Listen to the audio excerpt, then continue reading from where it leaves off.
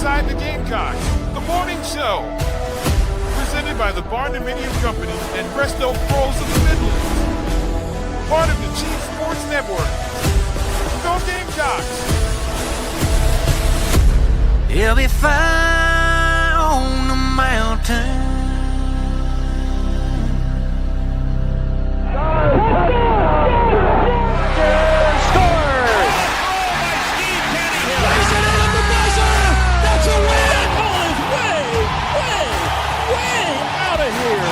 Consecutive home runs for Carolina. It is good. It's gone. He's in. Touchdown. Williams with a throw to the plate. He's going to score. It's a walk-off. Touchdown, South Carolina.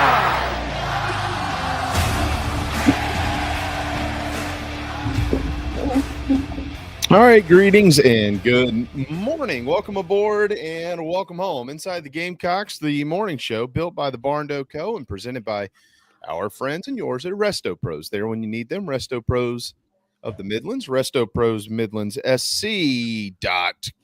The Barn Dominium Company builds dream homes all over the Carolinas, here in the Palmetto State, and even up north with those cheaters in the Tar Heel State. That damn Bubba Cunningham, that cheater. We'll get to him here in just a little while.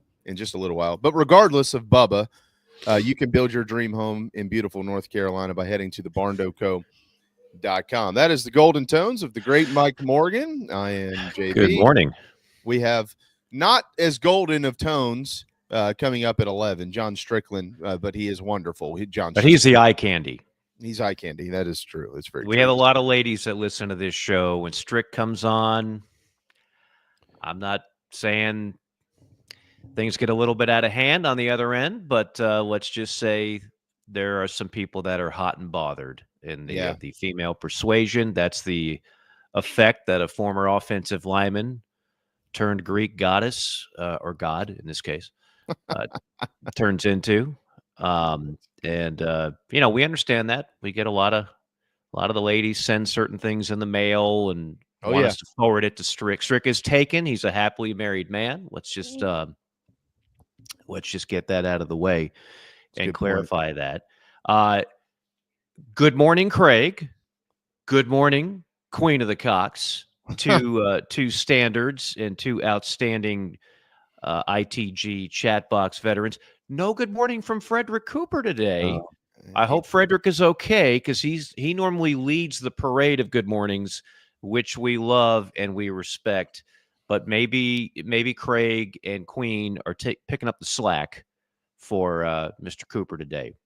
I know what Frederick's doing. He's filling out his bracket. He's probably just a little behind. That's okay. He's on cut.com. He's ready to win a few grand, and we appreciate Frederick for taking part. And then when he comes back, when he's done with his bracket, he could say, like, good afternoon. When is it officially good after? Does it have to hit noon, or could 11:45? That's still good morning territory. I'm a hard noon guy when it comes to morning and noon. I have much like you have hosted virtually every day part that there is from 6 a.m. until basically 8 p.m. at night. Never again. So when I started in this industry, I remember when I started in the mornings, you remember that I think it was 2015, and Kyle Bailey and I had the morning show in Charleston, which was lovely. There's nothing better than getting to the studio at 5:15 in the morning. And I remember thinking to myself, once I took over that full time and Kyle was off to Charlotte. All right, well, you can't just be like some of these dweebs that are like, well, hey, it's the morning show. Good morning, and let me tell you about what I ate last night, and you bore everybody to death for 5 minutes, and everybody turns the channel. So I was like, well, I got to hit them with something, right? You got to hit them with something. So that's when 10 years ago I came up with greetings and good morning. I just felt like it flowed, and let's just keep doing that. But then when I got moved to the afternoon show, which you were on every week with me for a couple of years on ESPN, that was a lot of fun. I thought, well, what am I going to do now? And then it hit me that, there's also a good afternoon, so the genius inside of this tiny little brain that I have went from greetings and good morning to greetings and good afternoon, but it took a while. It's a transition. I screwed that up a lot. Yes. And that's where I learned I got to get this thing right here so I don't sound like a total idiot on the air, much more so than I already did at the time. And so now it's hard line. This used to run 11 to 1, then 11 to 2. And so, you had to train. Now I don't have to worry about it, Mike. It's just 10 to 12. Everything you say is going to be good morning. So we're totally in the clear here. Okay. See, it's that type of adaptive skill set that you possess that make you the media mogul that you are today. You got to up your game. Yes, yeah. And you've clearly done that. You've made the transition. Well, let me interrupt you. So I'm going to say something that's going to strike a chord for you, because you're the pro that you are. One of the main reasons that, of course, I do this is I've made you uncomfortable when I've told you that face to face. A little bit, but yes, but I thank you for that. All good. I remember your wife was like, "Man, this is kind of strange." I was like, "You'll get over it." But I one of the things that drives me bonkers is like on a long road trip. If I know I've got some time to kill, I don't like. We're not a podcast. We're available in podcast form, but we're not a podcast. But Right. I will tune into some podcasts, all sorts of stuff, sports or whatever, to just to pass some time, things that I want to listen to or whatever. One of the things that drives me bonkers, and I'm doing it right now, so my apologies to our audience, is the opening 5 minutes of 2 or 3 people that have no idea how to open a program. And it's always been very important to me to open it, tell you who's on, tell you what we're talking about, and because people don't really care what I ate for breakfast unless they're used to us. Right. All right. Every once in a while, we're going to goof. So a little PSA, if anybody wants to take the advice, if you have a program, don't open it with 5 minutes of like, yeah, so how you doing? Well, I'm good. How are you? Yeah. Well, How about that weather? Yeah, I'll tell chilly you out what. here today. Yeah, it was about 65 today. It was about 66 yesterday. So we ticked down a degree. Oh my God. Get to it, dude. Oh yeah. I can't stand that. I'm like, all right, fast forward. I know. And sometimes I go back and forth in my head. Like when we do a JC and Morgan, we find ourselves trying to squeeze in a lot in 90 minutes, especially when we have a guest. Wes Durham will join us tomorrow, by the way. Oh, very good. I've known Wes for years. We used to do shows together here in Atlanta. The first time I ever met him was doing a baseball regional at Georgia Tech when he was the voice of the Yellow Jackets. And there's been a friendship there for a while, but we haven't had him on the show. It's just an overlook on my part. But we'll have him on tomorrow, and he'll have a lot of thoughts on a number of different things. But so a lot of times when we get started, I'm like, I don't want to just hammer everybody over the head in the first 60 seconds. Like, there's got to be a little bit of folksiness. Yeah. I think some people, like you say, they get carried away with the folksiness and they forget that people are not tuning in for just you guys being folksy with one another. Yeah. But then sometimes I battle like, okay, well, you gotta be a little bit folksy. You can't just be all nuts and bolts and just come on the show and be like, okay, blah, blah, blah, blah, blah, and how about this? Here's the news of the day. And, so it's like you try to find that comfortable balance between the two. You try to find that comfortable balance. So hopefully we do that here. Who knows? And meanwhile, Hope is like, all right, that's enough. Carolina softball's at number 10. Right. Are y'all not paying attention? Like, good morning. P.S. The softball poll is out. Get to it, guys. Come on. Hope is much like John is our resident bouncer. Hope is the mother that keeps us straight around here. I don't think Hope would mind me saying this. Hope's father he passed away sadly a few years ago. But correct me if I'm wrong, Hope. I'm pretty sure I've got this right. Hope's father was the media writer for the state newspaper for several years. Doug Nye. Yeah. And Doug, I didn't know Doug like personally, but he wrote a few complimentary things on me when I was doing Gamecock games, and I was very flattered by that because Doug was a guy who, if he didn't like you, he'd let that be known too. He was very, and back then that was not uncommon to have like a media critic, but the newspaper business has changed so much. There you go. Yeah, there you go. Hope, Columbia Records sports editor of the state, also entertainment editor for the state. So he would write certain things on sports media, which I think is a very valuable tool. And now you've got shows that do that specific. Like you've got a guy like Andrew Marchand or John Uran, and all they talk about is the business of sports broadcasting, and a lot of times giving their 2 cents on that, which obviously I find fascinating. I don't know how many regular people do, but we're in the profession, so we always have an opinion on who's good and who's not, and who's entertaining and who's not.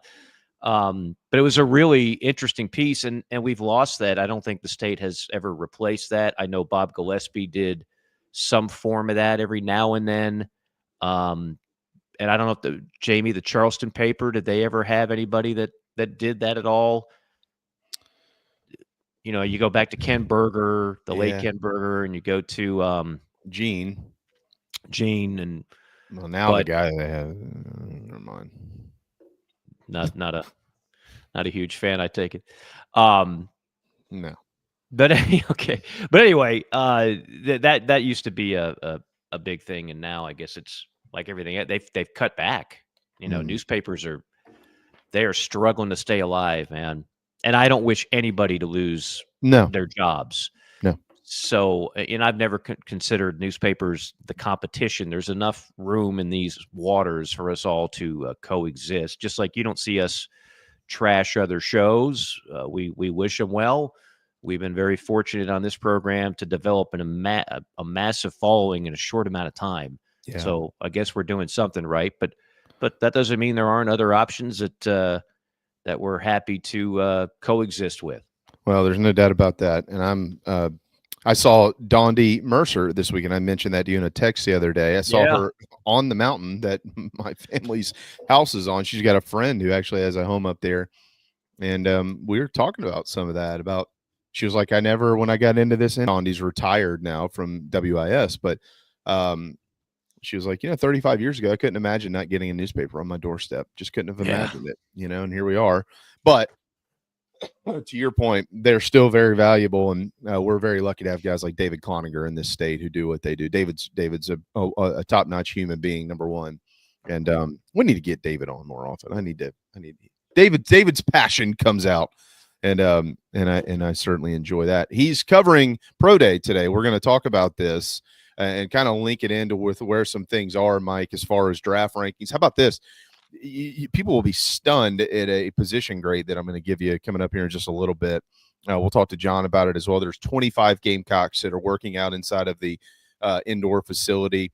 I have it right now, and there could be more, but I've got right now 19 organizations that are in town. 19. One thing did stand out to me here, Mike. With the Panthers, they have both of their linebackers coaches here. And according to Alex Jones, Dan Morgan is also in, which isn't a shocker. Charlotte's an hour away. Right. But when you send a pair of linebackers coaches, well, there's a linebacker that is expected to go fairly high. Maybe that's an indicator. Who knows? I've been following along with, and I would encourage all of you to do the same thing. If hopefully you all have subscriptions to the Big Spur. JC works really hard, and John and that team to give you all they can give you. I've been following along with who specifically is representing whom while they're here at Pro Day, right? I always find it interesting when you see a GM like the Bills have sent Brandon Bean down, their general manager. Nicky Minwari is projected by some to go to the Buffalo Bills late into the first round. If he gets that far, we'll see. And then you kind of look at others. I was going to ask you this. I'm going to ask John as well. Mike, you know that you study this stuff, so you probably know better than I do. But do you read into anything when you see that there are different franchises or organizations that send like local area scouts versus general managers or on-field coaches or head coaches or assistant GMs? You see, for instance, the Lions, Tom Roth has their area scout, not diminishing Tom Roth at all. He might be a head honcho in the organization. I have no idea. But you'll see college scouts and local area scouts, and then you'll see teams who, send a bunch of on-field guys and GMs. Is there anything to read into that stuff? I don't think so necessarily. I think all these teams do their due diligence, and they've got boots on the ground at all of the pro days that they feel like there's a potential player that they could be taking in rounds 1 through 7, or even a free agent if they don't go drafted, if they go undrafted, which I imagine there'll be a couple Carolina players that fall in that category, don't get drafted, but still get picked up and still have a great shot of making a squad. But every team, you can't go to a game. I mean, every SEC game in particular, there's scouts all over the place. Mm-hmm. They're sitting up there in the press box, and they're eating their chicken tenders. They're taking a look at a guy, and eventually they fill out a report. And just like in baseball, you have the cross checkers, and they come up with a consensus where they put this guy on their board. I mean, come draft day, everybody's going to have a board, and they're going to have, for example, Nicky Minwari at 25. And if he's not taken at 28, even if they don't want a safety, they might say, well, the value is there. We're getting a guy that should be 25 and we're at 28. Take him. Mm-hmm. Take him. So that happens sometimes. I'm always a little bit, and I've talked to scouts about this too. Pro days are a little bit, you tilt the scale a little bit because real life in the NFL is not like a pro day. Right. You don't get to pick your wide receivers. You don't get to do it at the field you want to do it at. You don't get former coaches there. The 40 times are a little more accurate. It's not like, you just get your buddy with a stopwatch, but it's not Indy. And so sometimes teams will be a little bit leery of a guy who's, for lack of a better word, afraid to perform in Indy, but feels more comfortable working out at a pro day. Mm-hmm. We could be having this conversation a year from now. If Lenora Sellers lights it up and he decides to declare early, well, does he go to Indy and perform, or does he not and just has a pro day? You look at the two quarterbacks that are going to be taken off the board first, and I've been on record, and I think that it's now coming around. I would take Cam Ward ahead of Shedeur Sanders 100 times out of 100. Mm-hmm. As much as Dion is out there pumping up his kid, and that's great. You're a dad. You do what you got to do. Cam Ward is going to be the top quarterback, but neither one of them performed in Indy. Mm-hmm. Well, Jackson Dart, who decided I got something to prove, he did perform in Indy and performed well to the point where he's probably going to be the third quarterback taken off the board, and he's going to be selected. If he doesn't perform in Indy and just has a pro day, maybe that doesn't happen. So that's a long answer to your original question. I don't read too much into who is actually at the pro day or what teams. And even if they're not there, they still might be interested in you. Sure. Yeah.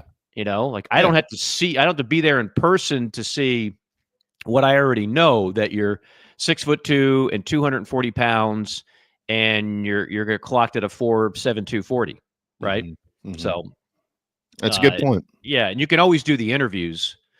You don't have to have a pro day to actually talk to these kids and get to know them and start trying to figure out, okay, because this is what NFL teams do now as much as anything do. Yeah. They want to know if you're going to be a grown-up. Right. They want to know if you're going to be, once we give you millions of dollars, are you going to act like a professional or are you going to act like a child? And too many players that got a lot of money coming out of college acted like a child, and that's a lot of wasted resources because you didn't do enough background check. You didn't have a good idea of how business-like that young man's going to be or not going to be. Well, that's a good point. By the way, the Cowboys have sent their defensive coordinator, Matt Eberflus. Dallas has the 12th pick in the draft, and Dallas can be unpredictable sometimes. See, maybe Eamon Warry teams up with Izzy McQuamu in the secondary in Dallas.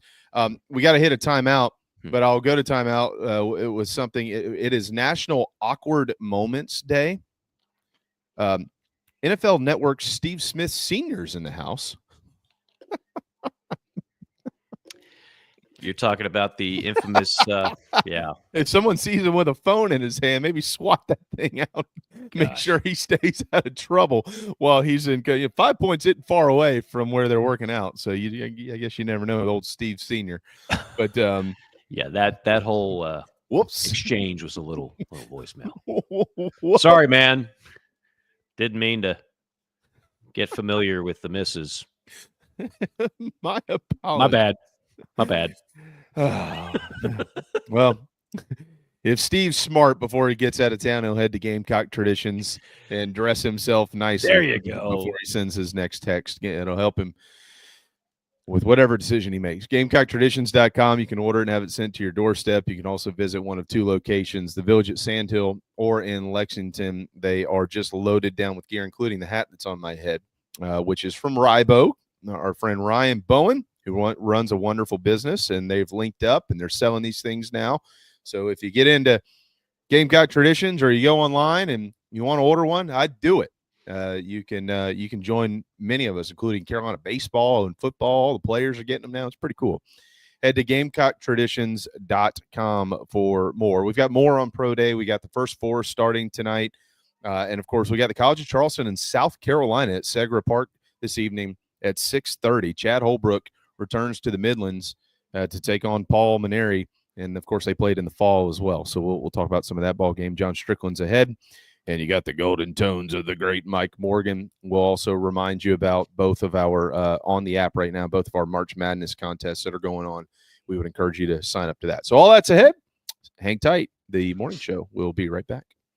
You don't have to be Scottish to enjoy South Carolina's most unique family festival, a celebration of Celtic culture. Tartan Day South, built by Culpeper Wood. Experience adventure, Highland games, music, dancing, animals, crafts, rides, a car show, and a parade. Kick off your weekend with a Celtic concert on Friday and a full day of affordable fun and festivities on Saturday at the historic Columbia Speedway, April 3rd through 5th. Get your tickets and more information at tartandaysouth.com. Your first visit won't be your last. Charleston Fitness Equipment is keeping South Carolina in shape. Clients have come from all over the Palmetto State to find that one piece of equipment that they enjoy that keeps them looking and feeling good. Whether it's a home rower, treadmill, elliptical, free weights, a home gym, or something else, Charleston Fitness Equipment keeps the mirror smiling back at you. Get in shape like the Gamecocks do. Visit charlestonfitnessequipment.com. Gamecock owned and operated and proud partners of Inside the Gamecocks, the show. Nana's Porch presents a Southern staple delivered right to your doorstep. Nana's Porch locally crafted pimento cheese has been a hit for years at weddings, tailgates, and other events. Now you can order online and have it sent to your home. Visit nanasporch.com. That's nanasporch.com and click the pimento cheese tab to choose between their original pimento cheese and their jalapeno smoked pimento cheese set. nanasporch.com, man, that's good.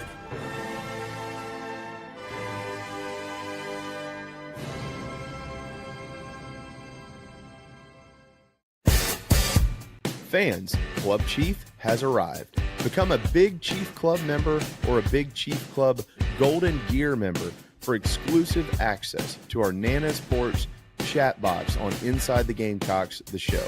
Plus, you'll get access to our VIP tailgates, prize drawings, merch, and much more.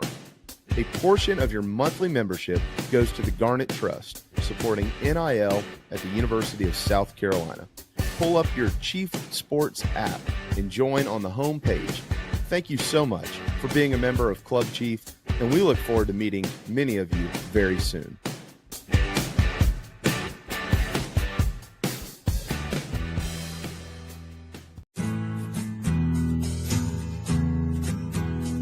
This is Inside the Gamecocks, the morning show. Part of the Chief Sports Network. Someday, lady, you'll accompany me where the rivers meet the sound and sea. Feel it in my soul, it's meant to be. Oh, someday, lady, you'll accompany me. Someday, lady, you'll accompany me. You will accompany me.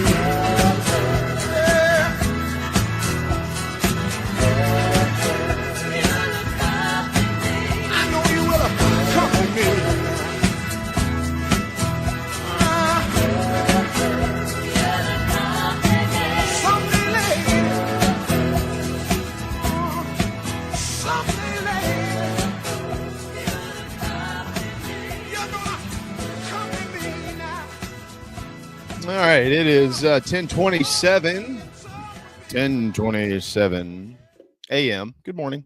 That is the Mr. Golden Tones, Mike Morgan, and of course I'm JB. Again, Strick is coming up here in just a little bit.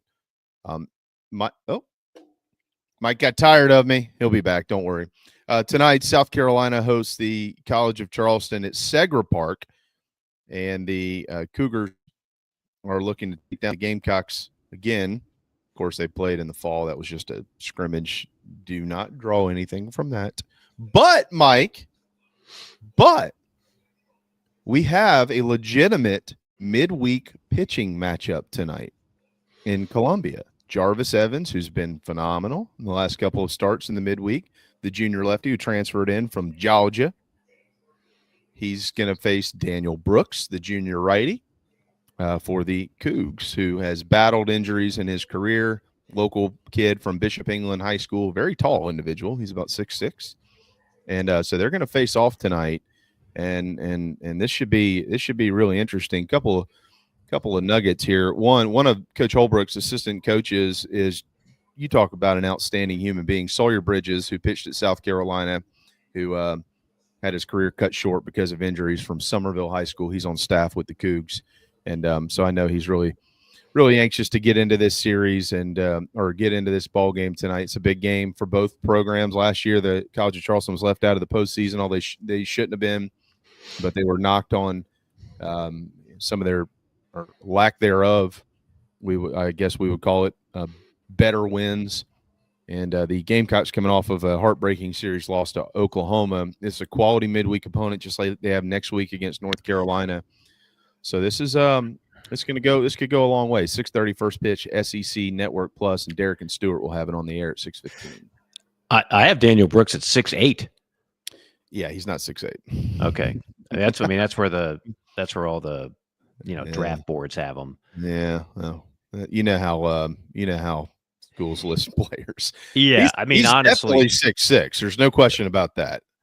But he ain't 6'8". Well, yeah, I'd like to think they wouldn't exaggerate by more than 2 inches. But yeah, I mean, he's a big kid. He's got I'm looking at Perfect Game. They've got him as the 95th overall prospect.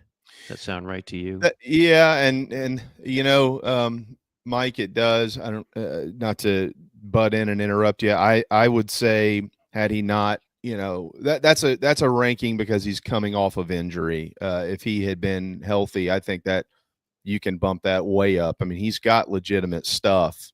Mm-hmm. It's just a matter of getting his feet back underneath him, quite frankly. And he's got a great family. It's a really, he's a kid that you want, and if he can get it figured out, oh boy, the Cougs could be dangerous especially if he's starting on Sundays in that league. I need you to do something, and have you watched Jarvis Evans pitch? No. For South Carolina? Okay. I'm not. So he pitched at Georgia. He's a midweek guy right now for the Gamecocks. Well, who knows? Maybe he makes his way into the weekend rotation if he keeps throwing well. Lefty. Okay. All right. Lefty. Watch him tonight. Watch how he pitches, Mike. Watch his mannerisms on the mound. Watch how he walks off the mound. Look at him and try to tell me that he does not almost identically remind you of the great Stephen Bondurant. No. This was driving me nuts for weeks. I said, this guy reminds me of somebody. Finally, it hit me the other night. I was in the mountains. I was texted Lake last Wednesday night at like 11 and woke him up probably. And I said, dude, Bondo, that is who, because I kept telling him, I was like, who does this guy remind you of? And we couldn't come up with it. It is Stephen Bondurant. Well, that's a good compliment. Bondo was never overly powerful, but he turned into a really good pitcher and a clutch pitcher. Remember, he was the one that threw a CG on Clemson in 2002 to take us to the national championship game. Yep. That was Bondo. That's right. And that was his coming out party. Like nobody saw that coming. And it's just a good college pitcher was Stephen Bondurant. One of the many that came through. Yeah, and that's why I made the comp, because this kid isn't overpowering. I mean, he's 88 to 91 from the left side. I think Bondo, on a good day, he was probably getting to 91, right, Mike? He was. Yeah, he would touch low 90s, but it didn't sit there. I mean, if Bondo's listening, he's probably going to be upset if we shortchange him a tick on the gun. But Vika will be more upset. His wife. Yeah, but he just knew how to pitch, and he was a bulldog, you know. And that's, I mean, really, when you look through, and I know we're getting off on a tangent here, but since you brought it up, if you look through the history of, let's say, the golden age of Gamecock baseball, 2000 through 2012, an incredible 13-year run, which I'm pretty certain they won more games than any other team in America. They did. They certainly won more postseason games than any other team in America. Went to the postseason every year. I mean, that's the thing. My 10 years, I didn't know what it was like to not be in a regional. Every year, it was just like clockwork. Regional, yeah, super, yeah, and some Omahas. The pitching was obviously good, but they didn't do it the way a lot of teams are doing it now. What do I mean by that? They didn't have like a bunch of guys that were just first round. This kid throws 97. And the scouts are just infatuated with him because he has tools like less than 1% of the players in America. That's how LSU has been built. That's how Florida was built. They were getting those guys that were like, holy smokes, this kid is 16 and he already looks like a first-round draft pick. They were getting it on guys that turned into really good college pitchers but didn't necessarily light up the radar gun. Mm-hmm. On the whole, obviously there are some exceptions, but on the whole, they did it a different way. And I think that's significant because when you watch your typical Friday night guys in the SEC now, and just about half of them are first-round draft picks in the making, and most of them are really, really hard throwers. Mm-hmm. But there's more than one ways to skin a cat. Like, you don't have to have that to win. It's nice. I wouldn't mind seeing a few more plus arms on that Carolina staff. But again, everybody wants those arms.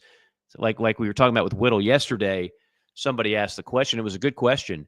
But it's not as if there's some philosophy that, well, we don't like guys that throw 96. We'd rather have more crafty guys that know how to get ground balls and have an active infield. No, it's sometimes just get beat. Right. You get beat on those guys because everybody in America, there's no secret. If you're hitting 96 on the gun, everybody knows about you in this day and age. This is not like 1972 and you're some scout. And you're like, well, let's tuck this kid away before people figure it out. Everybody knows. And eventually Carolina will probably start winning more of those recruiting battles. But for now, you've got some hard throwers on that staff, but you don't necessarily have the amount that the elite teams in the SEC have. Yeah, it's such a the comment that you just made. I take that and I'll kind of, like you said, I don't want to get too far off here, but it is pertinent because it affects a lot of teams at different levels in different ways. I'm gonna really pivot here, but follow along. Take the Citadel, okay? So, Mike, when you were the voice of the Gamecocks, the Citadel was an incredibly well-respected mid-major program. And when you first took over as the voice of South Carolina baseball, what was that, 98, 99? 2000. Was it 2000? Oh, yeah. Yeah. My first year was the 2000 team. You brought all the magic. Games. Okay. I was enjoying life. But unlike some, I never credited team success with me being the announcer. Like, you have to be a really delusional individual to sit there and pound your chest and go, they're winning because I'm here. Like that was never me. That would have been me, but that's for another day. But at that point in time, so you're when you took over at South Carolina, that was 10 years removed from the Citadel Bulldogs going to Omaha. Right. In 1990 with Dan McDonnell and Tony Skull and Chris Lamonis and that group, Chow Port, of course, I mean, it was just an unbelievable story. Right. Mm-hmm. And then, Chow hands things over to Freddie Jordan. Freddie's one of the best baseball minds ever, class individual, and he is able to continue that through basically right around when the Citadel had the Gamecocks on the ropes, if anybody remembers, in the 2010 regional. Wojo was going in that game against was that Blake or Dyson that pitched that game? It doesn't matter. But they had Wojo, who ended up pitching in the big leagues for a long time. And then things started to fall apart. But it all correlates. You see what I'm getting at here? Because 2009, 2010, while travel ball at that point in time had been around, the Diamond Devils were created in like 1996. Drew Meyer and that group took it to another level. And then Drew comes to Carolina. And then travel ball explodes in 99, 2000. Explodes, not like it has now, where every Tom, Dick, and Harry can have a team, but it expanded in a major way, and you started getting these tournaments, right, Mike? You in Atlanta, where you live, East Cobb was the center of the universe. Still is absolutely in Lake Point, down in Disney World, I mean, those were the main areas here. Charlotte, of course, would have, but Charleston still is a major hotbed for tournaments. But see, back in those days, the Citadel, part of the magic potion for Citadel baseball was everybody that went to the Citadel, not everybody, but a lot of them were from, Bamberg or name a town, Easley or wherever you want to name. And so they had connections everywhere.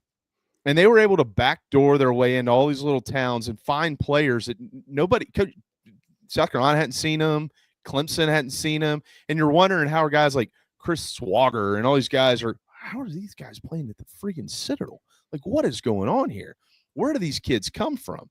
You're sneaking into all these little towns, and then travel ball explodes, and it started becoming, a lot more difficult to hide a kid. And of course, back then, as you know, Mike, you went to school, and that's where you went to school. You didn't just, I'm going to stay here for a year and then I'll jump in the portal. That didn't exist. And so it started watering things down, and all these kids that they were able to sneak up on, you couldn't sneak up on them anymore. Carolina knew about them. Clemson knew about them. Georgia knew about them. North Carolina, Coastal Carolina, et cetera, right?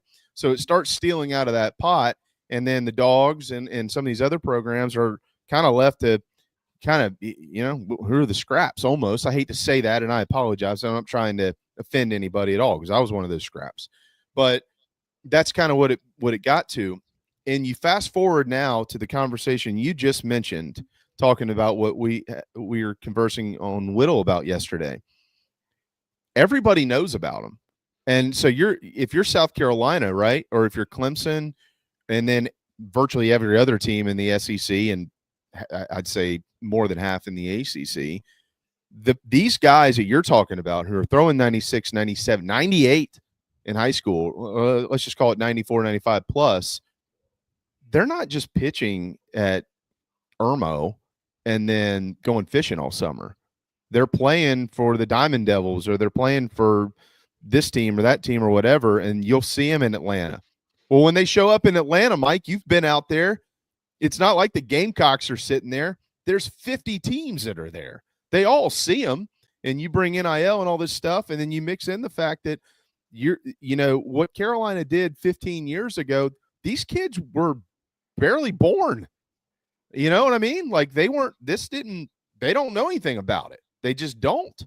And so that it's been a challenge I don't think that anybody would have expected 12, 13, 15 plus years ago. And now they're, with NIL and the portal and all that stuff, they're starting to figure out ways around it. And they do have strong young arms, but they were, kind of running around for a little while trying to figure it out. And I think it's a great point to be made. I know a lot of people just want to bitch and moan when they see the box score and tell everybody that everybody should be fired and blame it on Coach Tanner and the grass isn't cut and there's a pothole outside, whatever. But I always find it interesting, and I'm glad that you did do this. I know that John does it. Why? There's got to be a why. So let's go back and try to figure it out. And that whole scenario that I just laid out right there is a lot of the why. And Carolina is not the only program that has gone through it or is going through it. Wow, we covered a lot of that. Well, but we just went from travel ball to but you get my point though. Like the exposure for kids, everybody sees them now. Correct. Yes, that's the point. I'm trying to give everybody the backstory on like why you can't. Well, everybody. I'm trying to make an excuse. Carolina should be able to sign these guys. They're South Carolina freaking baseball. Okay, don't misunderstand what I'm saying. But what I'm also saying is that you were able to just go cherry pick a bunch of kids that you can't cherry pick anymore. Everybody sees them now. Yeah. And look, how many roads do we want to go down in this segment? Do we have any time? So okay, I didn't know if we don't. What time is Strick coming on? 11. Well, he just texted me. He said he had a work meeting. I think he's texting with Steve Smith Sr. No, I'm just kidding. He's said 11:15 to noon. We had to back. Okay, fair enough. Yeah. And I know we want to get into some hoops and stuff. Some hoops and maybe some more pro day, what have you. But And by the way, for who was it that asked? Jay Frew? No. Somebody asked about Craig about Witherspoon. I've got Witherspoon, first round pick, around 26, a kid from Oklahoma who actually came from Jacksonville, was kind of a late bloomer. That's 3 spots in front of Ethan Petrie, who's also expected to be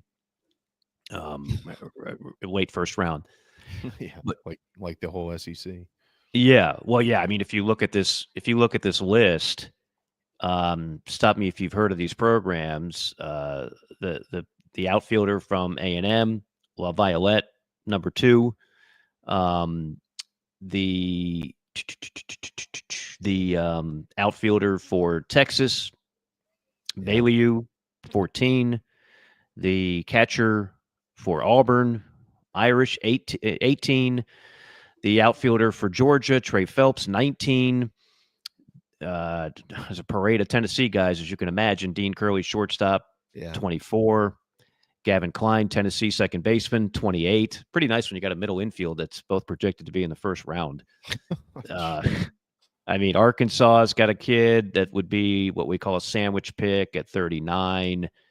Tennessee's got 2 more guys, a third baseman, Fisher, 42, right-hand pitcher, Russell, 43. LSU's got Kate Anderson, 44. I can go up and down this list, and yes, to your point, it's going to be chock full. My goodness, it's like the entire Tennessee roster is in the top 100.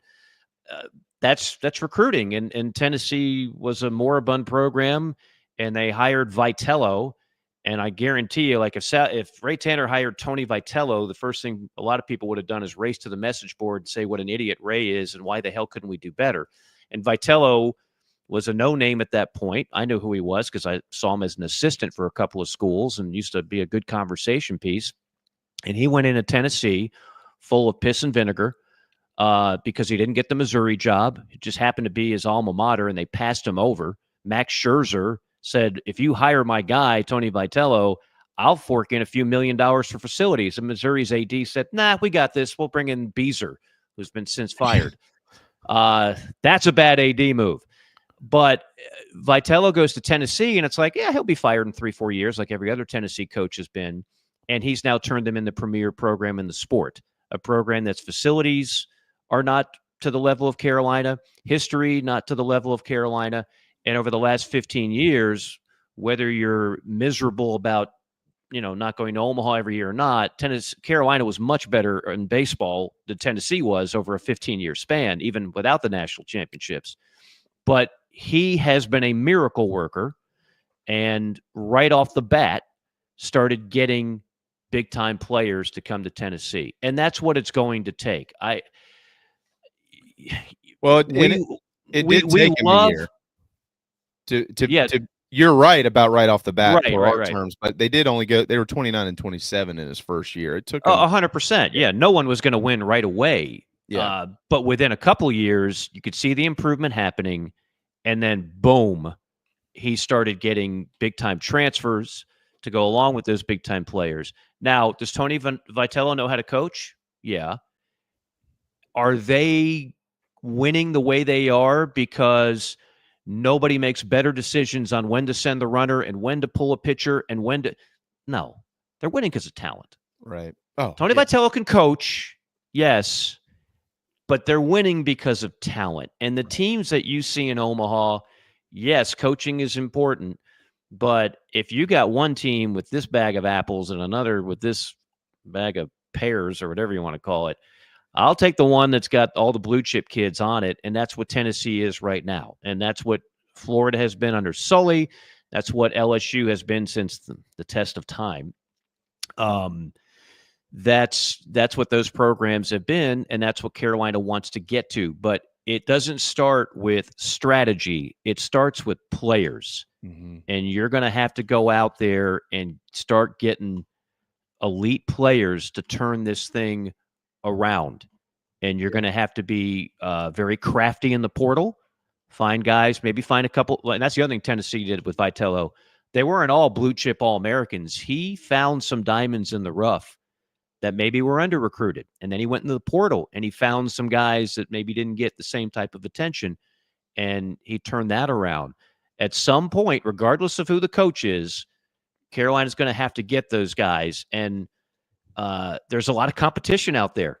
There just is. Like, not everybody grows up and saying, my dream is to play baseball at South Carolina.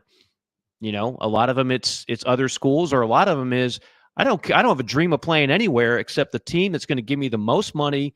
It gives me the best chance to play Major League Baseball. And if you want to boil it down to the bottom line, that's it. You know, you can sing the song and dance of like, well, everybody should just want to play at South Carolina. No, kids are out for their own best interest. And you would be too, if you're being honest, you being whoever is listening out there. Yeah. And that's what's going on. And so at some point, like when I looked at the Carolina teams that got bounced in the postseason, I wasn't shocked, Jamie. I mean, you know, you had like a really good player here and there, just like last year. You know, you had Messina. This year you've got Petrie.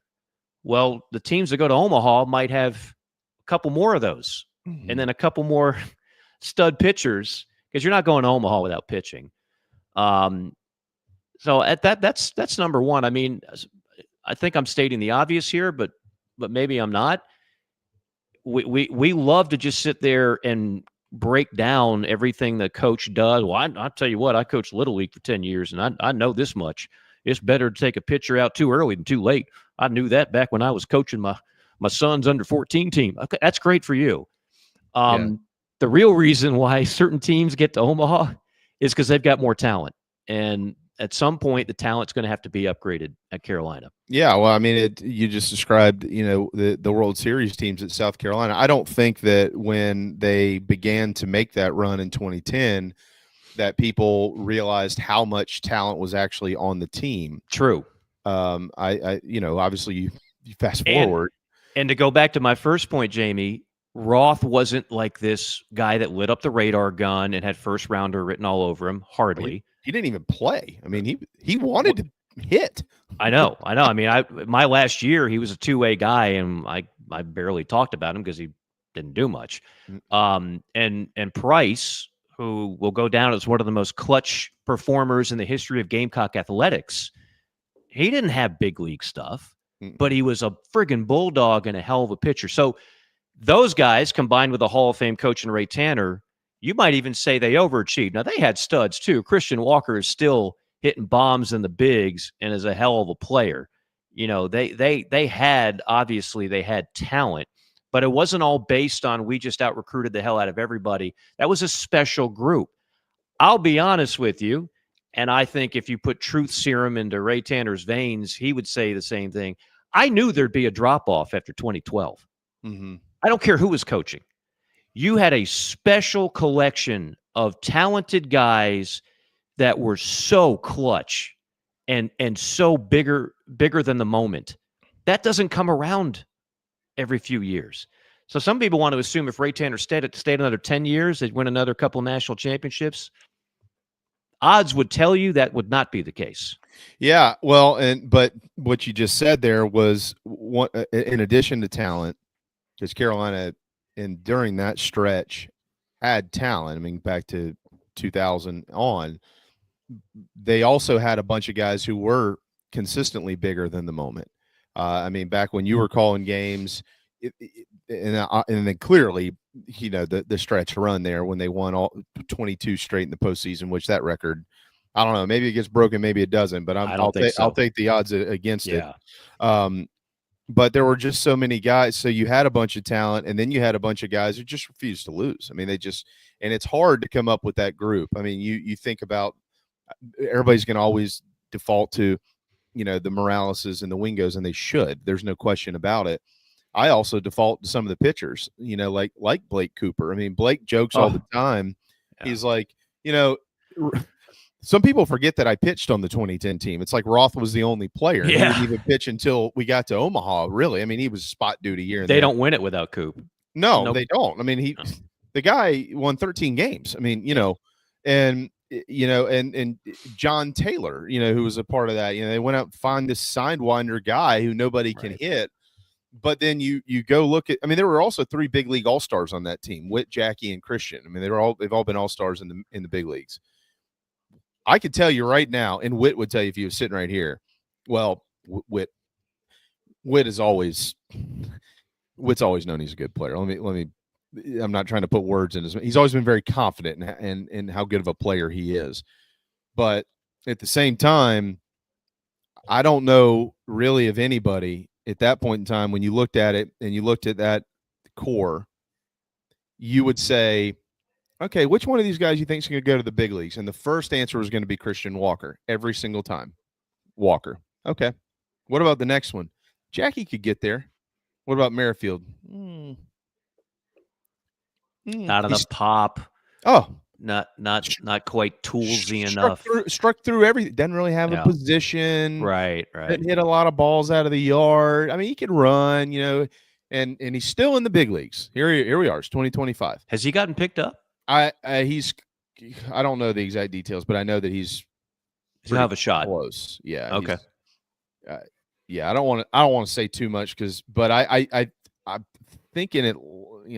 Hopefully it's going to be Atlanta, but yeah, I mean, it's just so it's hard to get that special group. And you pointed out, we've also seen time and time again, unbelievably talented teams not get to Omaha or get to Omaha and it doesn't work out. I mean, I can make the argument in 2002 that the best team in the country was Clemson and they didn't win it.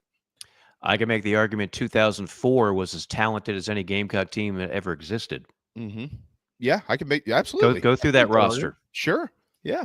Steve Pierce, World Series MVP. Kevin Malillo made it to the bigs. Landon. I'm sorry? Landon. Tolley. Landon Powell, longtime career in the bigs. Steven Tollison in the bigs. Matt Campbell, first-round pick. Landon Powell, first-round pick. Busher was 02-03. I think thought 04 was his last year. Double check that. Am I wrong? Because Busher was the one on the 02 team where I screamed, "What is he doing?" Which people still kid me about. So I know Busher was on 02-03. I don't know if he was on 04. I'm trying. When did Geese take over at third? In 05? Geese is later. I know he was. He wasn't 04. 04. Was it Triplett at third? Oh, it might have been Triplett. I think it was Brian Triplett. And then Geese. Yeah. Okay. Yeah.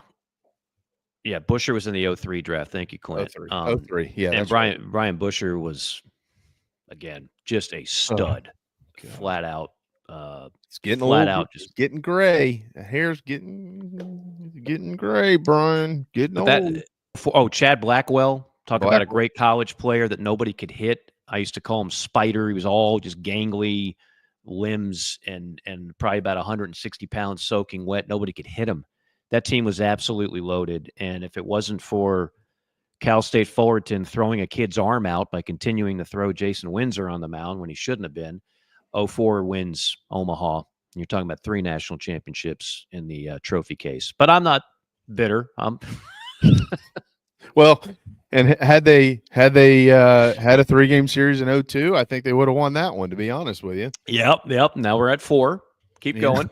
In 75 they had a chance. Yeah. If we keep playing this game, Carolina will have like 15 national championship trophies. But I do think they should have had at least one more, but that's a whole other story. Well, I mean, and I know we got to go to break here, but that then until 2010 is where Arkansas is right now.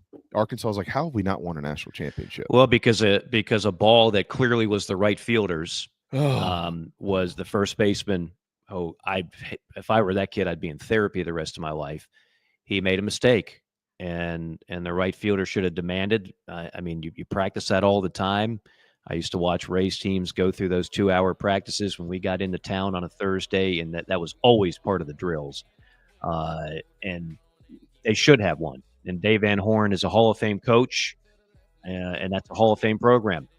For those that ever want to take a road trip, you've mentioned Starkville, Jamie. I'll tell you what, go to Baum Stadium in Fayetteville and go to a series if you can. If you just want to see a different type of – if you just respect the game and you respect great environments, it's insane. They spent $1 million just to have a tunnel that goes underground from the Arkansas dugout on the first base side to their clubhouse in right field. It's just ridiculous. But they they love their baseball over there, and they've done everything the right way, but they don't have a title.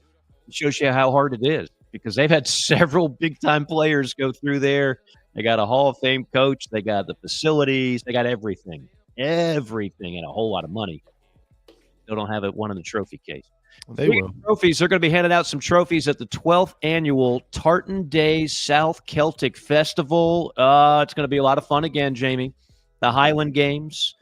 Most competing athletes are ex-track competitors. This is not like a bunch of drunk guys at a bar playing quarters or darts. These are actual dudes. They just play different type of events. Like, say, the saber toss, basically flipping a large 19-foot tree, 190 pounds. The hammer throw, weight for distance throws, stone putt. What is that? Similar to the modern day shot put, instead of a steel shot, a large stone of variable weight is often used. How about the sheaf toss? Jamie, I think in your day, you would have very much excelled at the sheaf toss. It's a bundle of straw, about 20 pounds for the men, 10 for the ladies, wrapped in a burlap bag, tossed vertically with a pitchfork over a raised bar. The men often clear 60 friggin' feet. I mean, come on now. These are my dudes. You can check these guys out. Coming up Thursday, April the 3rd, Steel Hands Brewing. Friday, April the 4th, you've got the Celtic concert at the Ice House Amphitheater. And Saturday the 5th, the main event at the historic Columbia Speedway in Casey, not too far from D's Wings. Saturday tickets just $20. Go to tartandaysouth.com, tartandaysouth.com. Have some fun. Do something a little bit different. Get a little weird from time to time. That's right. If all that reminds you of anybody, Phil and JC are coming up at noon. But we've got another hour, so we'll hit a timeout. We'll be right back. Mike here for my good friend Troy Branham of Golden Gate Mortgage. Let's face it, it's been a rough go for mortgage rates the last couple of years. And now more than ever, you need someone on your side to get you the very best possible rate on a new mortgage or a refi. That's where Troy comes in. 27 years of experience working for you. Conventional, FHA, VA, USDA, renovation, rehabilitation loans, all doable with my man Troy Branham of Golden Gate Mortgage. And when I say doable, I mean the best possible rate that's out there. It's a phone call that can literally save you thousands of dollars. 803-238-0111. 803-238-0111. You can also check out the website ggmortgage.com. Oh man, the building is on fire. Emergencies and accidents happen. When you're in the middle of a fire or water event, all you want is for things to return to normal as soon as possible. Resto Pros of the Midlands is with you, guiding you through the process and working with you to get your home or office back in working order. They'll answer your questions, discuss procedures, and can act as your advocate when it comes to processing your insurance claim. Resto Pros Midlands SC.com. Open 24/7 when you need them. Quality that is guaranteed. Happy New Year from the Barndominium Company, where they are building dream homes in the Carolinas, Georgia, and Tennessee. Their turnkey process can be custom designed and takes 6 months on average. Make your dream a reality. Visit thebarndominiumco.com. Thebarndominiumco.com. Gamecock owned and operated.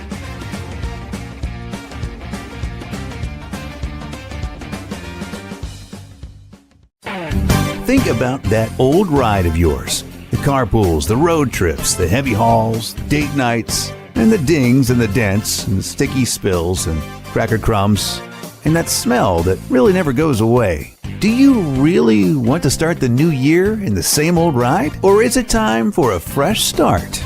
Now's the time for incredible New Year's savings at Love Chevrolet on the entire lineup of award-winning vehicles. Love has more new Chevys on the lot than any other dealer in the Midlands, in the color, style, features you've been looking for. With New Year's savings and Love's famous low price guarantee, your new ride in 25 will be invigorating, exhilarating, and affordable too.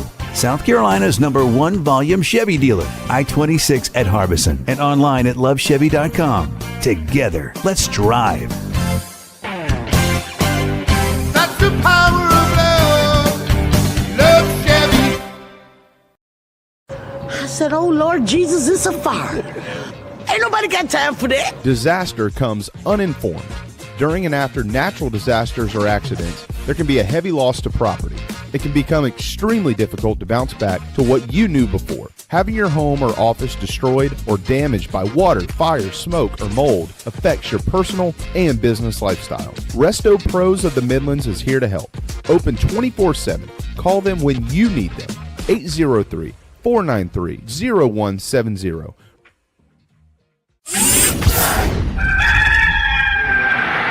Touchdown Brewer. Set up a screen, and it goes to Brewer. 20, 15, 10, 5. Touchdown Brewer, his second of the day. Pitches it to Brewer, turns the corner. Touchdown, number 3 of the afternoon.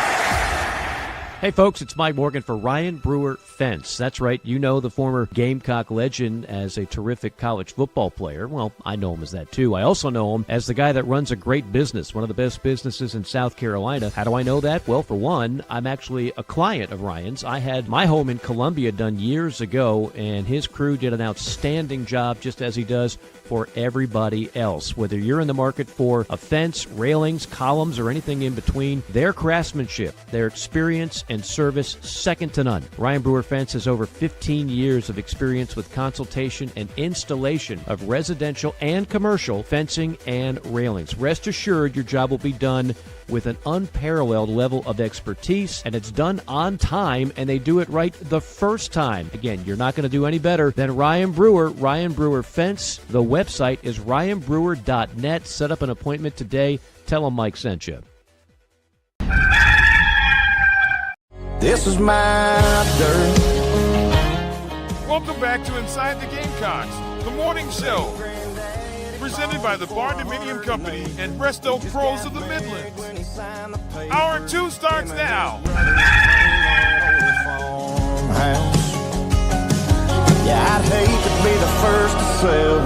This is my dirt, these are my fields, where I harvest what I plant. That little pond, I catch bluegill. I built that barn with my 2 hands, where I raise my babies, a piece of me. Now this ain't just a piece of land, the money be great, but I can't part ways with a life that works. You can't put a greenback dollar on what it's worth. This is my dirt. All right, it is 11:05. It's hour 2. Mike Morgan and JB here until noon. John Strickland is ahead. Palm Casual will keep you comfortable.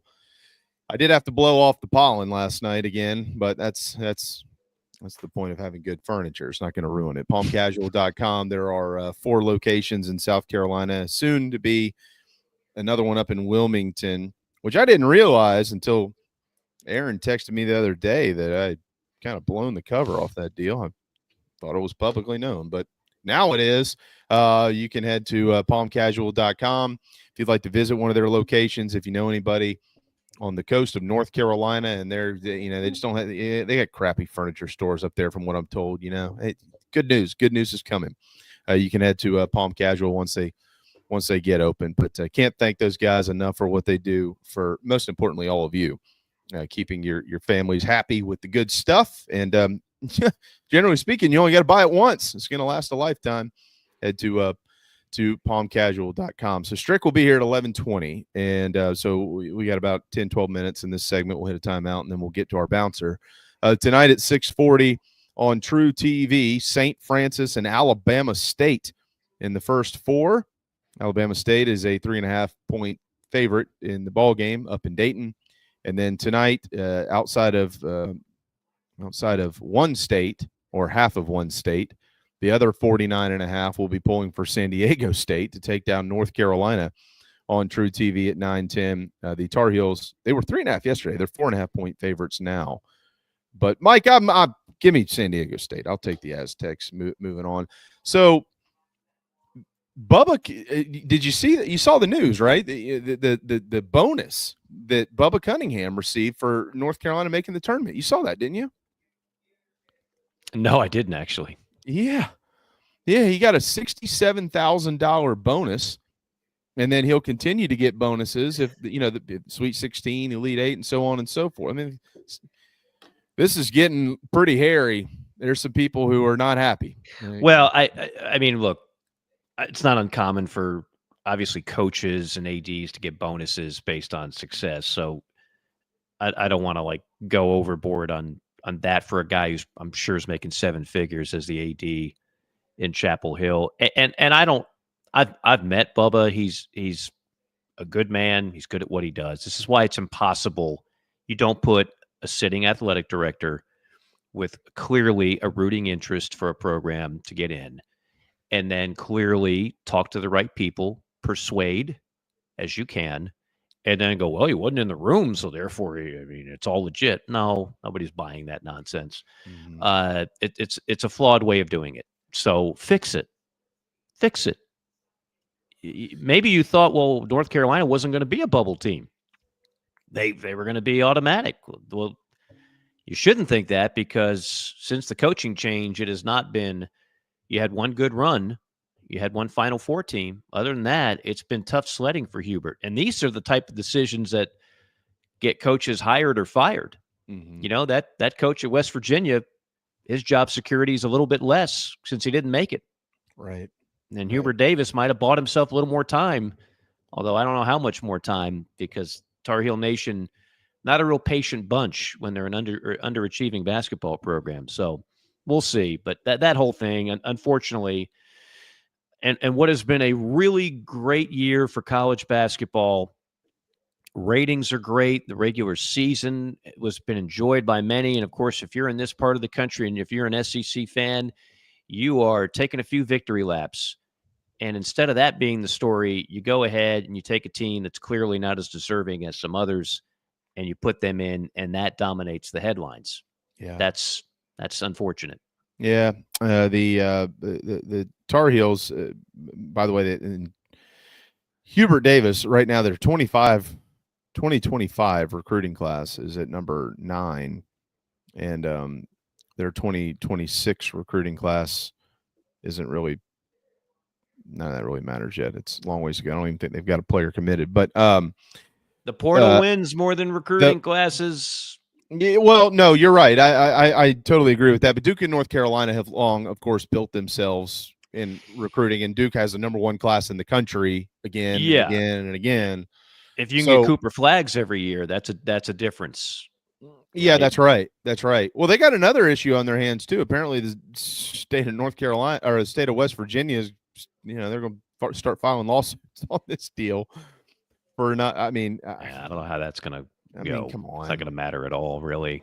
No, I mean, that's just what are we doing? Just throwing red meat to your frustrated fan base. Well, look at me, I'm doing something. I'm suing. Not going to matter at all. I mean, we're gonna do this. We're gonna do this every year. Every 69th team gets to file a lawsuit. I mean, or is that how far politics has infiltrated college athletics, Mike? Should we have should we have Governor McMaster file a suit on behalf of Holbrook and his baseball team last year? I mean, they should have been in. So I don't know. Keep that stuff out of here, man.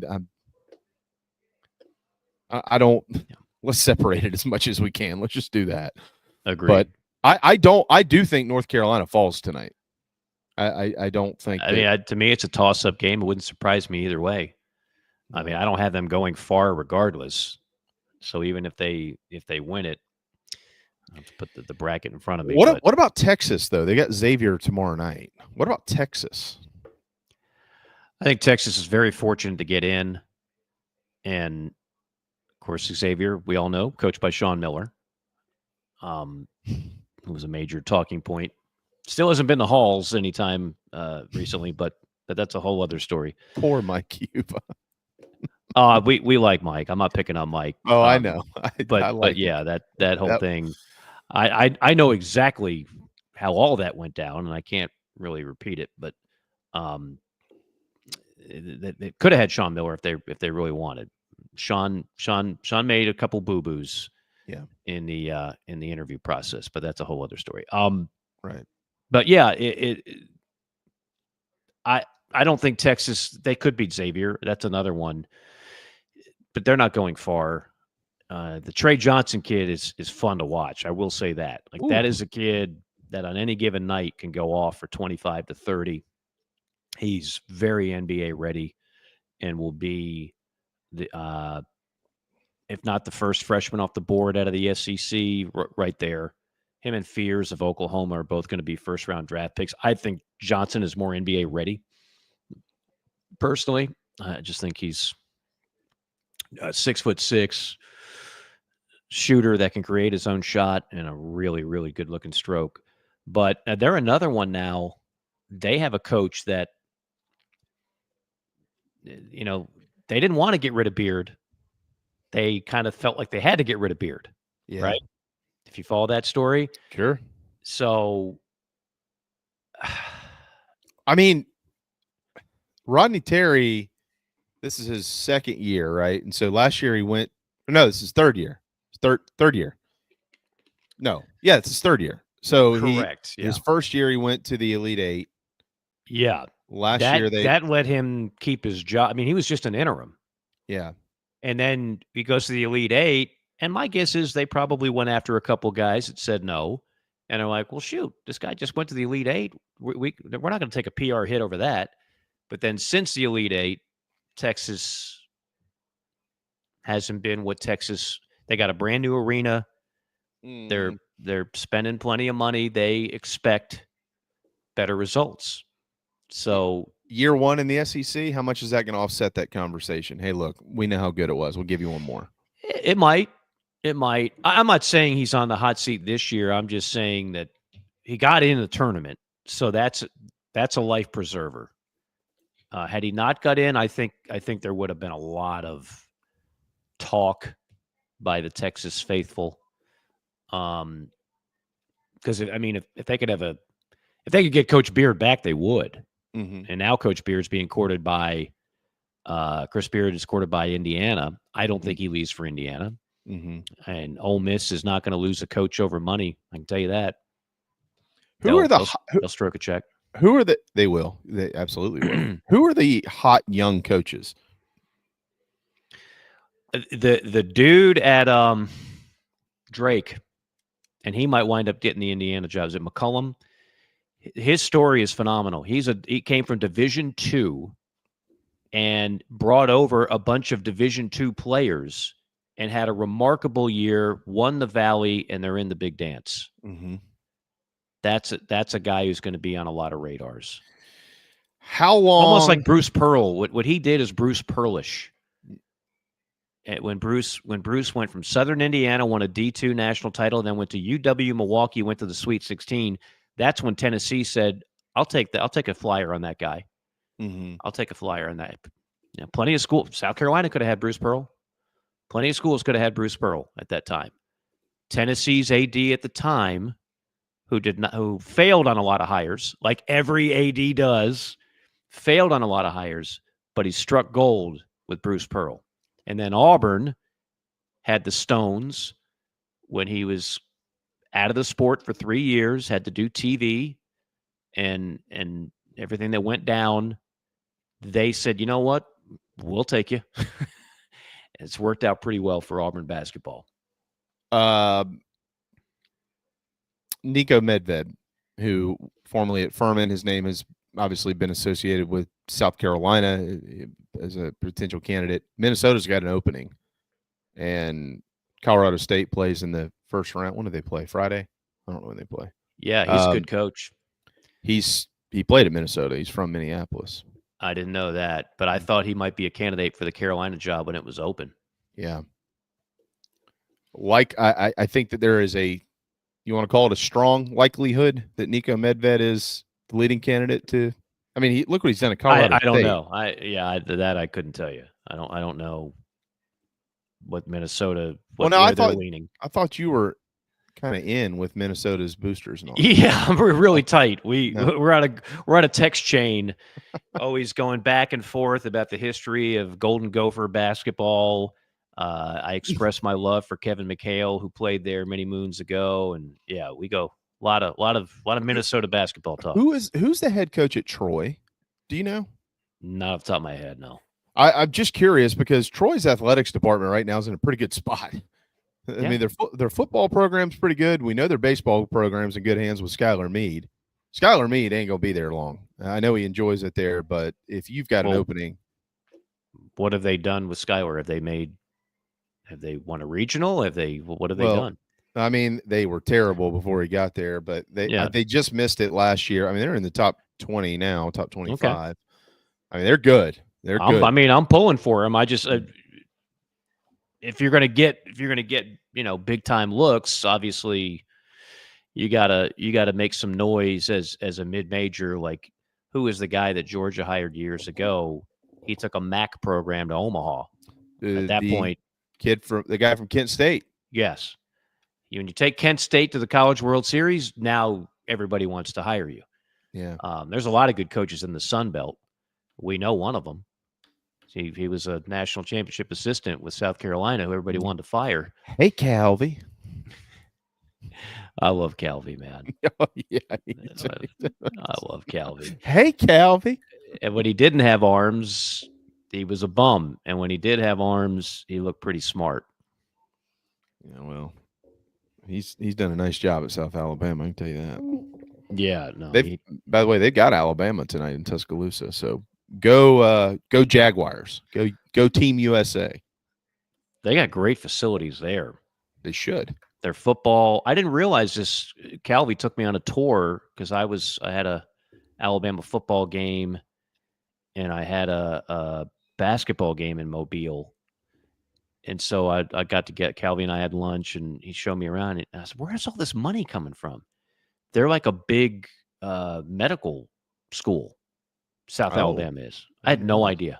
Didn't realize that. Had no friggin' clue. And so they got some endowment money and, they do okay. They do all right. A lot of those programs I know we got to go and get to John, but a lot of those programs in the lower half of the SEC or the SEC, of the southeastern part of the country, Southern Miss, for instance, they got some cash. So we'll see, but go USA tonight. Go USA. Speaking of USA, what's more American than a good old bracket? And go to the Chief Sports app now. Got a couple different contests for you. We've talked about our friends at Kutt.com, KUTT.com, a social betting app where you can have fun with your friends. Now's a good time to sign up and take part in their bracket challenge. And you're not going up against like a million people. You're going up against a decent amount. And from what I understand, according to the leaders of Kutt, the first place prize will be over $2,000, and you got a decent chance of winning. It's a $50 buy-in, so not a bad deal if you want to check it out. Again, it's right on the Chief Sports app. That'll link you right to it. The instructions there should be fairly easy, and you can have some fun and enjoy a bracket that will have the potential for a nice little payday at the end. It's 11:22. We all love Big John. He's standing by impatiently. Big John. We'll get him in when we return. It's gone! That ball is going to be out of here! Fair ball in the corner! The atmosphere in Founders Park is electric. There's nothing like being loud and proud for our Gamecocks. Gamecock Traditions proudly supports Carolina baseball and wants you to look your best while you're at the ballpark.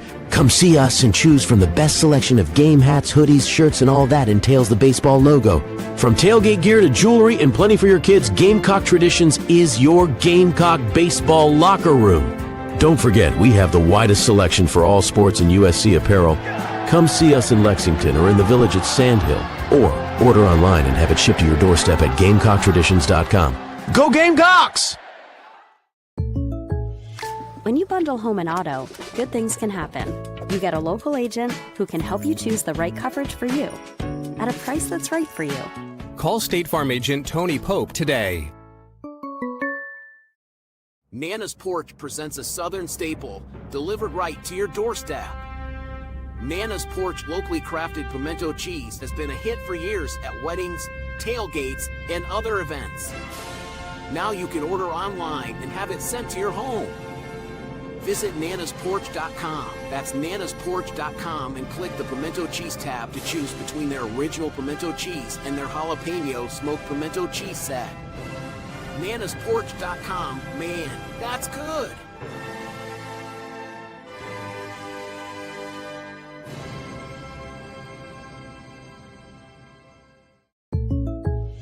When you bundle home and auto, good things can happen. You get a local agent who can help you choose the right coverage for you at a price that's right for you.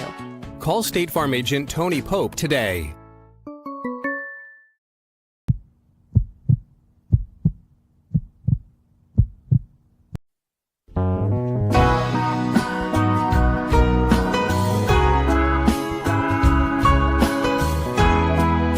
This is Lenore Sullivan from Gamecock Football, and you listen to the show.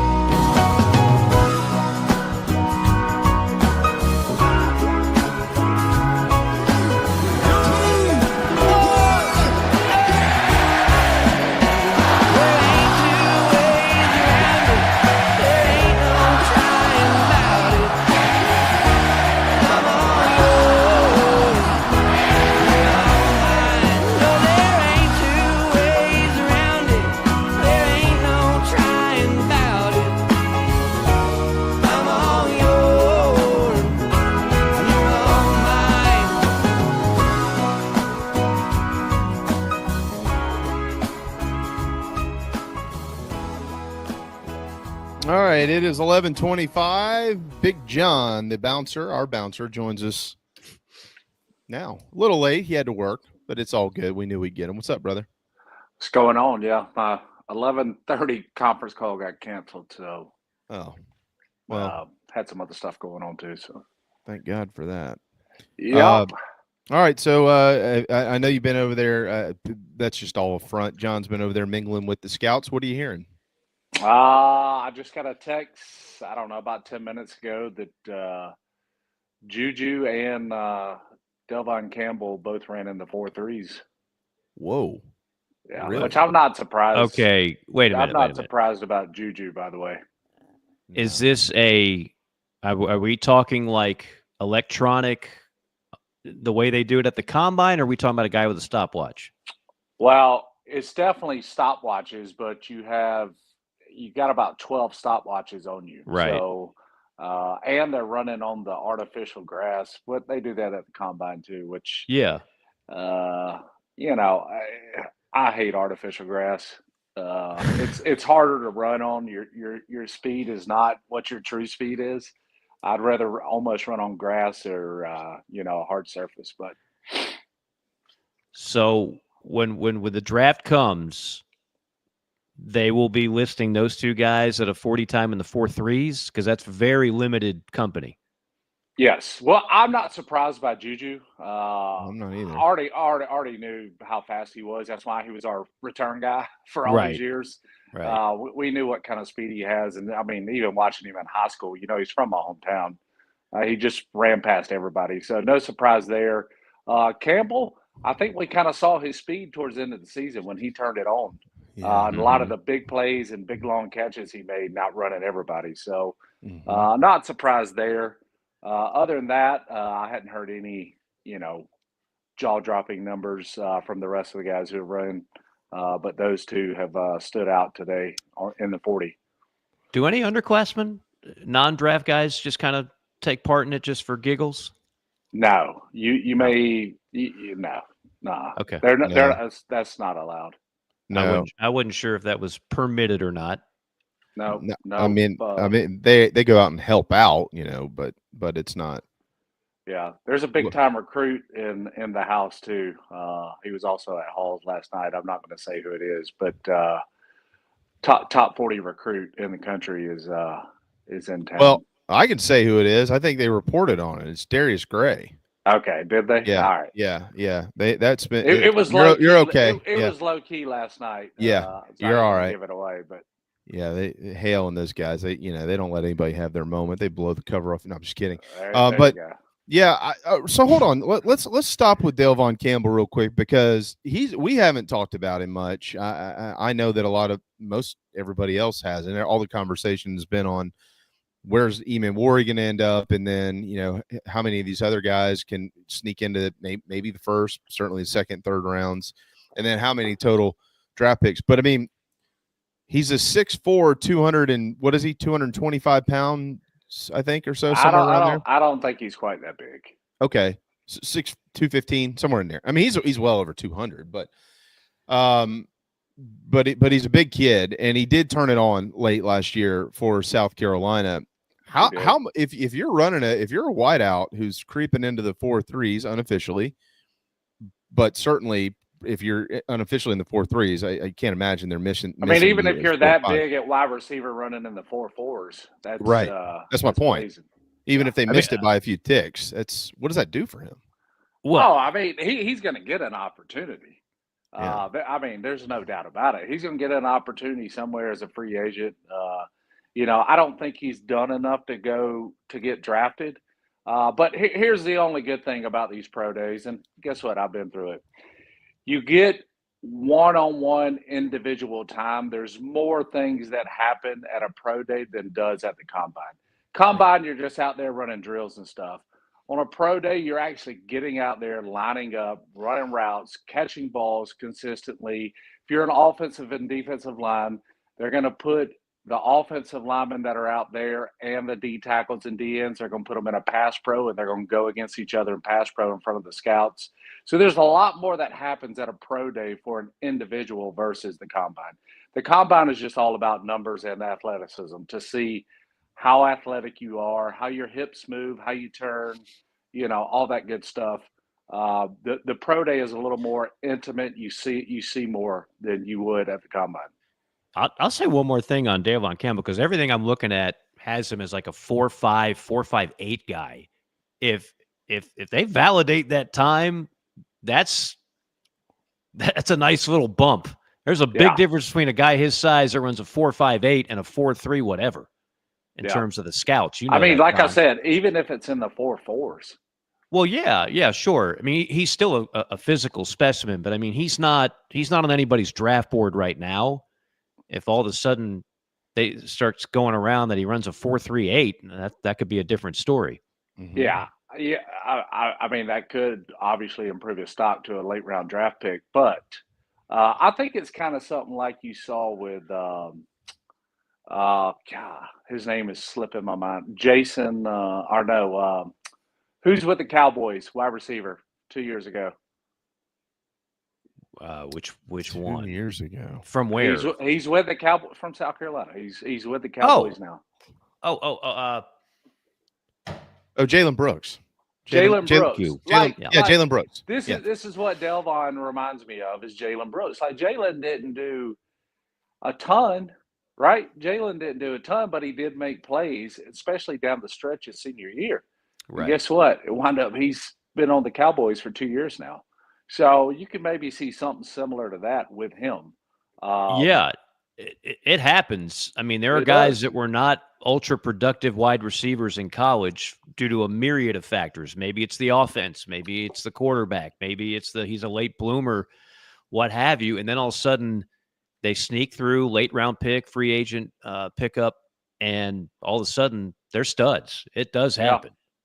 Yeah, it does more times than not. And, I don't know. Good for him if those times turn out to be that. Now, they will take the times from the day, and the scouts will all gather with each other from what they have written down, and they'll kind of average it out and kind of see exactly where it's at. But, I mean, listen, I missed out on the combine, but my pro day here, I ran a 5.13, and it was listed on the NFL site as that was my 40 time.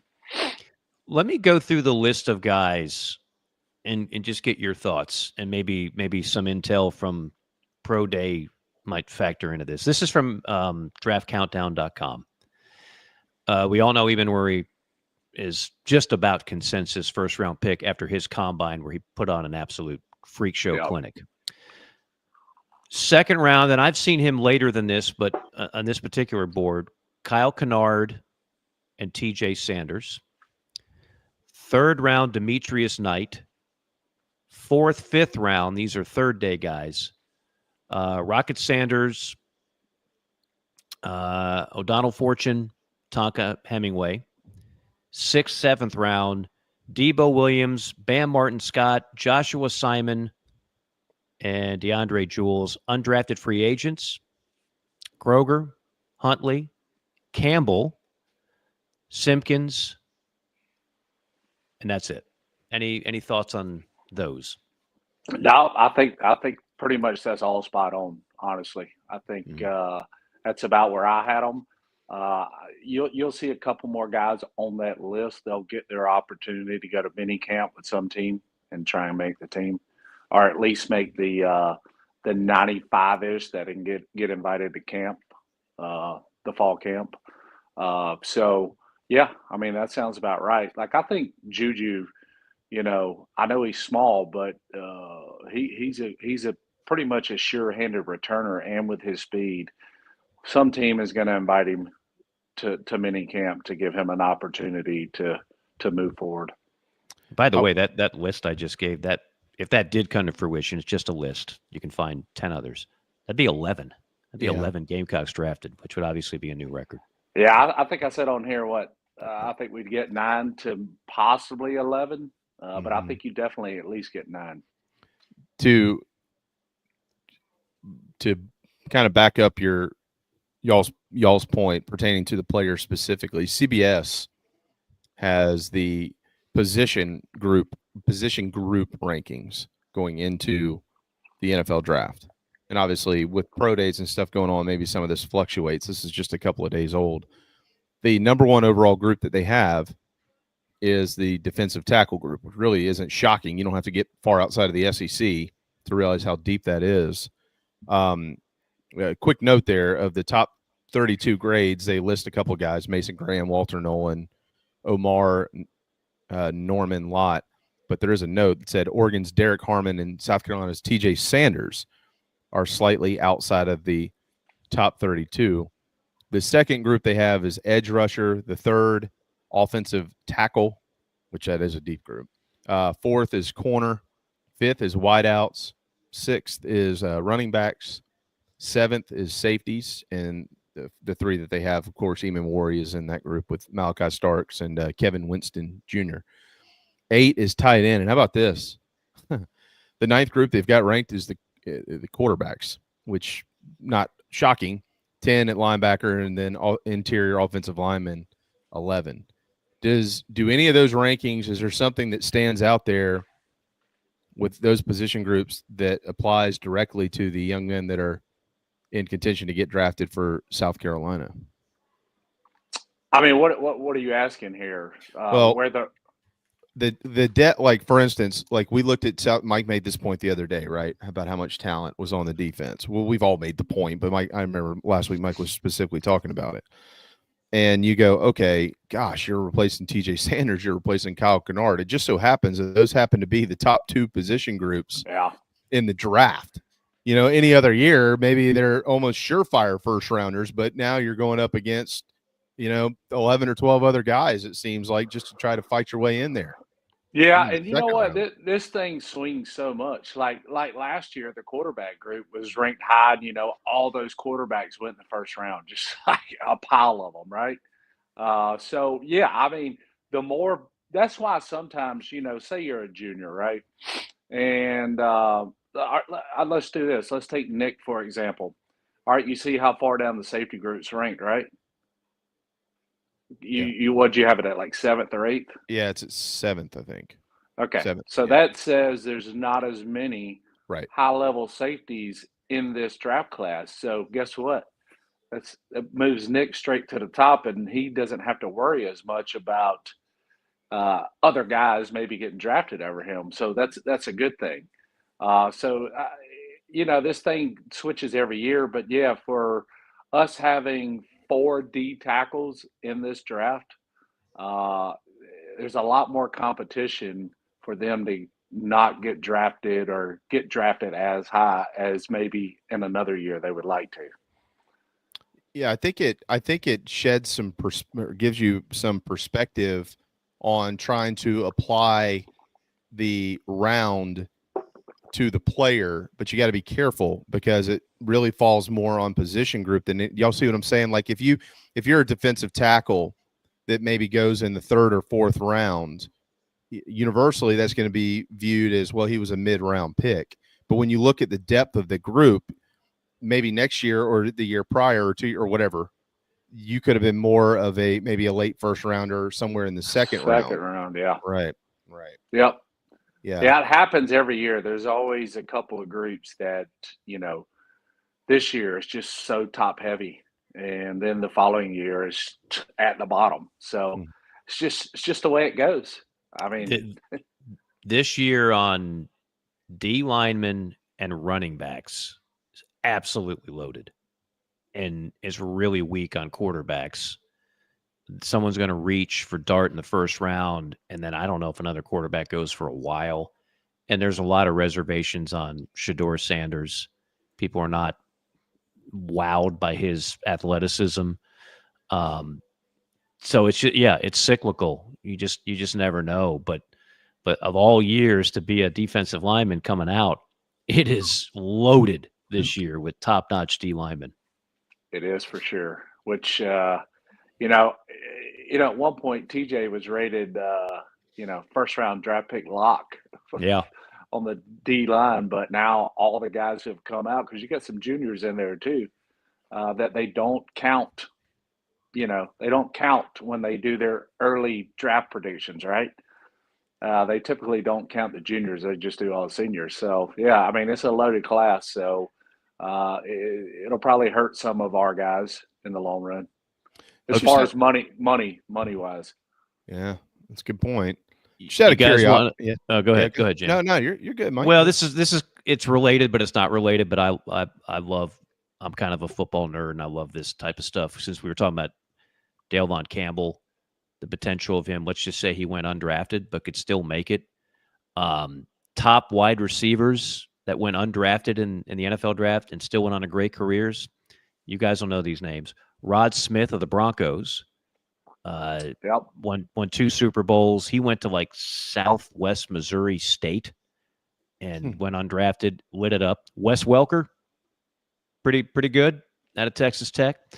Victor Cruz, went undrafted, 2-time Pro Bowler. Adam Thielen, still playing in the league, most recently with the Panthers. He went undrafted. He played at Maryland. Which I did not know that.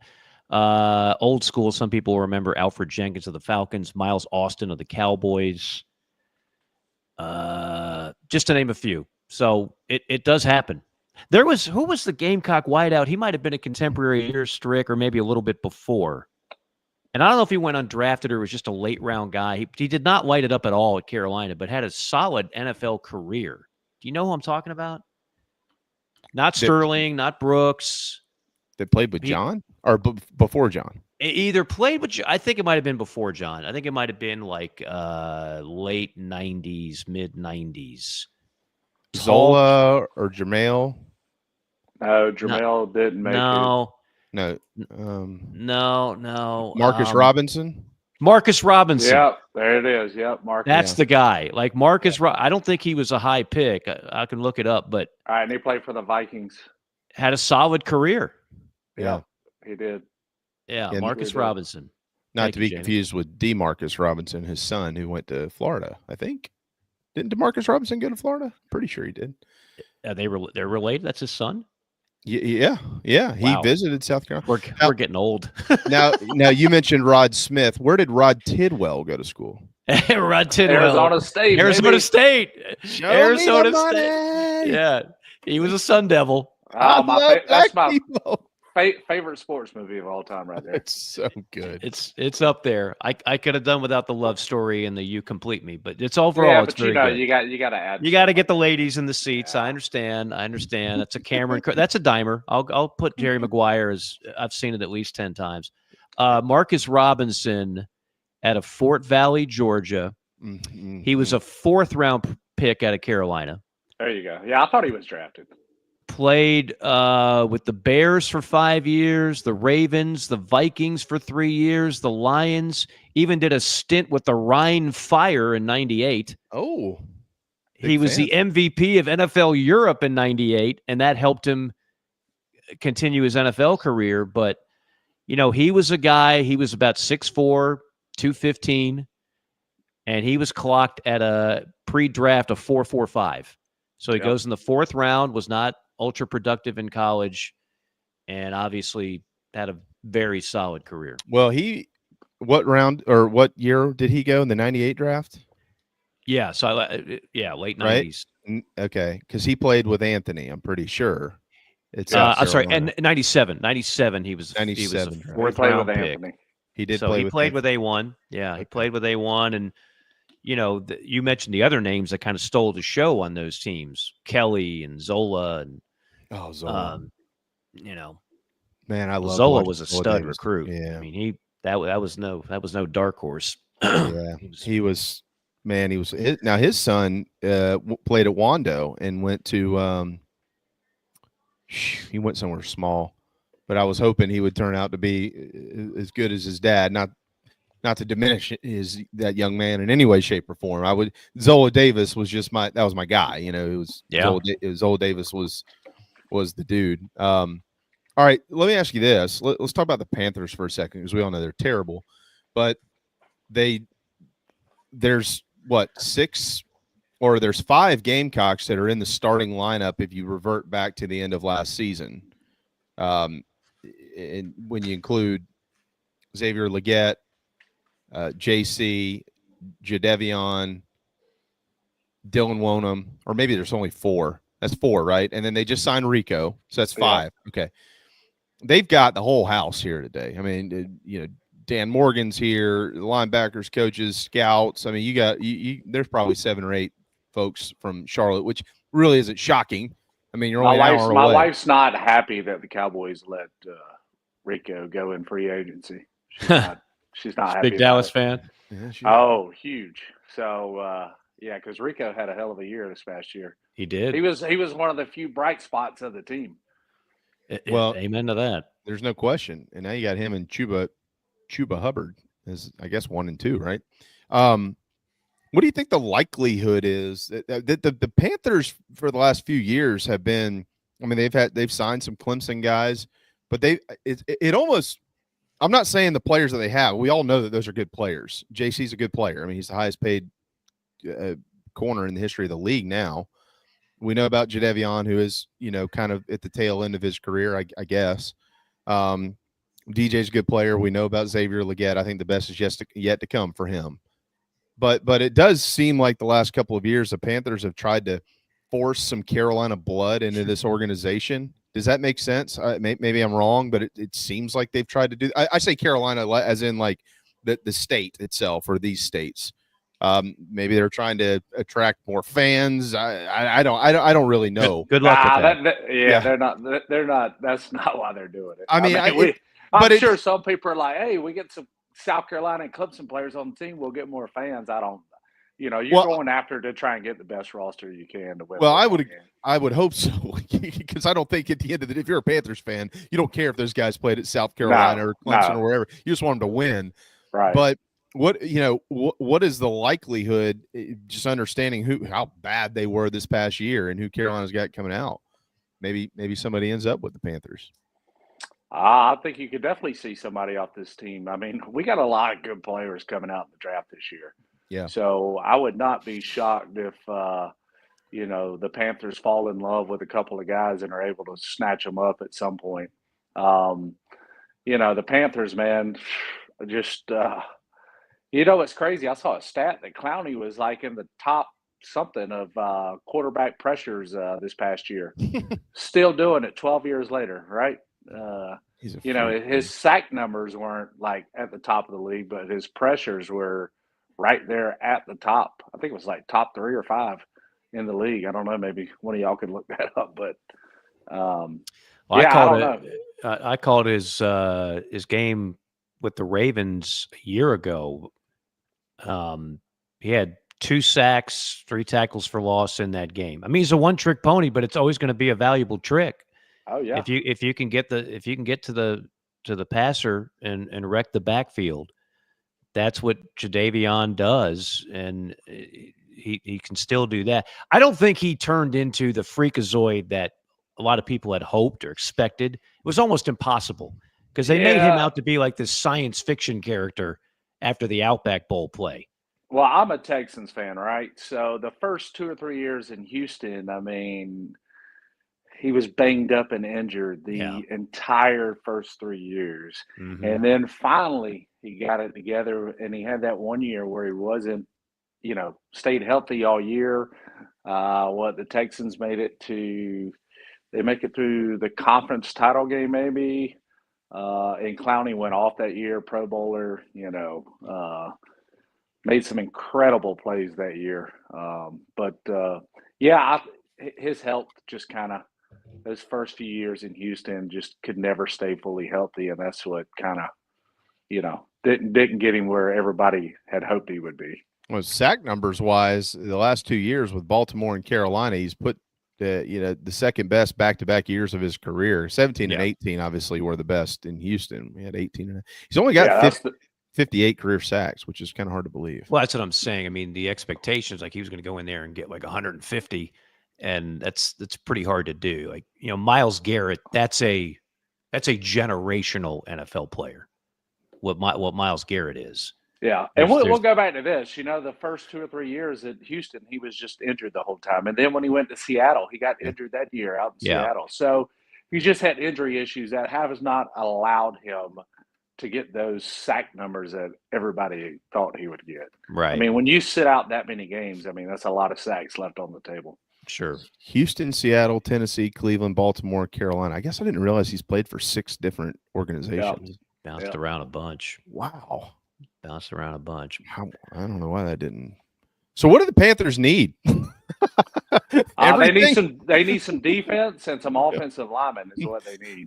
They do need offensive linemen. They need defensive players. I mean, I will say this: their defense. I don't keep up with the Panthers a lot, but their defense played a lot better towards the end of the season last year than the way they started. They just got to find something to click with that offense. I think that's been their Achilles heel, obviously. The quarterback position, offensive line, and then I think they're bringing Rico in for a solid running back. So I don't know. We'll see. And they've got peace of mind now. There were a lot of people that were a little premature on the Bryce Young as a bust. He improved as this. Dramatically. Once he got back in there, he improved the last half of the season. Yeah, you just got to help him. Like you said, you got to block for him. He's not a big guy at all. So you have got to surround him with an offensive line that keeps him clean, give him some playmakers. They've had the running game's been solid, but he needs some wide outs, a playmaking tight end, all that stuff. And they have some really good wide outs. It's just holding up in pass protection so the quarterback can distribute the ball. That's been an issue. Yeah, I think a lot of their defensive issues last year stemmed from the fact they were just on the field the whole game. I mean, offense couldn't do anything. We've seen that in Columbia. I mean, if you can't score any points, how much are you gonna ask these guys to do against the best in the world? I mean, it's tough. There's no doubt. Eamon Wari did not, from what I understand, run the 40. Oh, today. He doesn't have to do a thing. He doesn't have to do anything. He can sit over there and watch the whole time. Just hang out, pal. You just sit there on your recliner, have a cool one. He has nothing else to prove. No, when you do a combine like he did, you don't lift a finger until draft day. You just stay put, young man. Mm-hmm. You don't. How much at pro day, like at the combine, you have the interview process and the Wonderlic and all that stuff.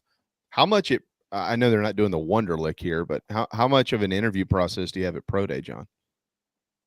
How much what now? How much of the interview process is done at pro day on campus? Not a whole lot. I mean, I do remember at our pro day, which I'd already taken the Wonderlic at the Senior Bowl, but they did get us in the team meeting room and pass out all the packets and it was timed and everybody had to sit there and take the test. I don't know if they still do that or not. The teams that are really, really interested in a player, they're going to bring them to their facilities, do interview processes and private workouts.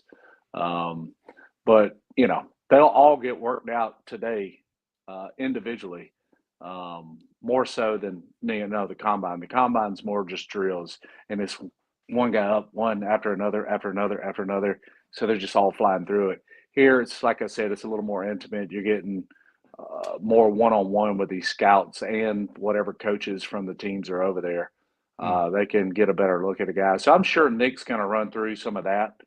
But other than that, he doesn't have to do anything. You could probably go as fast as Nicky Memori if you have an electric bike, electricbikescharleston.com, up to 28 miles per hour. That's right around Nicky Memori's speed.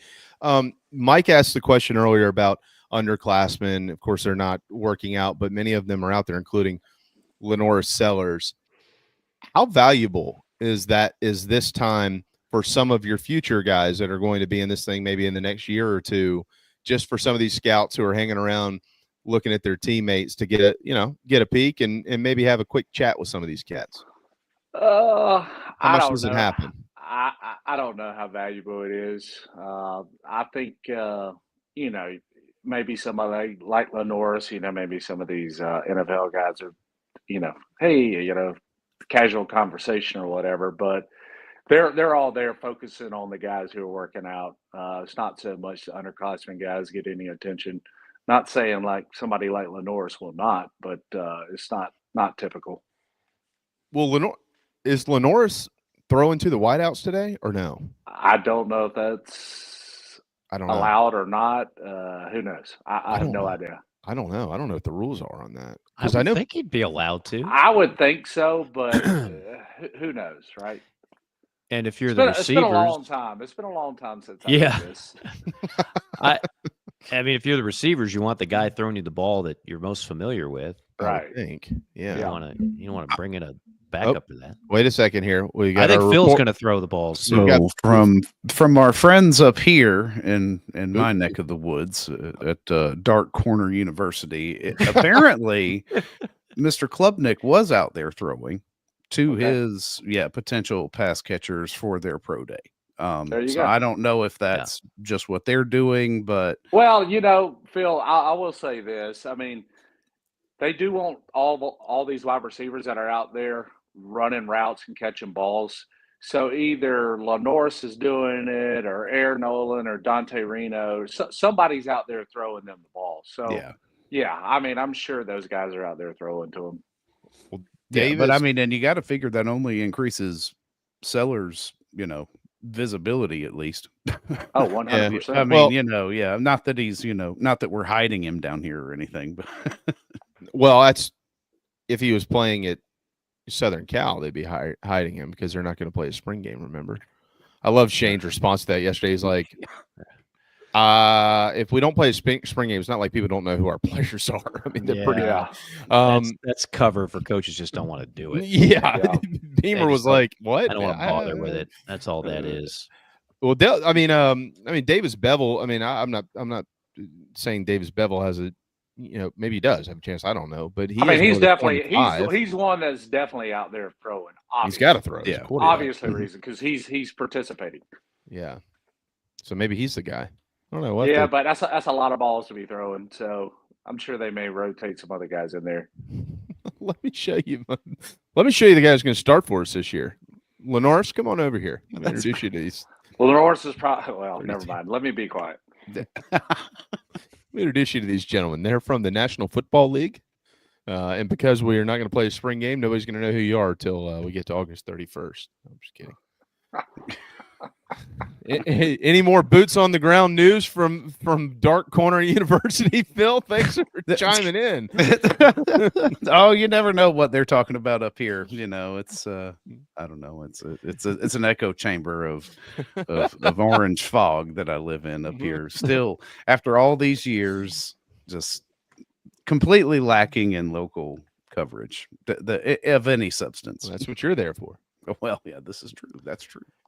Well, I've got one final player I wanted to ask John about. What about Debo Williams? Obviously an undersized linebacker, but he's done nothing but make plays since he's been in Columbia. What do you think about his future? Well, like I said, I was shocked he was not invited to the combine. All right, you got 300 and something guys invited, and then you don't invite a first-team All-American or first-team All-SEC guy to the combine and give him a look, which is fine because guys get drafted just out of pro days, just like today.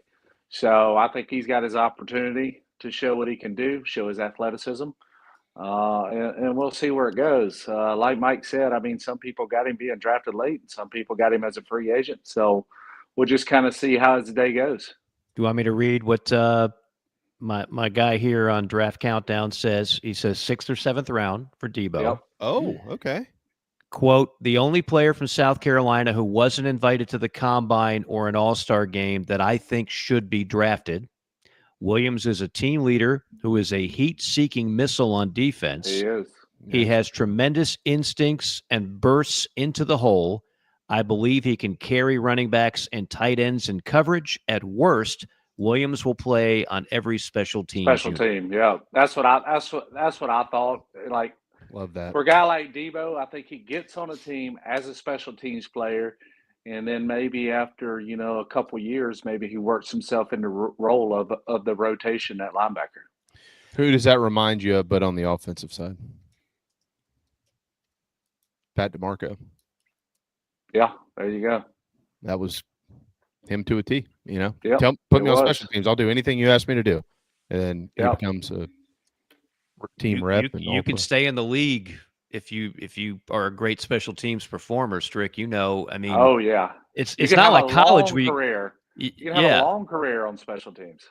Yeah, and you don't have like a 100-man roster in the NFL. You have 53. You dress 46, and those guys. A lot of the players you see out there, they're also doing special teams, So, yep, the special teams guys are there to maybe come in for a few plays and give a guy a breather, but they are the special teams starter. That's what they are. Mm-hmm. Well, there's 25 working out today. My goodness, if 11 or 12 hear their names called, oh man, wow, what a wave that flag, Carolina football. That would be something absolutely tremendous. Well, John, we always appreciate the time. You're pretty tremendous yourself.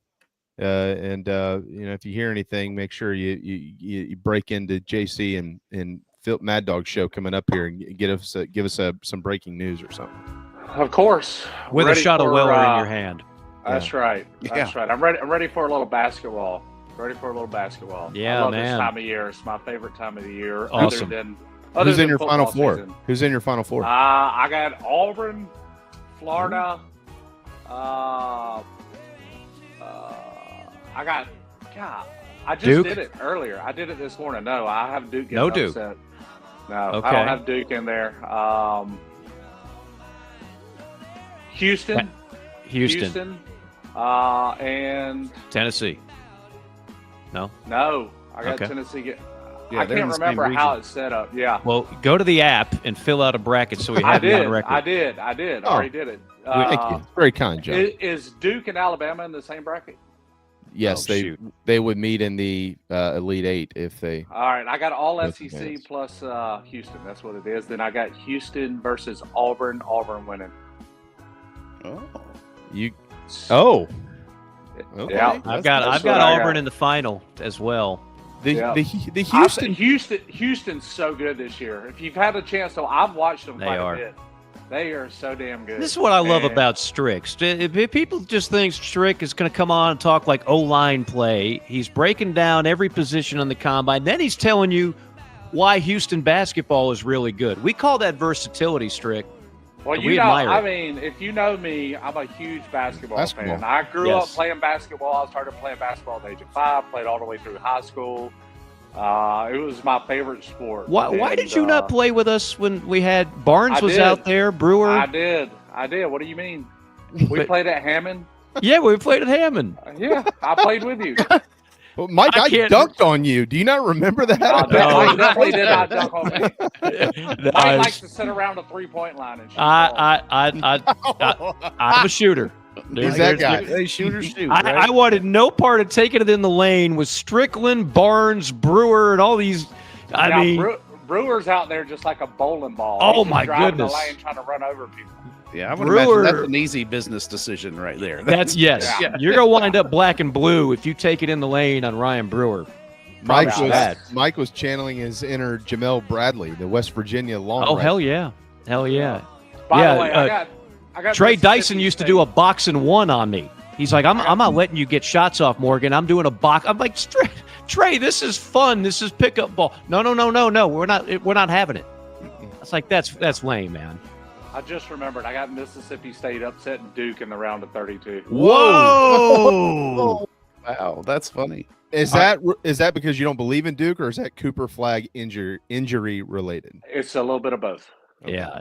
Did you go in on the cut or just the other one? Whichever one. The Ernie's. The Ernie. Okay. You got to put up 50 on the cut one, but you can win over $2,000. Where do I get that link at? It's on the app.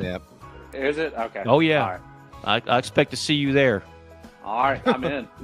I'm in. I'll see you later. I will see you I on don't another know time. why. I just got to, Mississippi State, when they're playing to their fullest potential, Yeah. they are a hard team to beat. And with what's going on with Duke right now, with the little injury, which I'm sure he's probably going to be fine, but I just think Mississippi State matches up well with them. Hey, yesterday when we were talking about this, Strick, the only advice I gave was because I saw everybody on the panel shows picking nothing but chalk. All 4 1 seeds, all 2 seeds making it to the Elite Eight.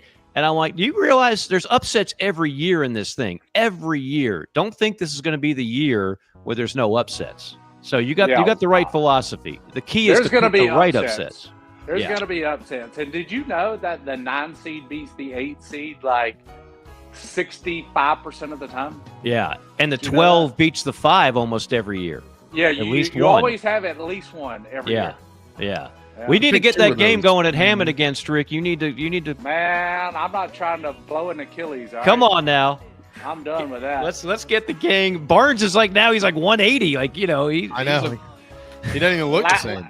Last time I was on a basketball court, I completely ruptured my gastrocnemius, which is the biggest muscle in your calf. Oh, ever since then, I've never yeah. stepped back on it. Never done it, and I won't. I won't. I'll stick to my rower, a little bit of jogging. But, look at the screen, man. This is a squad. We got you and JC patrolling the paint. It's the Fab Five. This is the Fab Five right here. JB will run the point. I'll be out in the 2. I'm a swing 3, man. I can. You're a swing 3. Well, that's where I was going to put Mad Dog. Good. I got a nice jumper mid-range. I got a nice mid-range jumper. I see. You were like my Ronaldo Balkman. You were the plastic man of this group, Phil. I was a 3 once I got older. I was a post when I was in junior high because I was 6 feet tall. Yeah. Fast grower. I'm a 15-footer and end, and I like to get in the post and throw my elbows and bang you There around. we go. Yeah, me too. I was the Bill Lambier of JV basketball. They close to a basketball enforcer as you. They can called get. me Lampshade. I mean, that was Lampshade. because by that time I couldn't jump, and everybody was damn 6'4", and I was a post player by trade, and so I just wanted him fouled. Nice. Banging people around. Well, I got a fight one time against Sparta. No. Yeah, they had this guy who was also a physical player, but also was actually good at basketball at that point and could shoot. And he was frustrated, so I was supposed to frustrate him. I took it way too far. I could see that. Like Clemson too far, like that linebacker. Unlike, yeah. Oh, that. No, there was Maybe no, not that far. There was no. By the way, that guy's out there recruiting now for them. Oh, that's nice. Oops. Yeah, in high school, man, there was a guy who was 6'8" or 6'9" that played for Coppet County. So I used to go at him, and then there was another kid that played for Tift County. He was about 6'8", and that's who I was matched up on playing those guys, and I used to bang with them. Nice. Yeah, I gotta give everybody. I was 270. They were like 200. So I was just moving them out of the way. Yeah. You're like our Tony Kitchings. Yes. That's right. By the way, I saw Tony the other day at Costco. Really? Yeah, me and him talked for a little bit. I hadn't seen him in a while. Is Kitchings, Petrovicius. Yeah. Pretty formidable. By the way, Petrovicius and Bernadette's kids are going to be Giants. Are they he's still in married to town? Bernadette. No, they don't live here, but I keep up with him on Facebook and Okay. her. And I mean, they are tall as hell, and they're young too. I'm sure. Because she's 6'5", he's 6'11". I mean, just think about it. That dude. She's my height. Like, I look her eye to eye. I always love when someone like tried to talk trash to Petrovicius, and again, it's like the other guys in the NBA. It's like, dude, I've been in front of tanks. You're not going to intimidate me. Take your trash talk, stuff it in your back pocket. Like, you're not going to intimidate Marius Petrovicius. No, not at all. Marius man, there's some good names here. Yeah. Phil could Chuck be our- Hitson. Chuck Anybody? Hitson. That's where I was going with that. Phil could be. I our just Chuck had a Hitson. conversation about Chuck the other day. He made a lot of money overseas. He Chuck did was indeed. He was a smart. rock star overseas. He was smart about that. Yeah. Very smart. Pinewood Prep. Is his dad still coaching? I don't think so. He was I a don't legend. think so. But yeah, absolutely. JC, what's on tap for the second chapter of this fine program? I actually don't know. I didn't prepare. Okay. sounds like this thing's going to be honest. a banger. I sent Phil some possible topics. I did listen to most of your show. I had some stuff I had to write today on thebigspur.com. Shameless plug, VIP stuff, like info, like real info. And you got to get that stuff out, right? I saw your piece on why turning down the NIT. That was made yesterday's sense. news, brother. Today it's a whole different set of All right, what do we got today? Promote it. What? Basketball, portal stuff, budget, that kind of stuff. And then Okay. with football, what the target is. One of my cohorts, for some reason, wrote that they were targeting an outside receiver. And if they find a great one and they can get, sure, but that's not a priority position. It's like Jamie's been saying about the trenches. Everybody always wants to talk about who's got the ball, right? That's the hype. That's where the focus is. But second quarter period, don't expect Carolina to focus on that. The game is won in the trenches, 100%. 100%. And that's what the that's the big target. And I'll it's about all I can say. All I can How many say more about that. The guys who don't get One, the love two, mean the maybe. most to the team. Yeah, Agree. one or two, maybe just one.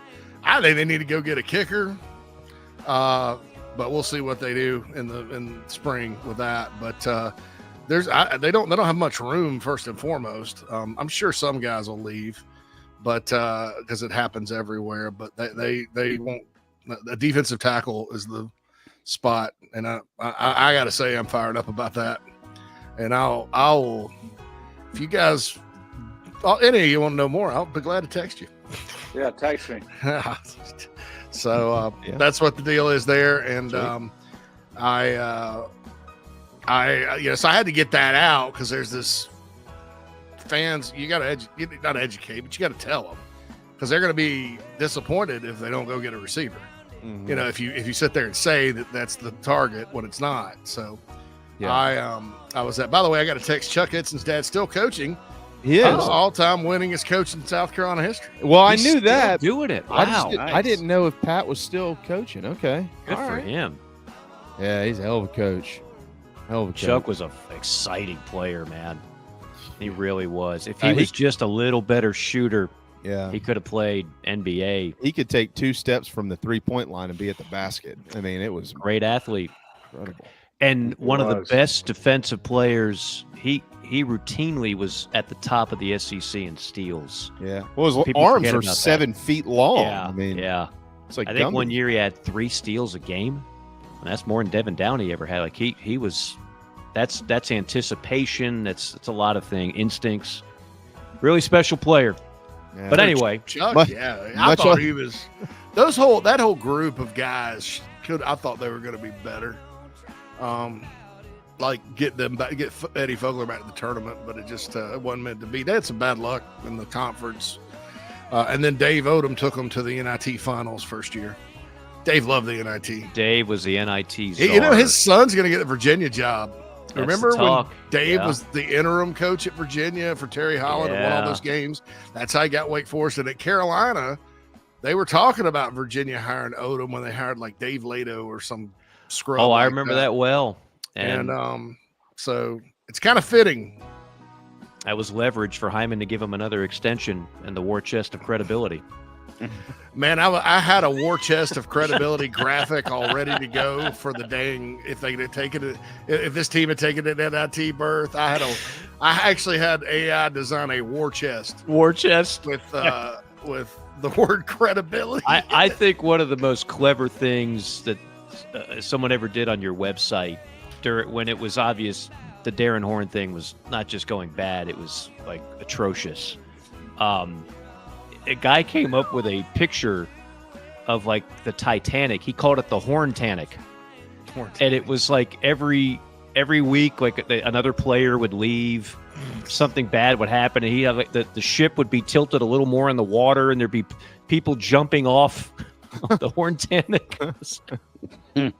That was creative. Like that was, I don't know who did it, but it was creative.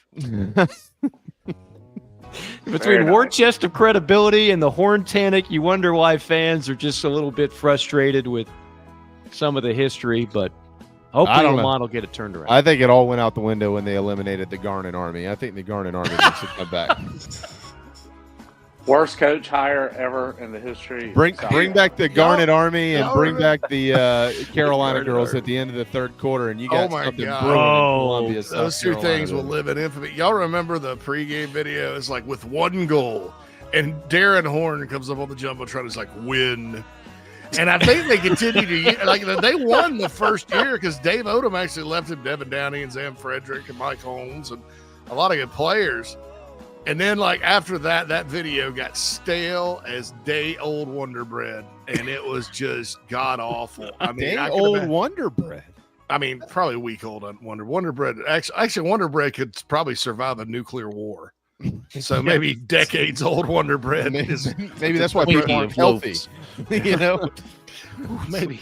It's like leaving cheese out on the counter. Like, you leave a McDonald's Big Mac out, and you check it a week later, it looks the same that it did a week ago. It's amazing. If you leave cheese out on the counter, you can take it if you get sick. Penicillin. Get your mold in. Hope says Steve Newton was the worst. By far. Here's the difference. When Eddie Fogler was let go, the program was left in pretty good shape. You know, and then when Dave Odom left, there was still talent on that roster. You could have gotten a hell of a lot better coach. I don't know what the situation was with Steve Newton from Murray State. Like, I don't know if Carolina basketball was exactly top of the mountain. No, it was really good and going into the SEC, and they fired George Felton because he had some problems. Issues. Yeah, he was winning and had a team, the whole squad coming back, right? So they go through this coaching search. A guy named King Dixon did the coaching search, and he was. People complain about Tanner.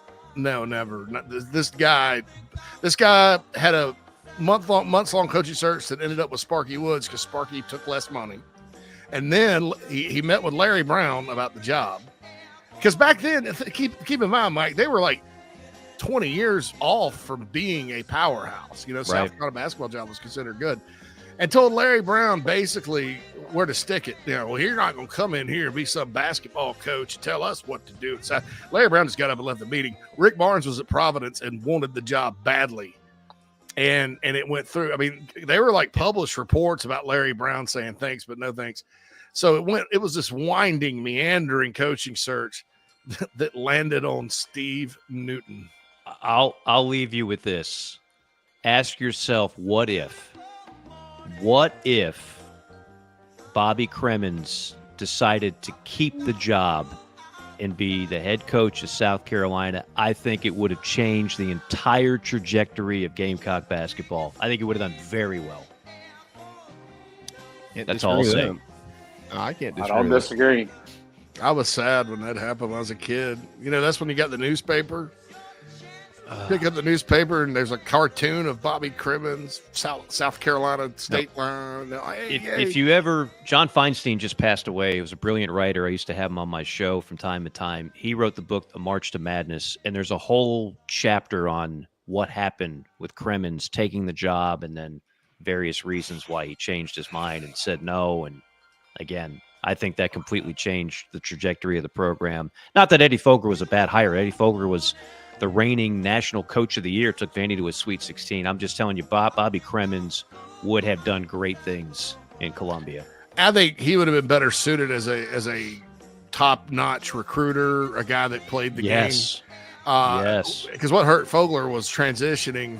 All of a sudden, here goes Billy Donovan getting all these AAU kids, and he gets to Florida, and Fogler kind of recruited like high school guys, same, depended on the state. And the game changed, and that's why he got out. He didn't want to play that game. No, he didn't want any part of it. I think Cremins would have handled that because Cremins was a recruiter. So anyway, I think he got a bunch of those New York kids to go to Georgia Tech. I mean, he knew how the game was played. And that's how you got talent back in those days, and he got plenty of it, and he would have done the same thing. And try not to think about what might have been. Yeah. All right, boys. JC, Phil, have a great show.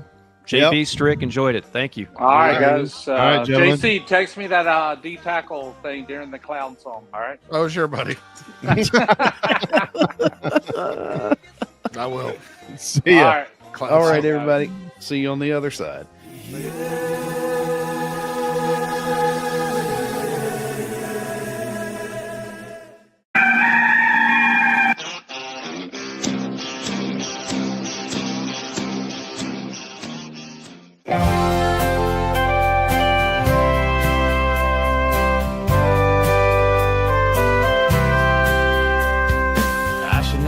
Screamed in terror that fine day.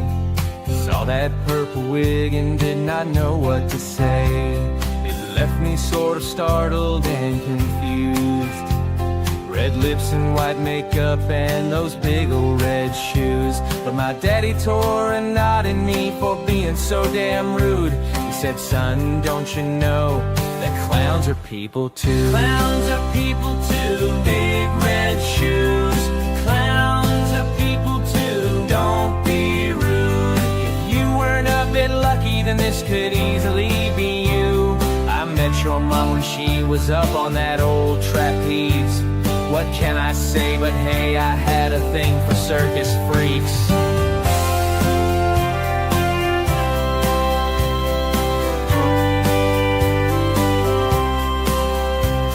I started watching Bozo and warmed to the movie It. Killer Clowns from Outer Space to me was a big hit. Some people like McDonald's because of Mayor McSheese, but Ronald is my homeboy now, and Krusty and Pinky. Clowns are people too. Big red shoes. Clowns are people too. Don't be rude. If you weren't a bit lucky, then this could easily be you. I met your mom when she was up on that old trapeze. What can I say but hey, I had a thing for circus freaks.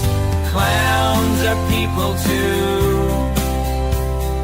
Clowns are people too.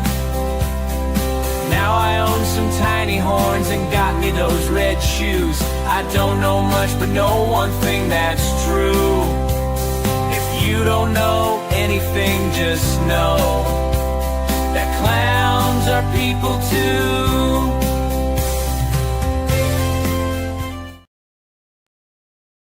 Welcome to Inside the Gamecocks, the show, part of the Chief Sports Network. Mad Dog's upstate raised and reared up near the tater patch. He flirted with that upstate team, now bleeds garnet and black. It's been almost 2 decades since JC started Big Spur. He may live outside of Chicago, but he's all Spartanburg. It's the show, the Gamecock Show. ITG, Phil and JC, it's the show.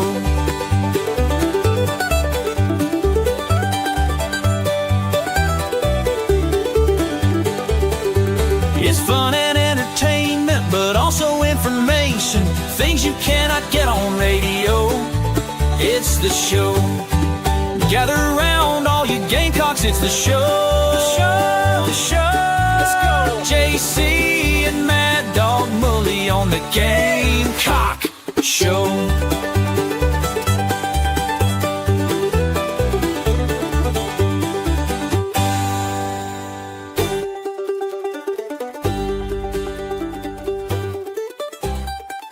Welcome in, everybody. It is Inside the Gamecocks, the show. Better late than never. Crosstalk went a little long, but that's all right. Phil Mad Dog Mullinax here, JC Sherbert over there, and we've got you all set with the latest happenings from the NFL Scouting Pro Day at the football facility. We've got March Madness kicking off here this evening with the play-in games. I am spitting out brackets as quickly as I can fill them out here, JC, with all the different ones we've got going on our neck of the woods. But just to say, listen, y'all go to Ernie.com. Sign up there, completely free to play in their bracket challenge. Of course, list yourself as a South Carolina Gamecock when the drop down comes down for your school, and enter for a chance to win $5,000 if you have the best national bracket from Ernie. If South Carolina competes better than the rest of the schools across the country in Ernie's challenge, we win the Ernie Cup, and we will all meet at 5 points to celebrate the fact that we've come home with a very large Stanley Cup-ish trophy for the University of South Carolina fan base. So Ernie.com. If you are a Chief Sports app user, which you all should be, because that is also free, you can go right to the homepage of the app, click on Ernie, and it will take you right into how to sign up for free on their website to join us, play along with us in the bracket challenge. We've got the ITG challenge on ESPN as well, set up by none other than our Nana's Porch chat boxer Kreger, who has set up that. I keep pushing every day. Nana's Parts. Come on to Nana's Parts. Oh my God. That could either be something very weird. I know. Or really it could be like an autos. Coming to Nana's Parts. We got ball bearings. We got axles. We got hubcaps. We got everything for cars that never had computers down here at Nana's Parts. Or it could be like a rogue chicken place. You get a bucket of Nana's Parts. Chicken parts. I just don't think you can use that. I mean, honestly, a bucket That's of who chicken. McDonald's sublets for the nuggets. That's honestly, like yesterday, a kid wanted McDonald's, right? So the wife's home, and I'm like, okay, let's get. And then I was like, well, I'll get some chicken nuggets, right? And then I started thinking about chicken McNuggets, and I was like, I'm just not doing it today. So I got nuggets from Wendy's. It's at least all white meat, you know. That's right. I'm just not doing it today. That's something else. So it was Nana's Parts. Yeah, come on. I mean, bucket of chicken is a bucket of parts, technically. But yeah, those are parts of a chicken. Bits of chicken. Yeah, I mean, but nobody's gonna. They wouldn't sell any chicken. Like if Bernie's was like, get you a bucket of parts at Bernie's. That's right. Come then on, the Zestos versus Bernie's debate would be over. Because you wouldn't. Oh, that doesn't sound appetizing, does it? No, that's right. Come on, get your chicken parts. Publix chicken parts. Publix chicken parts. I tell you, man, I used to like going to Publix. I guess when I lived in Nashville, I got on this kick. I'd go get some chicken tenders tossed in their buffalo sauce. That was good eating from the Publix deli. Those were actually pretty tasty. Right. I can't find good buffalo chicken tenders anymore. There's one place up here that does it, but it's just like there used to be a place called Tourneys in Columbia. Some of you will remember Tourneys. Had it down to a science. The buffalo chicken strips were off the chain. Fats Cafe had pretty good buffalo chicken strips. Yeah. And now it's like they've blended this. Nobody does Nashville chicken right, but like a couple of places in Nashville. The Nashville Hot. Right. It's not sauce. It's not saucy. It's a spice blend in the breading. Yeah. If you've ever had Hattie B's or something like that in Nashville, but these people try to fuse that with the traditional buffalo, and it's just nasty. Yeah, it's just disgusting, and I'm so disgusted with that. Anyway, sorry for the overrun, but I thought it was a pretty good discussion. We'll do that from time to time. We are on the Super Stream. if you're listening on podcast and you're wondering why the morning show was 2 hours and 17 minutes and this one's going to be an hour 40, that's why. Well, there you go. I was late getting in today because I was finishing up. I've had a busy morning, but that happens from time to time. But I did get all my boxes checked and everything ready to go. There is an episode of Coffee Up. We discussed the backup quarterback situation, which is Phil, something that Matt Anderson, who is a genius sometimes, most of the time, sometimes he comes up with things and you're like, why are you? I always think, why are you bringing that up? When he says it, then he explains why. And he's right. You know, the backup quarterback it's an open spot with Robbie Ashford and Davis Bevel leaving. They brought Ashford and Bevel in for a reason because Lenore Sellers was inexperienced and they wanted the backup to be guys that had taken snaps in college games. Ashford really helped them a lot in the Akron game coming in, had a big game and, helped them stay in the LSU game to a certain extent. He can't help it. They made a BS call on that pass to Delvon Campbell, which could have gotten him going. That game, there was just a lot. This has been a weird year, Phil, in the sense that, like in both major men's revenue sports, the opener has kind of, or I'm sorry, not the opener in football. Obviously, South Carolina's football team got a lot better after the Old Dominion game. Yeah. But it was so like the third game. So I guess that was the SEC home opener, if you will. Early games, kind of, you look back on them and like they kind of either set the tone or ended up being costly. You know, the North Florida loss, talking to somebody today, and just kind of going back through the season, that was the only bad loss this team had. They lost 20 games and had one bad loss. But it set the tone for a lot of bad habits that are the difference between winning and losing. I remember being just absolutely disgusted with that game, with the effort, the rebounding, the lack of defense, and those things. You know, the effort was back. The effort happened. But all those things that reared their ugly head in the opener continue to plague this team, even in some wins in the non-conference. And so, and in football, you think back to that game with LSU and what it cost the program and the bad calls and the misplays, all that stuff. But the point is, with backup quarterbacks, you know, when you have a guy that's going to run like Lenore Sellers, it's not that you're like sitting there going, oh my God, he's made of glass and will get hurt. He'll shatter. All that kind of stuff. It's that those guys sometimes take shots. They get stingers. Yeah. They, guys are going to try to unload on him because he's so big, right? Because they're trying to knock him down. I mean, you just don't know what's going to happen over the course of the game. And I think anytime you have a quarterback that runs, you need a backup, maybe not necessarily for a couple of plays, but what you don't want to have, because games in the SEC and games in college football and games Carolina plays are decided by a handful of plays. We just talked about the LSU game. You don't want that to be what cost you. Because it can. Because everybody's good and everybody's going to play. You're going to have a lot of games that hang in the balance. And so you need a good backup. And this year, the backup is going to be young. Unless Luke Doty is the backup. Which I think I'm 80% sure Air Nolan will win the job. But if there's if Air is like not ready to go in, that's weird calling him Air. I know. I know. Air Nolan. I'm a big Michael Jordan guy because during the pandemic, I watched that documentary on the Bulls. Right. Loved every minute of it. Brought back a lot of memories back when I liked the NBA.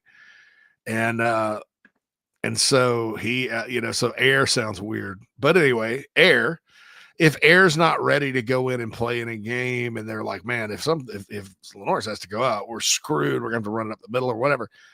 I can see Luke Doty being that guy. Luke wasn't a guy that was in the mix at receiver a whole lot last year, unless they went to certain formations. They got more receivers in now. To me, he may be a steady, calming hand. Make him like Ryan Tannehill was at A&M. Let him play a little quarterback. But we will see what happens. So it's that thing. So we'll see. But Cutter Woods, as Lance Player of the Nana Sports Chat Box mentions, is a really good player. I think he is. I think he's a stud. I think he will be good. As a true freshman, is he ready to be the backup? I don't know. And you got Dante Reno there too. And Matt pointed out, don't count him out. And I don't. Even if Reno's the third team this year, I don't think you want that guy to transfer unless he can go play, down a level and wants to go play. And I'll just remind everyone of Dylan Thompson. Dylan Thompson was buried on the depth chart the first couple of years. And frankly, his first game in 2012 was against Vandy. And he looked like the backup quarterback from the movie Necessary Roughness when Scott Bakula got hurt. That guy with the glasses that ran backward. It was a disaster.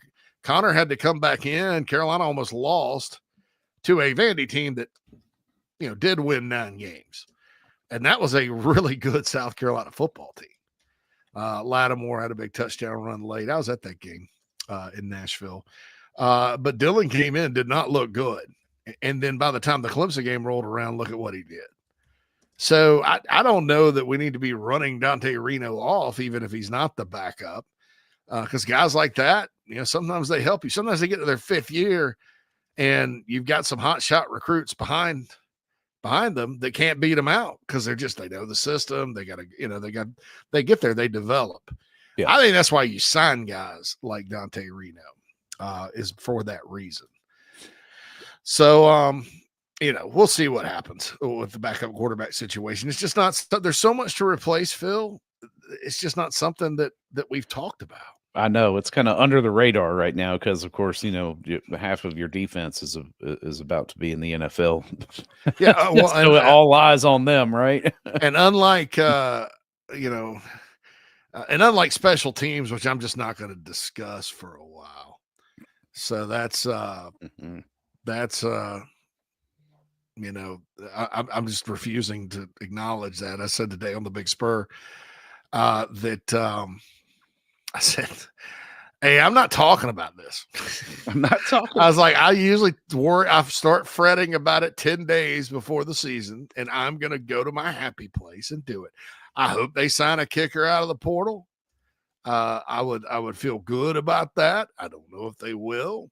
I think they need to. There may be a guy on the roster right now that can kick the crap out of it. Mason Love, the Joyce kid that competed with Herrera last year. You never know. I mean, this is a program that, Parker White, he didn't even come to Carolina to play football. Right. And they found him, and he came in, and he's the all-time leading kicker in the history of the dang program.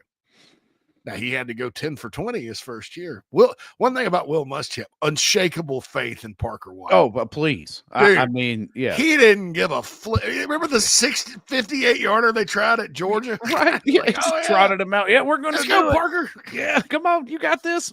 Yeah, listen, find you somebody that looks at you like Will Muschamp looked at Parker White. Parker White, man. And look, I thought he was a great kid, and he worked, and he got really good. Yeah. That first year he had some winning kicks.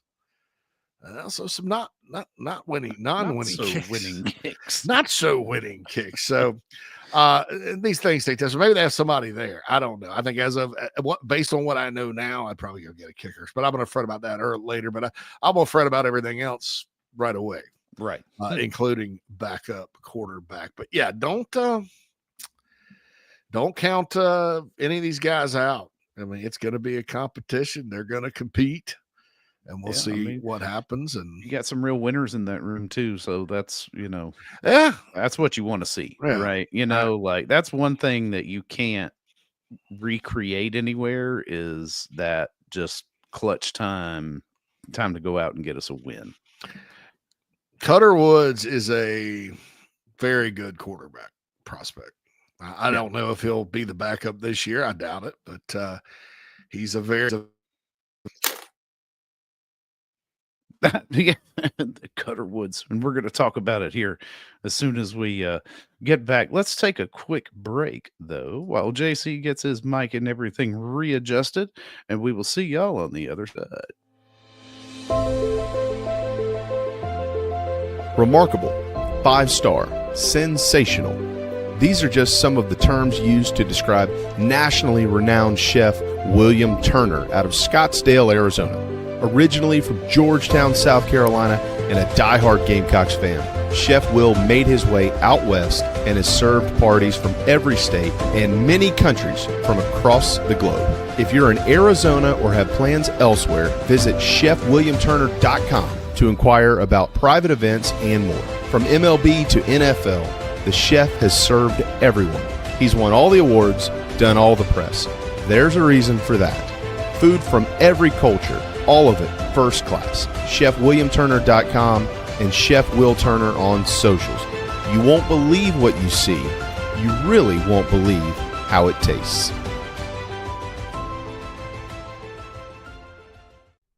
Charleston Fitness Equipment is keeping South Carolina in shape. Clients have come from all over the Palmetto State to find that one piece of equipment that they enjoy that keeps them looking and feeling good. Whether it's a home rower, treadmill, elliptical, free weights, a home gym, or something else, Charleston Fitness Equipment keeps the mirror smiling back at you. Get in shape like the Gamecocks do. Visit charlestonfitnessequipment.com. Gamecock owned and operated and proud partners of Inside the Gamecocks, the show. We got started in 1979. Because we're a manufacturer, we're able to control our costs. That's why we like to manufacture as much of the product as we can, because in our factory stores we can offer a competitive edge over other people around the country. When people come into one of our Palm Casuals, it's like they're buying their car at Detroit. They're going right to the factory and buying their car. 30-day money-back guarantee. That's a big deal with us. I mean, we give 30 days to do anything. I mean, return it, change it, get a different color, get your money back. When you pull into a store and it says Palm Casual, you know you're at a factory store.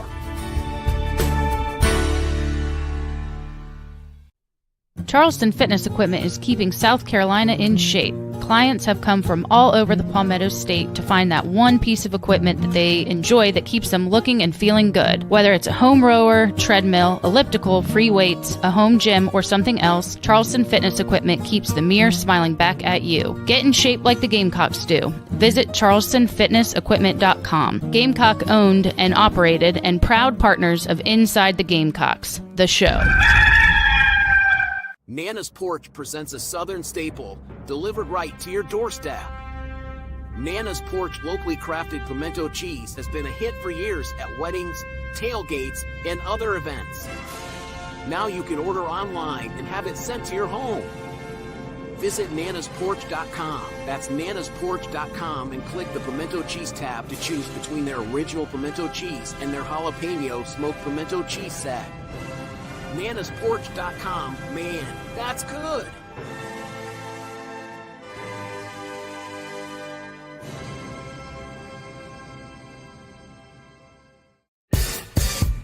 Fans, Club Chief has arrived. Become a Big Chief Club member or a Big Chief Club Golden Gear member for exclusive access to our Nana's Porch chat box on Inside the Gamecocks The Show.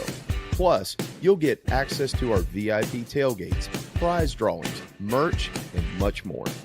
A portion of your monthly membership goes to the Garnet Trust, supporting NIL at the University of South Carolina.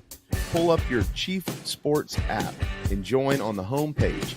Thank you so much for being a member of Club Chief, and we look forward to meeting many of you very soon.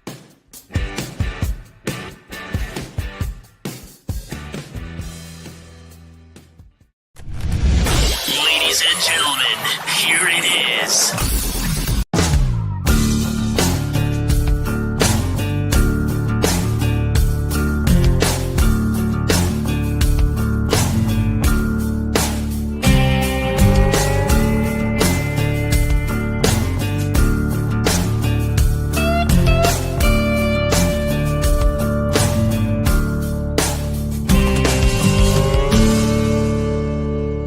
Welcome back, everybody, inside the Gamecocks The Show.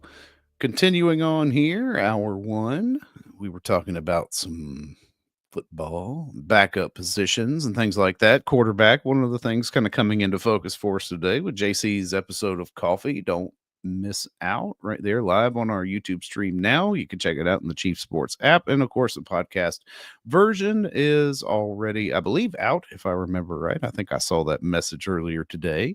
So we are ready to roll there. Hopefully we've got everything back in order technologically on JC's end. Are we? No. I don't know. I can't unmute you from my side, which kind of stinks. And it looks like you unmute yourself, and then every time you do it, mute. Hey, there you are. Yeah, this StreamYard is not cooperating with my mouse today. So send send a complaint. I will get on there and do a Yelp review on StreamYard, Phil. I'm going to go full Karen on StreamYard after the stream concludes. That's crazy. So I'm reading the pro day updates, folks, and yeah, lots of people, lots of dignitaries from the NFL, somebody from the Vikings, lots of people from the Panthers, the Jets, the Jaguars, the Packers, the Bills. They're all there. I mean, it's a good year to be at South Carolina. Yeah. Delvon Famble. Jeez whiz. Delvon Campbell ran a fast 40 time, but probably around 4.4 according to Hale. Yeah. By the way, if you're a member of thebigspur.com, if you're not, you can join for $1 right now. Hale's got this live update, so I'm not going to give it. It's for members only, so I'm not going to give away too much of it. So there we go. Oh man, Giants in the house, etc. And Alex, our guy Alex Jones, the pride of Hampton County, who is from the Giants, and a lot of scouting directors, things like that. So it's always nice. Again, this NFL thing, NFL draft, it's something that I think we're always looking forward, like I say, on the show, the site, wherever you catch our content. It's always forward. But I think folks could get a lot of appreciation out of a record NFL draft, because that really, really helps recruiting. And I'm talking portal and high school. I'll be honest, it helps you more. And I said this on 107.5 this morning. Having a big NFL draft helps you more than winning the Citrus Bowl. As much as we're all down in the dumps if you lose the Citrus Bowl, more so than a not so good NFL draft, that's not how the recruits look at it. Mm-hmm. The players look something else. Matt points out that Joe DiCamillo said Mason was going to focus on punting. Yeah, they're going to be open about everything, but I do feel like that's probably what's going to happen. But I mean, you have to. Is Max Kelly going to come in? And I mean, they don't have a lot of options, and Mason can kick. Mason also could end up being the kickoff guy. But you need. I mean, I didn't realize either till Beamer's press conference yesterday. It just kind of got lost on me. They replaced the snappers a holder too. Yeah, with Kai gone. Well, yeah, and they did scholarship, I believe, a long snapper, kid from Wisconsin. They did, yeah. You said he fit your type of long snapper, like 6'2". What this guy was like 6'2", 190, 200 pounds or so. Big dude, probably. Just loves to snap and loves to just dinks it up and get dirty. I remember one year Nick Saban scholarshiped a long snapper, and there was a lot of talk about making him a 3-star guy because he was that good. He was that good of a snapper. I'm like, of all the things. Queen of the Cock says he was a 5-star long snapper. Yeah, I guess Rubio long snapping ranks them that way from the recruiting media companies like 24/7 and Rivals and ESPN. You're never really going to get above a 3-star on a snapper or a kicker. Although Kai Kroger was so rare, Phil, I could have made a case for, and I think he was a 3. I could have made a case for a little bit higher just because left-footed punter that can throw the football. I don't know. Yeah. But yeah, you got to love it. I mean, even in that holding position, he's not having to throw it far. He was very effective. Everybody and stuff. Everybody jumped all over Will Muschamp for taking a scholarship punter and a kicker. Those guys were Kai Kroger and Mitch Jeter. That worked out pretty well. Yeah, you take those guys. And I'm not hating on it when they're making plays, but no. Yeah, that's a concern right there. So JC, I'm sorry. I'm just reading things, Phil. Yeah, that's fine. I'm tired. It's only Tuesday. This is such a worthless day, Tuesday. I'm telling you, like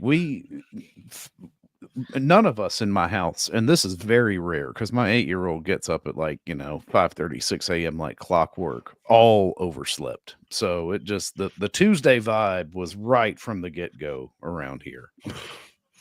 The Tuesday, because Monday's a day, I think everybody's got Sunday scaries at night. Even me, and I basically work for myself. Right. I'm like, there's nobody I'm really, I'm like a democratically elected politician. I'm accountable to the people. If I don't do a good job, they're going to stop listening and stop freaking reading. Right. So that's all but there's no boss, right? There's nobody that tells me, I mean, Nat's the boss really. But she's the boss of my life, not my work. But I sweat Mondays, on Sunday night. I'm like, oh, God, I hope my topic for coffee is good, especially now that I got that thing in the morning. Right. Yeah. Because it used to be, sleep till 8. It doesn't matter. Get up, do the show. You can go out on Sunday, but now you gotta get up and at them with good content. yeah. Kitty Hart as a hashtag. I'm probably gonna start using Tuesday sucks. Tuesday sucks. Like the wind. Like the wind. That's a great song. Yeah. By the way, there's a Leonard Skinner live version of that song, and they start off with the solo at the beginning, and that version of it, you can almost feel the guitar crying. Yeah.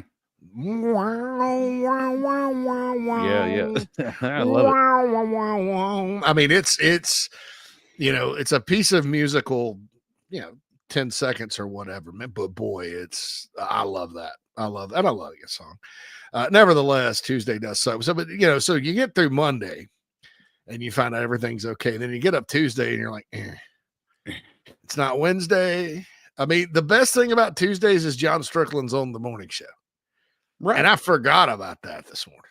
I forget it every, week. Like he's on, and because Alex was doing the pro day stuff, and I hit up JB. I was like, oh man, I forgot Alex is going to be at the facility tomorrow. He can't come on the show. He's like, no worries, we got John Strickland and Mike Morgan. I was like, yeah, good. Right, Strickland. Yeah, Strickland Morgs get Tuesdays gone, but that okay. So this just in off the Gamecock football Instagram account, 65 NFL personnel members are in attendance for pro day, including reps from all 32 NFL franchises. So way to go. Yeah. Fired up about that. So fire me up. By the way, the new Pac-12, which is Boise, Colorado State, Fresno State, Gonzaga, Oregon State, San Diego State, Utah State, and the Washington State Cougs. The last 5 seasons, average net ranking would be 4th behind the Big 12, Big 10, and SEC, and ahead of the Big East by 1 and the ACC by 23 on average. So, hey, the new Pac-12 be a good basketball and it is. I mean, Gonzaga obviously is good. San Diego State's been to a Final Four. Utah State's always right there. Nico Medved is at Colorado State. I don't know what Boise's doing because they traditionally aren't very good, but they've been good. I don't even know who their coach is. Washington State's had some moments, and Oregon State was in the Elite Eight during the pandemic year. So that's and then Fresno State was good when Jerry Tarkanian was coaching. Mm-hmm. Did you know that was his alma mater, Fresno? No, I did not know. Yeah, after he got ran out of UNLV, he went to Fresno. That's pretty good teams. They got the tournament a couple of times. Krager says Strickland's his favorite guest now. So Queen of the Cock says the day usually brings us a baseball win. That's an important game. True. Yeah. Oh, and a big one tonight, man. It really is. Like you need to have a good showing due to some weather events with the Cougs on Sunday who had to cancel their Sunday game. They're actually rolling out Brooks, one of their weekend starters, their Sunday guy, against Jarvis Evans, who we've seen in early returns looking really good and solid at that midday starter role. So, yeah, man, I'm looking forward to tonight. It's, Bradford and I guess it was just maybe Bradford, but other people, Stewart, maybe our baseball lineup said 5 and 6 is where you want to get to with these 11. Well, they're 1-2 right now, and they let one slip away. Yeah. You lose to the Cougs, that's just going to be hard to get to that 5-6 because North Carolina is next, and they were 6th in the country last week. Yeah, they're doing just fine. Now that game, sometimes one will be ranked high, one won't be, and the team you don't expect to win will win. Right. So we'll see. That game in Charlotte's a little weird, but yeah, man, I think you need to go get this one because it if you go 1-10 instead of 5-6, it's not a good look. That's gonna not be good. But I think it's big. Mixed feelings obviously here in a lot of ways because of the guy in the other dugout. We all love him, but Gamecocks need a win tonight, man. Yeah. So it's good that they play these. I think it's good that Charleston plays South Carolina in baseball. Yeah, it's good to have this as a regular season event again and not just exhibition. I think you've got good programs all throughout the state at every level, small, medium, large, and you should never shy away from competition because one team is good and happens to be in a lesser conference, if you will, which I think, I mean, I don't know this personally, but I feel like the reason why the College of Charleston and South Carolina have not been playing each other is was kind of from a position of fear on South Carolina's parts. And that is no longer there because Coach Maneri's ready to take all comers. Oh, yeah. He was talking about playing Coastal, too. Mm-hmm. I mean, I would, in baseball and basketball, I would like to see Carolina play Winthrop and Furman. And, heck, Phil, I think it could help their net ranking. It would. In some ways. Especially Wofford, Furman. I mean, those are potentially right there in the SoCon. Yeah. Winthrop was a conference runner-up. SC, they did play SC State this year, beat them by 22. SC State was of the MEAC runner-up, and God, boy, what a brutal mistake in the loss there. I know. Winthrop is always good. College of Charleston's going to be good. Keep on rolling. Coastal is a good team to play, I think. I mean, and Lamont, I guess who'd they play? They played Presbyterian. Did they play Winthrop this year? I think, or maybe last year. Maybe that was last year. You might be right. Or did they play Wofford this year? I can't remember. Hold on. So I'll look at look at the.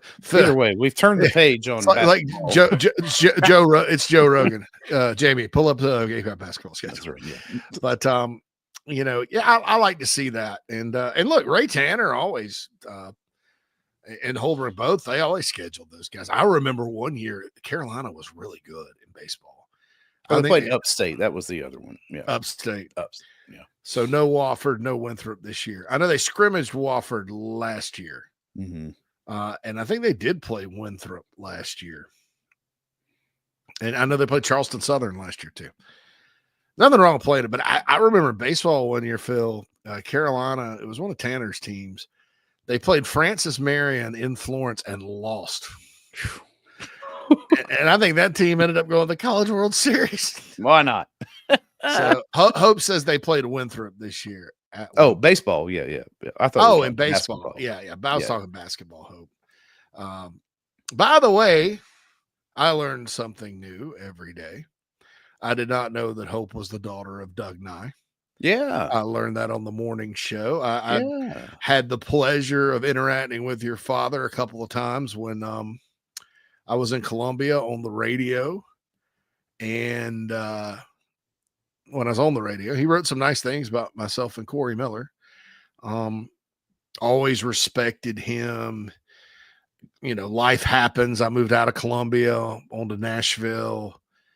And I didn't know he'd passed. And I left him a happy birthday post on Facebook. This has happened to me before. Just did not know. And then somebody said, "Hey, Doug passed, but he would have appreciated that."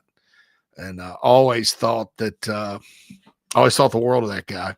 He was always fair. The state, through the years, it has had some dudes over there that write stuff that's just unfair. And it's not, it's one thing to be provocative, I think, with your opinion. It's another one to be flat out unfair. And that's what one of my mentors when I was in newspapers taught me. He was like, you write your opinion, but you be fair. It's grossly unfair. His name was Mickey. He was a Marshall fan. Go Herd, JC. And it's grossly unfair. He was in Vietnam as a reporter, like Full Metal Jacket. Oh, right. Nice. This was like 2002, right? Chain smoked, Vietnam vet, huge liberal, like big, huge liberal, like voted for Kerry at the time. I mean, just kind of a guy, fish out of water in Gainesville, Georgia. And then the hillbillies came in and bought the paper from Gannett, which owned USA Today. And then this dude named Norman Baggs, Baggs. It's about 300 pounds. Long gray mullet and beard. Weirdo. I mean, and so he took Mickey's place. I learned nothing. And within 6 months, I was out and headed to rivals.com and transitioned my whole career to the internet because I thought that's what sports was. But, you got to be fair, I think. And there's just so much of that that's lost today. Yeah. And I still try to be fair, unless I'm joking around. Then I'm not fair. I'm just joking. Then I'm not fair. I'm trying to be funny. But yeah, that's always stuck with me, dude. That gets my butt. Like, everybody laughed at the Clemson column in the Charleston Post and Courier about, like, they got locked out of the bathroom, and he's like, well, maybe try not to sue the conference that you're blah, blah. And the Gamecock fans got a big laugh out of it. It pissed Clemson fans off, and great, that's part of the rivalry. But just from a fairness stand, I thought it was a completely unfair column. What purpose did that serve other than rile up the Clemson fan base? And really, there's no way the ACC locked them out of their locker room because of the lawsuit. No, that's totally incoherently dumb. But you can't win them all. I don't even remember who wrote that. I just know one Dave, who we love and respect. And I don't dislike anybody. I just read the column because the Gamecock fans were talking about it. I was like, I understand the Carolina Clemson thing, but that's completely unfair. All right, what is fair? The Ernie.com bracket challenge. Go to Ernie.com, sign up, register for free, then come back to the homepage, put in South Carolina Gamecocks as your favorite team, and fill out your bracket. It's totally free. We get a pizza party if we win. Yay! The Gamecock fans win. Also, $5,000 to the best bracket. To the best South Carolina bracket, you get a prize pack from us, including $100 cash. So be sure to check it out on Ernie.com. We'll be back after these messages with the final hour on a terrible Tuesday with Phil and JC. The Aventon Adventure 2 takes the same basic design as the original Aventon Adventure, making it an adventure bike designed to take you places that typical roads just don't reach, allowing you to ride whatever terrain you want based on your whims of the day. Look at what you're getting: hydraulic disc brakes, torque sensor for responsive pedal assist, great LED lighting, suspension, a beautifully welded frame with excellent build quality, included rear rack, included fenders. The list just keeps going on. Visit electricbikescharleston.com for more. When you bundle home and auto, good things can happen. You get a local agent who can help you choose the right coverage for you at a price that's right for you. Call State Farm agent Tony Pope today. Hey Gamecock Nation, my name is Kyle, longtime listener of the show and avid golfer. I wanted to take my game to the next level, but let's face it, golf is a hard game to learn on your own. I heard the ad from McKellar Enterprises and reached out to the owner and former Gamecock golfer Meredith Taylor.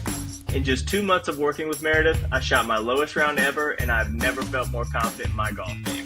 So if you're looking to take your game to the next level, go to McKellarEnterprises.org and book your lesson today with former Gamecock golfer Meredith Taylor. Go Gamecocks.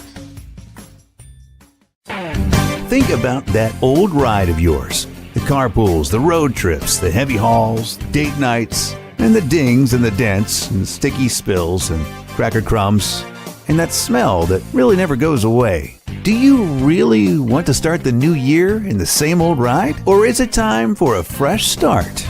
Now's the time for incredible New Year's savings at Love Chevrolet on the entire lineup of award-winning vehicles. Love has more new Chevys on the lot than any other dealer in the Midlands, in the color, style, features you've been looking for. With New Year's savings and Love's famous low price guarantee, your new ride in 25 will be invigorating, exhilarating, and affordable too.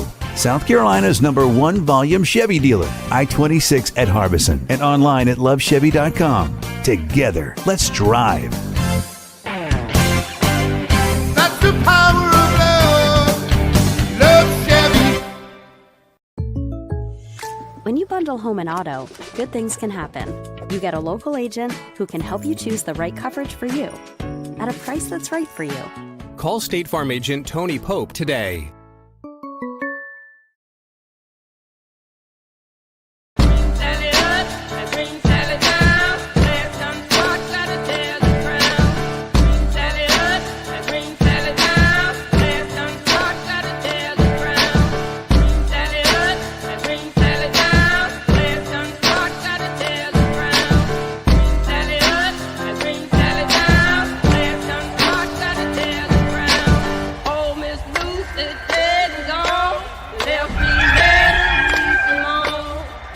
Welcome back, everybody, inside the Gamecocks The Show. Second hour of the show firing up now. Got JC and Phil in with you.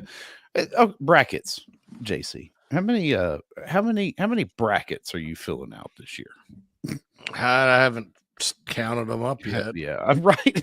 I've got 3 right now. Now, do you do a different one every time? Like whatever you feel so moved with the one in front of you, it doesn't necessarily have to repeat. Sometimes, I mean, I don't always. I think one year I lasted to the Final Four, winning a bracket pool. Right. And I'm much better at playing the games individually. I've told everybody the story about when I went to Vegas first time with my buddies, including Mike Johnson and my other buddies, Joel and Skip. And we went out there and you do a 16-team parlay, right, for the whole day of first round games. And if you hit all 16, 30 grand on a $5 bet, right? Nice.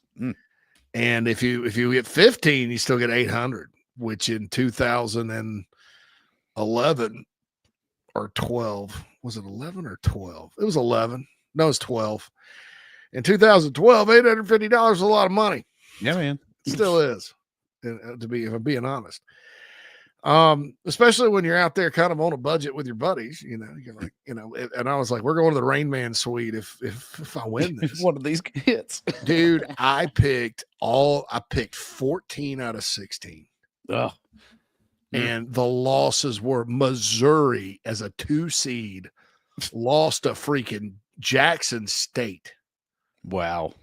Or no, I'm sorry, Norfolk State. My bad. Norfolk State. That was historic. And then Duke, keep in mind, still in the 850. I think it was Marist that they lost to. They lost to somebody from the Northeast. Oh, that sounds right. In Greensboro. Yeah, right. Like right outside their door. There's certain schools out there that take upset losses. Arizona's one of them. You never bet on the Wildcats in the early rounds. And there's some schools you're like, they're pretty up. But, sometimes Michigan State will screw up. Anytime Iowa State's highly seeded, you can't really count them as a high seed. But Duke, especially in Greensboro, that's a layup. And then Missouri was really good that year. I think that was I guess Frank Haith had just taken over from Mike Anderson, but Mike left him a lot of good players. And maybe they won the league. I don't remember. It was 2012. It was or maybe they were still in the Big 12. I'm not sure because they football was their first year in football was 2012. So maybe that was that. But anyway, yeah. So Heartbreak City there. I lost $5, but I felt like I lost so much more. That's right. Right. And then the next year we go out, a different group, still with my buddy Skip, who me and my buddy Skip have gone west several times. He came to the Final Four with me when Carolina got it too. So we're sitting there, and man, I was on a roll. I picked upsets. I think Harvard upset somebody for the second straight year. I picked that. I had the winning ticket in my pocket, and I lost it. Oh no! It's like a $300 win on a $10 bet. So I went home early from that trip. I was like, disgusted, but and I went home for different reasons besides losing my ticket. But I lost $10 basically, but 300 would have been sweet. But nevertheless, it's fun. So I'm good at that. Not so much with the brackets, but to answer your question, I think too, man. When I'm looking at the brackets this year, the 1 seeds, I'm not sure the men's tournament, obviously the 1 seeds, I don't know that they did them any favors, because here's the thing about the 1 seed, about the one, with the NCAA tournament. If you have a team that's historically good, you don't want to play them in the 1 versus 8 or 9, especially if you're not a traditional power. Right. Right. So Auburn, good team, Final Four team recently, best team in the country, not a traditional power. Their second round matchup, potentially Louisville or Creighton. Yeah. And keep in mind, Louisville it's in Lexington, Kentucky. Right. So they basically gave Auburn a damn road game in the second round. They're the number 1 overall seed in the tournament. Use common sense. Why would you do that? And Louisville is one of the historically great basketball programs in this sport. Florida, who plays the aforementioned Norfolk State. Is it the Vikings or Spartans? I think they're the Spartans. So Norfolk State could beat them. No. If they play like, I got them getting through that one. If they play like they did against Carolina, it's probably going to be close. Well, yeah. But Florida, Norfolk State obviously didn't miss Jamari Thomas that much. They still made the tournament. Although South Carolina State should have beaten them. That was sad. So here's who they have to play if they win. UConn, the 2-time defending national champs, they're the 8. And the 9 is Oklahoma from their league. That's never easy to play a team from your league either, because they're not scared of you. Let's flip on over to the Houston Cougars, another team. Never bet on them to win the whole thing. You know why? Because they can't do it. No, I got them bouncing in the second round. I did not agree with John Strickland, who had them, I think, going. Did he have them going all the way? Everybody thinks they're due, and I fell for that a couple of years. I fell for that. They are really good with the metrics, right? And it hadn't mattered that they moved into the Big 12. They've continued to dominate. Kelvin Sampson's a great coach. He's kind of like Rick Barnes, though. They for some reason have not been able to. I think Kelvin went to the Final Four at Oklahoma, and they win a ton, but it's just getting over that. Some guys it just never happens for in the tournament. Listen to what. So they got Southern Illinois Edwardsville the first game. That's not the Salukis. That's the branch campus. Yeah, right. Yeah. Of Southern Illinois University. They need to get some of these teams back to D2, brother. I know. Well, but our rev share is going to move a lot of this stuff around at the mid-major level. In basketball, though, I think, there's an argument for staying D1 because, like this moment for SIU Edwardsville, and then all of a sudden one time you shock the world and maybe you're a 14 and you get the second round, everybody's talking about you. That's good for your school. It's the football programs that go up a level that just chasing money, like App State, so you maybe win the Sun Belt. Maybe you're getting the playoff if you're extra good compared to everybody else. Jesus. But anyway, so Houston and SIU Edwardsville, the winner has to play the winner of Gonzaga, which has a net ranking in the top 10, and Georgia. which when Georgia's playing well, is perfectly capable of beating anybody. Yeah, I like the Zags, man. I haven't watched much, but from the numbers, they look pretty good. Now, I got them facing off at Tennessee at the Elite Eight. Like I got them making a run. Making a run. Making a run. I certainly wouldn't bet on Houston. Clemson could actually come out of this bracket if they beat McNeese. Because you got Purdue, you got a weakened Purdue Pete, right, in the second round if they get past High Point, which apparently is pretty good. And then you got the mighty Houston Cougars that can't get past the Sweet 16 or Elite Eight. And Clemson's old enough and good enough to make it. I hate to say that, but they are. And then Brad Burnell will take the Indiana job. I just keep picking McNeese as the 12 over the 5 for me this year. Like there's always one. It's so tempting. That one, and I like Colorado State versus Memphis on the other side. That's also one that I'm picking. Clemson, Queen of the Cock says Clemson's getting beat in the first round and getting their head coach. Like getting Will Wade. Yeah. That'd be a tremendous hire for man. Yeah, listen, y'all go get Wade. The Brownell's off to Indiana, right? That's not just rumor. That's happening. It's been reported he's up there. I don't know if it's a done deal. Okay. Man, Queen of the Cocks. I don't know that Clemson's that good of a basketball job. Now, if that's his only option to get back to the power level, besides stay at McNeese State, yeah, I'd try to hire him. I'd throw whatever I could at him to get him. So, yeah, Clemson definitely would want him. Who wouldn't? He's an alum. Yeah, a Clemson alum. So was a student manager at Clemson. So there you go. But I think Will Wade may end up at NC State. I think Villanova may affect that coaching search. Something else will come open at some point. I don't think administrators should be too picky when with the strong ass deal thing, Yeah, right. I mean, everybody's making those. That's actually a positive. So Duke didn't get quite as shafted, but I'll remind everyone, Mississippi State's a good SEC basketball team, and they're the 8 opposite Duke.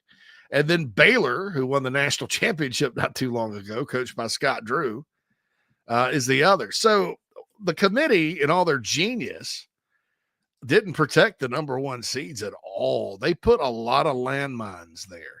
Whereas, Phil, the 7-10s and things like that. All right, so let's look at the 7-10s. Bama is a 2. Yep. They play the winner of St. Mary's and Vanderbilt. Both of those teams are dangerous at times. I think as long as Bama didn't have one of their cold shooting days, which if Bama shoots cold, Bama could lose to anybody. Yeah. They could lose to Robert Morris. Right. But I got Bama over Vanderbilt in that one, and then losing to Wisconsin.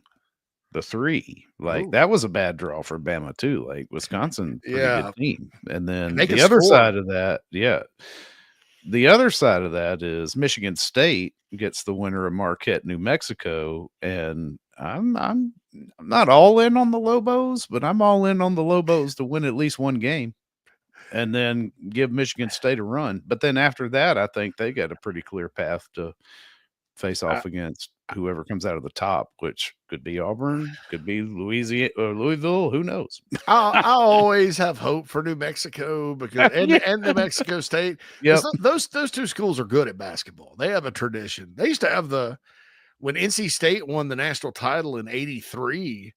They had the national championship, the Final Four at the Pit in Albuquerque. I mean, it used to be a big time arena. And I always have hope for them. And by God, like last year, remember they played Clemson in the first round? Yeah. And everybody's like, Clemson's going down. They're going down. And Clemson blew them out of the water. It was not close. Rick Pitino's son, Richard, coaches at New Mexico, by the way. Good coach. Really good coach. But, okay, so Tennessee, if they get past Wofford, they got to play the winner of UCLA and Utah State. Now, UCLA coach Mick Cronin has been disgruntled and angry the entire year because they're in the Big Ten. The news just surfaced that he may be shocker play for the Villanova job. How focused are they really going to be? Utah State's probably going to beat them. And then Tennessee, Utah State's probably no match for Tennessee. Certainly better than having to play Gonzaga or Connecticut in the second round or Baylor. Right. I mean, what crazy glue sniffers have decided this was accurate? I mean, hey, Bubba, as long as the Tar Heels get in, right, Bubba? Yeah, that's right. Yeah, go on, Bubba. How much money did you make for yourself on Sunday night while you walked out of the room?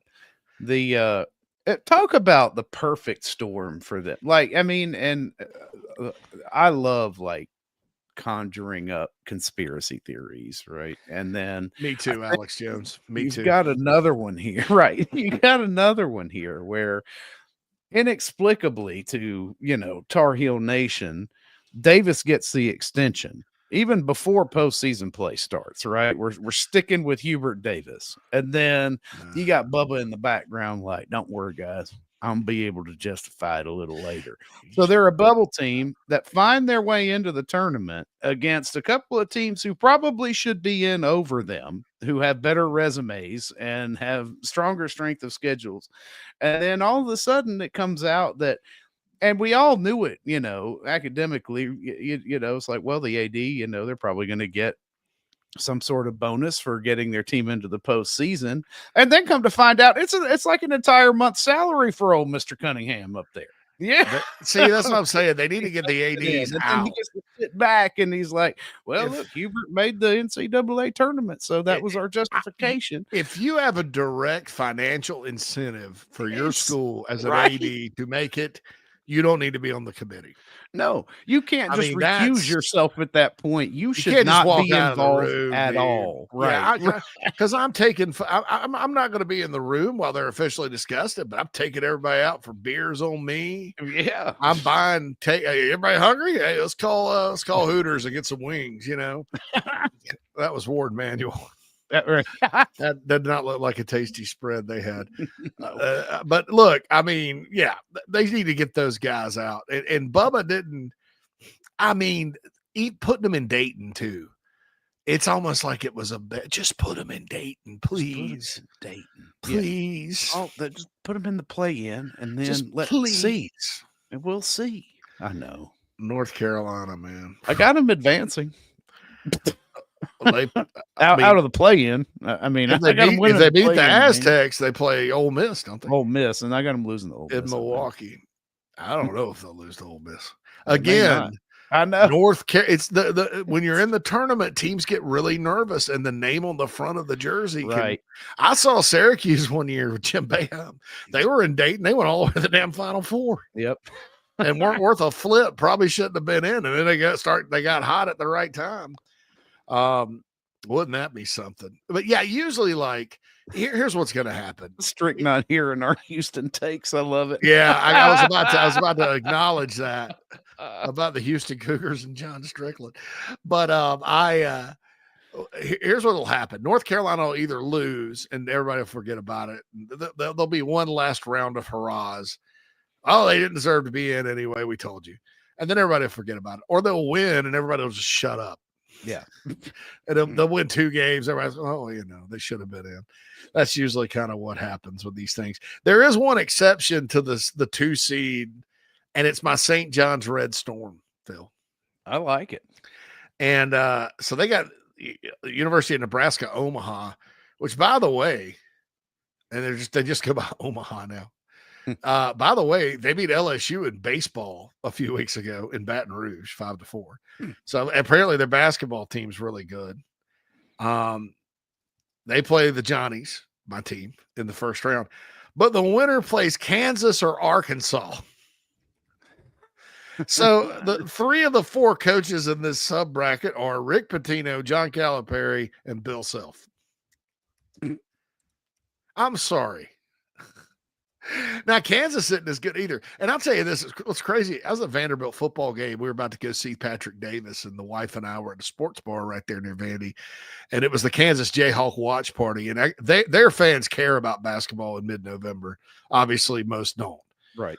But in North Carolina played Kansas at Allen Fieldhouse. It was one of the best games I've ever seen basketball-wise. I wasn't all that into it because it's football season, but man, it was 92-89. North Carolina comes back to get the lead. Kansas, it's a really good game.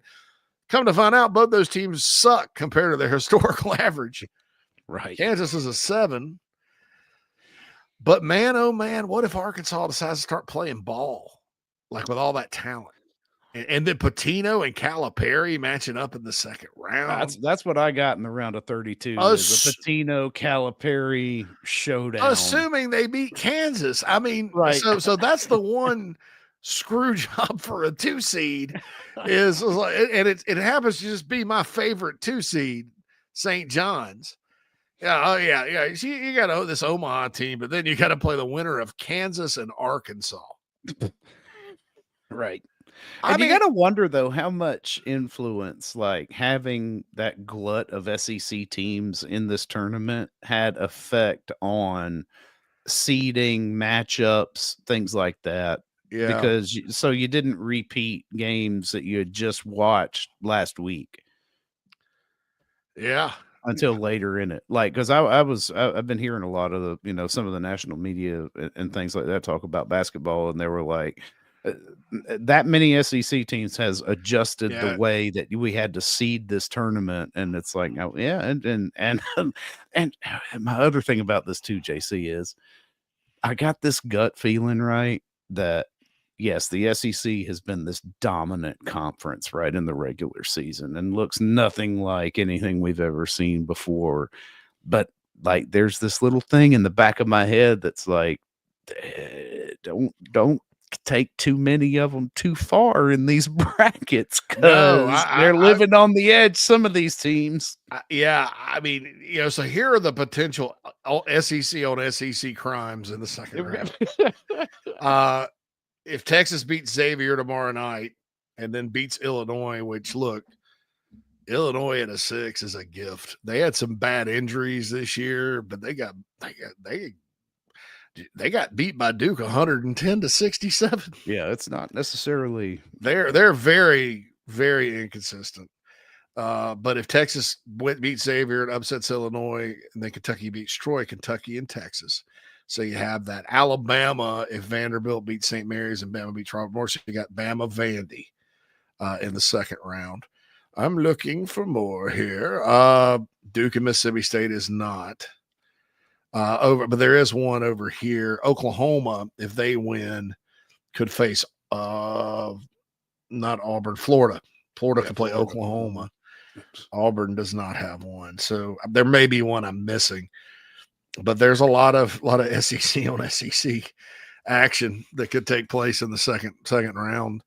And they usually try to avoid that. But like, all right, so the 7-10 thing. All right, so if I am St. John's, for purposes of the NCAA tournament, I would much rather play like either, and I'll even take teams that are seated higher. Say they were hypothetically the 7-10. I would much rather play like Maryland or Missouri or Memphis or Texas Tech in the tournament than Kansas or Arkansas. In the tournament, I would just rather do that. I know those teams have better metrics and are higher. I would just much rather do that. Ole Miss and Iowa State are the 3 and 6. Dude, if I'm Auburn, man, please give me Iowa State or Marquette in Lexington, or even Ole Miss in a rematch over Louisville or Creighton, especially Louisville. I mean, there's going to be a sea of red there. That place will be packed. Auburn fans will travel too, though. I mean, we saw that in Columbia. So it's what? So you go up to Atlanta from Auburn and straight up 75 to Lexington. That's not going to be a bad trip for War Eagle Nation. So, I mean, they took a big crowd to Minneapolis for the Final Four a couple years back. So that maybe Louisville won't cram them out. I think it'd be a heck of an atmosphere though, if that's the matchup. Yeah. Well, but I'll tell you this, Pat Kelsey doesn't care about Bruce Pearl. No. He doesn't care about Auburn. He ain't gonna care. No. That dude's just gonna go right at him. Yeah, it's like you got to bake that into like making these picks, especially in the tournament. It was like, well, who's coaching them? Because that's when it really kind of matters. Like, who's got that experience? Who knows how to draw it up? Who's got the feel for this kind of thing? Yeah. Yeah. They should call that the Bobby Petrino game. Auburn and Louisville. Auburn and Louisville. Remember that time that Senator Tommy Tuberville will chime in on it. Like, yeah, I remember that one time they planted Bobby Petrino in a potted plant and threw him at my house. And they say that, the potted plant people are coming out. So we better write some legislation to make sure the potted plant people don't affect our yards and lawns, because Bobby Petrino is a good gardener. And I know that because when I coached college football at Auburn, there was all that rumor about those potted plants taking over my program. And you should be able to go back to the days of paying players where I could hoard players and threaten them with their life and take all their money if they leave, and I can just make them stay and develop them. And nobody else like South Carolina will get any players. Yeah. Of course, I got to keep me around because I got a buyout bigger than they can afford right now with all the rev share. That's exactly what I heard when he started going after Indiana. Because, in his mind, even though he coached at places like Ole Miss, Cincinnati, Texas Tech, if you will, in his mind, the world is not the same if the Blue Bloods can't hoard all the players now. That's right. That's like somebody being like, if I can't eat a buffet, I don't want to eat. It's just wrong. That's right. That we went to family style. You're going to limit my instead options. of the buffet. So I can sneak a bunch of put macaroni and cheese in that napkin and take it in my purse.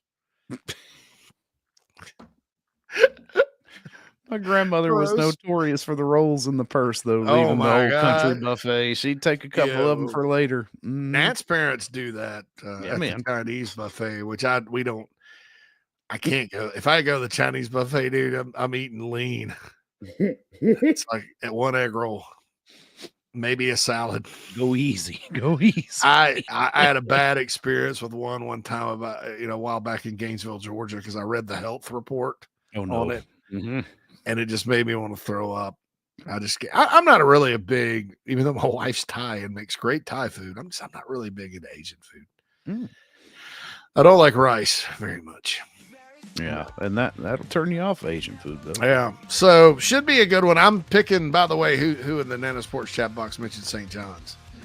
I'm picking St. John's. Kenny asked, do you have guys making St. John's making it to the Elite Eight? I do. I have them making it all the way and winning the whole thing. Oh, all in on St. I told you guys. I love it. Yeah, I'm man. That was the Red Storm. Yeah. I got some Red Storm gear I'm going to wear on Friday. By the way, only 1 hour show on Friday. Me and Phil are going to pop in. I'm going to pop out. Outside shot, I'm broadcasting on location somewhere. Oh, yeah. Cam's got St. John's in the Final Four. And that is sort of a heart pick. You look at their team, Phil, they've played a lot of close ones. Yeah. And they're very gutsy. Sometimes those teams go down, right? But I think that we all would like to see that. And Cam's spot on right there. I want the old man to win it. The Godfather. It wouldn't hurt me. Especially after his epic speech this year. It's like, he's like Stallone with like reintroduced everybody to Patino, right? Yeah. Like, yeah. This is what you're missing out on. Yeah. Man, I like it. I do have them. I got them going to the Elite Eight and Florida taking them down. He flat out wins, brother. That he guy's might, a man. winner. I know he does, man. I don't care what he did with his secretary. Right. Or whatever, whoever. Right. I mean, he's still married. Obviously, he's fixed his marriage. I don't care what he had, shenanigans he had going on with Adidas. I don't care what Louisville thinks of him. Nope. I like the guy. Because all that's legal now. He's thriving. Yeah. Bruin says strippers in the locker room after the championship. There's nothing wrong with that. Yeah, listen. I mean, look, you don't think I'll guarantee you players go to the strip club. It isn't a, conscript cadre of strippers. They're willingly there. I don't know, man. The stripper industry's gone downhill because of OnlyFans. That's right, yeah. It's actually an OnlyFans stream that they pump into the locker room nowadays. It has made Hooters the bottom of the barrel because everybody keeps moving up into AAA. Shoot, buddy. All I right. almost said conscript cadre of coquettes, but I didn't want to pass any judgments on the ladies. And, no, they might be working their way they're through just school. they're good. Yeah, they coquettes are different, but yeah, but if you took the Gamecocks out of it, that would be a hell of a. Like, you took the dance team of Carolina out of it, just a coquettes. That's a good. Well, they're the coquettes, so that's right. I mean, that, or do they call? I call them the they don't. coquettes. They do. I do. They do. Say it fast. They? It sounds like yeah. coquette. Yeah, but they do a fantastic job. We're gonna have the final hour or half hour of Inside the Gamecocks The Show on Terrible Tuesday. I'm gonna start calling it Terrible Tuesday. Don't forget, it's almost golf season. PalmettoGolfing.com. That's Palmetto Golf and Belts. Proud sponsor of Inside the Gamecocks The Show. TheBigSpur.com. Brandon is a Gamecock that owns it. You get those nice belts. They're high quality for cheap. They won't cost less than $100. They're usually $150. PalmettoGolfing.com, and we'll be back after these messages to wrap things up on the show. It's gone! That ball is going to be out of here! Fair ball in the corner! The atmosphere in Founders Park is electric. There's nothing like being loud and proud for our Gamecocks. Gamecock Traditions proudly supports Carolina baseball and wants you to look your best while you're at the ballpark.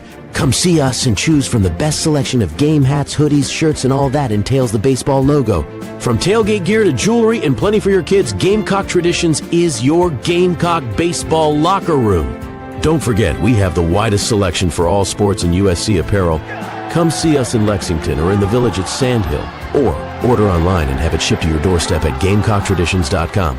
Go Gamecocks! When you bundle home and auto, good things can happen. You get a local agent who can help you choose the right coverage for you at a price that's right for you. Call State Farm agent Tony Pope today. Nana's Porch presents a Southern staple delivered right to your doorstep. Nana's Porch locally crafted pimento cheese has been a hit for years at weddings, tailgates, and other events. Now you can order online and have it sent to your home. Visit nanasporch.com. That's nanasporch.com and click the pimento cheese tab to choose between their original pimento cheese and their jalapeno smoked pimento cheese set. nanasporch.com, man, that's good.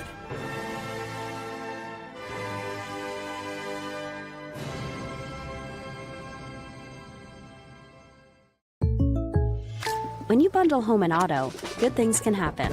You get a local agent who can help you choose the right coverage for you at a price that's right for you.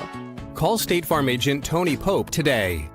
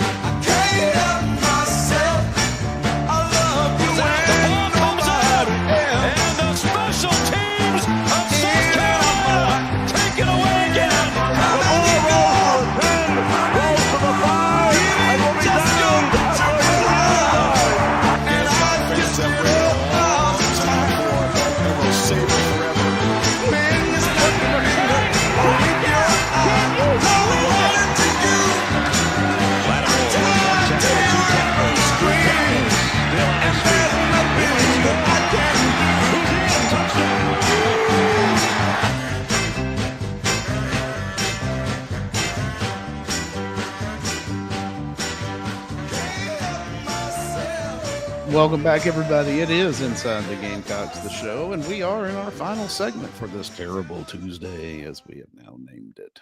We've got any more updates coming out of Pro Day, JC? Have we heard anything or anything we can say? I have not seen anything, but I haven't looked. I did want to read the text from Strick because we never did that. So here, because I believe in debate, and so here we go. He says Houston's in the past 4 years. Houston Cougars, Final Four, Elite Eight twice, and the Sweet 16 4 times. Just saying. At that Final Four one, is the one that put a bad taste in my mouth because I was all in on Houston that year. I was like, oh, yeah, here we go. This is it. This team is perfectly assembled, has everything you need, and then they got bounced in the Final Four.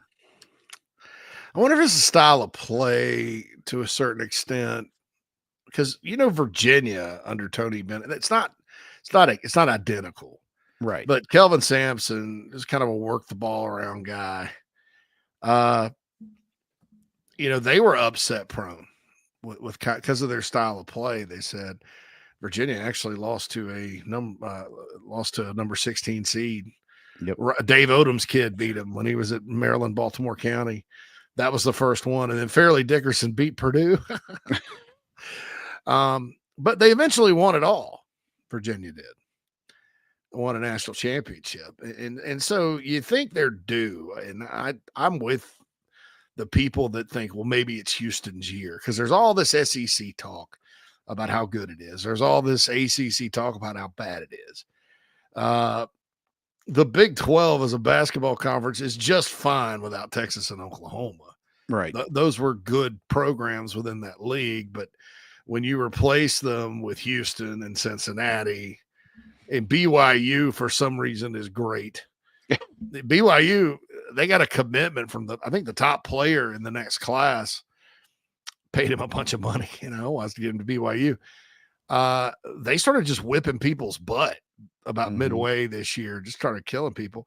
So when you have programs like that for basketball, plus Arizona, and then Colorado's not terrible. Arizona State should be better. Utah's been to Final Fours.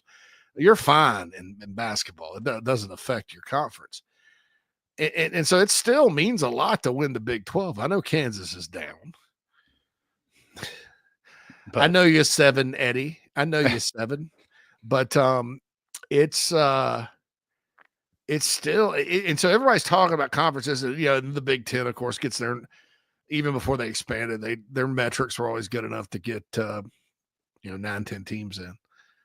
So now, it would be the right year with all the conference hype for a really good team from the Big 12 to win the whole thing. Right. And a team that everybody in college basketball thinks is due. Is this the year? That's why I put 2 not SEC teams in my Final Four. I was just like, something's got to break. And maybe I can convince myself into Houston over the next 24 hours. It's a tournament sport, man. It felt weird putting Duke as the winner because that's who I've got in at least the one I'm looking at now. Duke winning it all. But I mean, I wish we had more info about Flag, but we don't have to know his injury situation because this is not conference play. I don't even know if the ACC does that. But if he's healthy, they're going to be a tough out. They're good. Yeah, But speaking of due, I got Michigan State in my Final Four because it's one of those, if Izzo is due, he's due now. Or this could be one of those where maybe the game has evolved past what he does, past his postseason magic. So we'll see. But I'm betting on Tom Izzo, at least that far. Oh man. God, there are some people on YouTube, man. I don't ever read the YouTube comments. Oh, I know. This guy, if this had been Kingston's team, y'all would have crucified him for the team's bad play down the stretch. I don't remember us ever going after Mark Kingston. No. I mean, not on the show. Not even on the best. I never did. Because it really wasn't clear as to whether or not he was coming back until they got bounced. Right. And there's a lot of difference in a first-year head coach here at, Carolina with a proven winning track record elsewhere, and Kingston 6 years into his job and still putting out what he was putting out. Wasn't it 6? I just don't think everything that goes wrong in a baseball game or any game that you could just blame it all on coaching. No. To me, that's intellectually dishonest. Yeah. And that's an easy cop out, Guess what? They blew the baseball game because of the players. Good players that all year have made plays.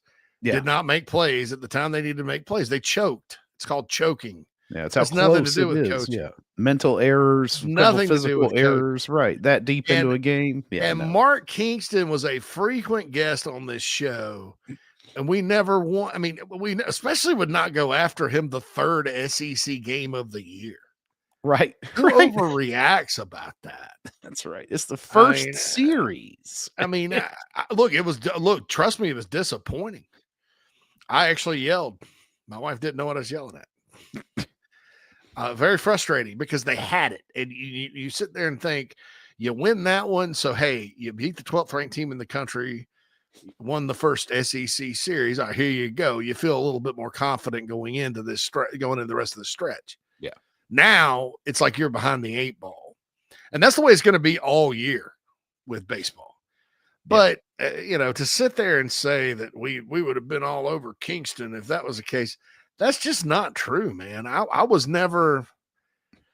I mean, I thought there were times during the Kingston era that hey, maybe they should go ahead and make a change. But I liked the guy, and not just me, the whole show. I don't remember anybody going after Mark Kingston on this show. Mike, Morgan, Jamie, because it's on the Mike and Jamie video. I'm gonna have to respond to this guy. Jay Fruit says Carolina fans, that's who overreacts. Very small part of them, but they're very vocal, especially in places like Facebook, X, the YouTube. 99% of our YouTube comments are great.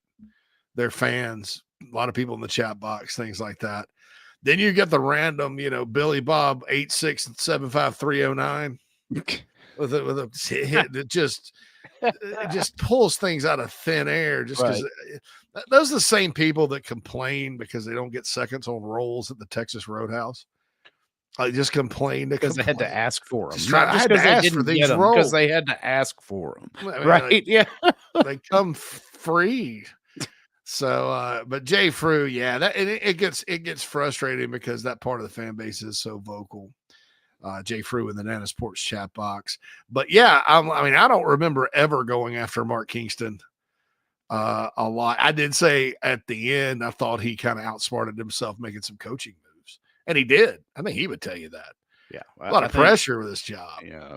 I mean, some of that lineup tinkering that was going on late in the season and things like that, when it wasn't like injury driven, you're like, man, you are way overthinking this. Maybe I don't know. and the previous year in 2023, I thought Mark Kingston did his best coaching job here because that team got off to such a great start, and then everybody got hurt. Yeah, for everybody's a while. hurt, right? And he held the ship together. He didn't panic, and they ended up having a nice run. If they weren't seated where they were, opposite the team they were, they had a chance to make it to Omaha.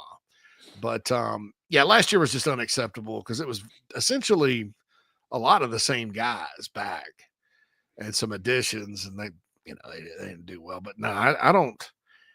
I don't know. Maybe this guy was responding to Mike, and Mike's always talking about don't blame the coach, almost to the nth sometimes.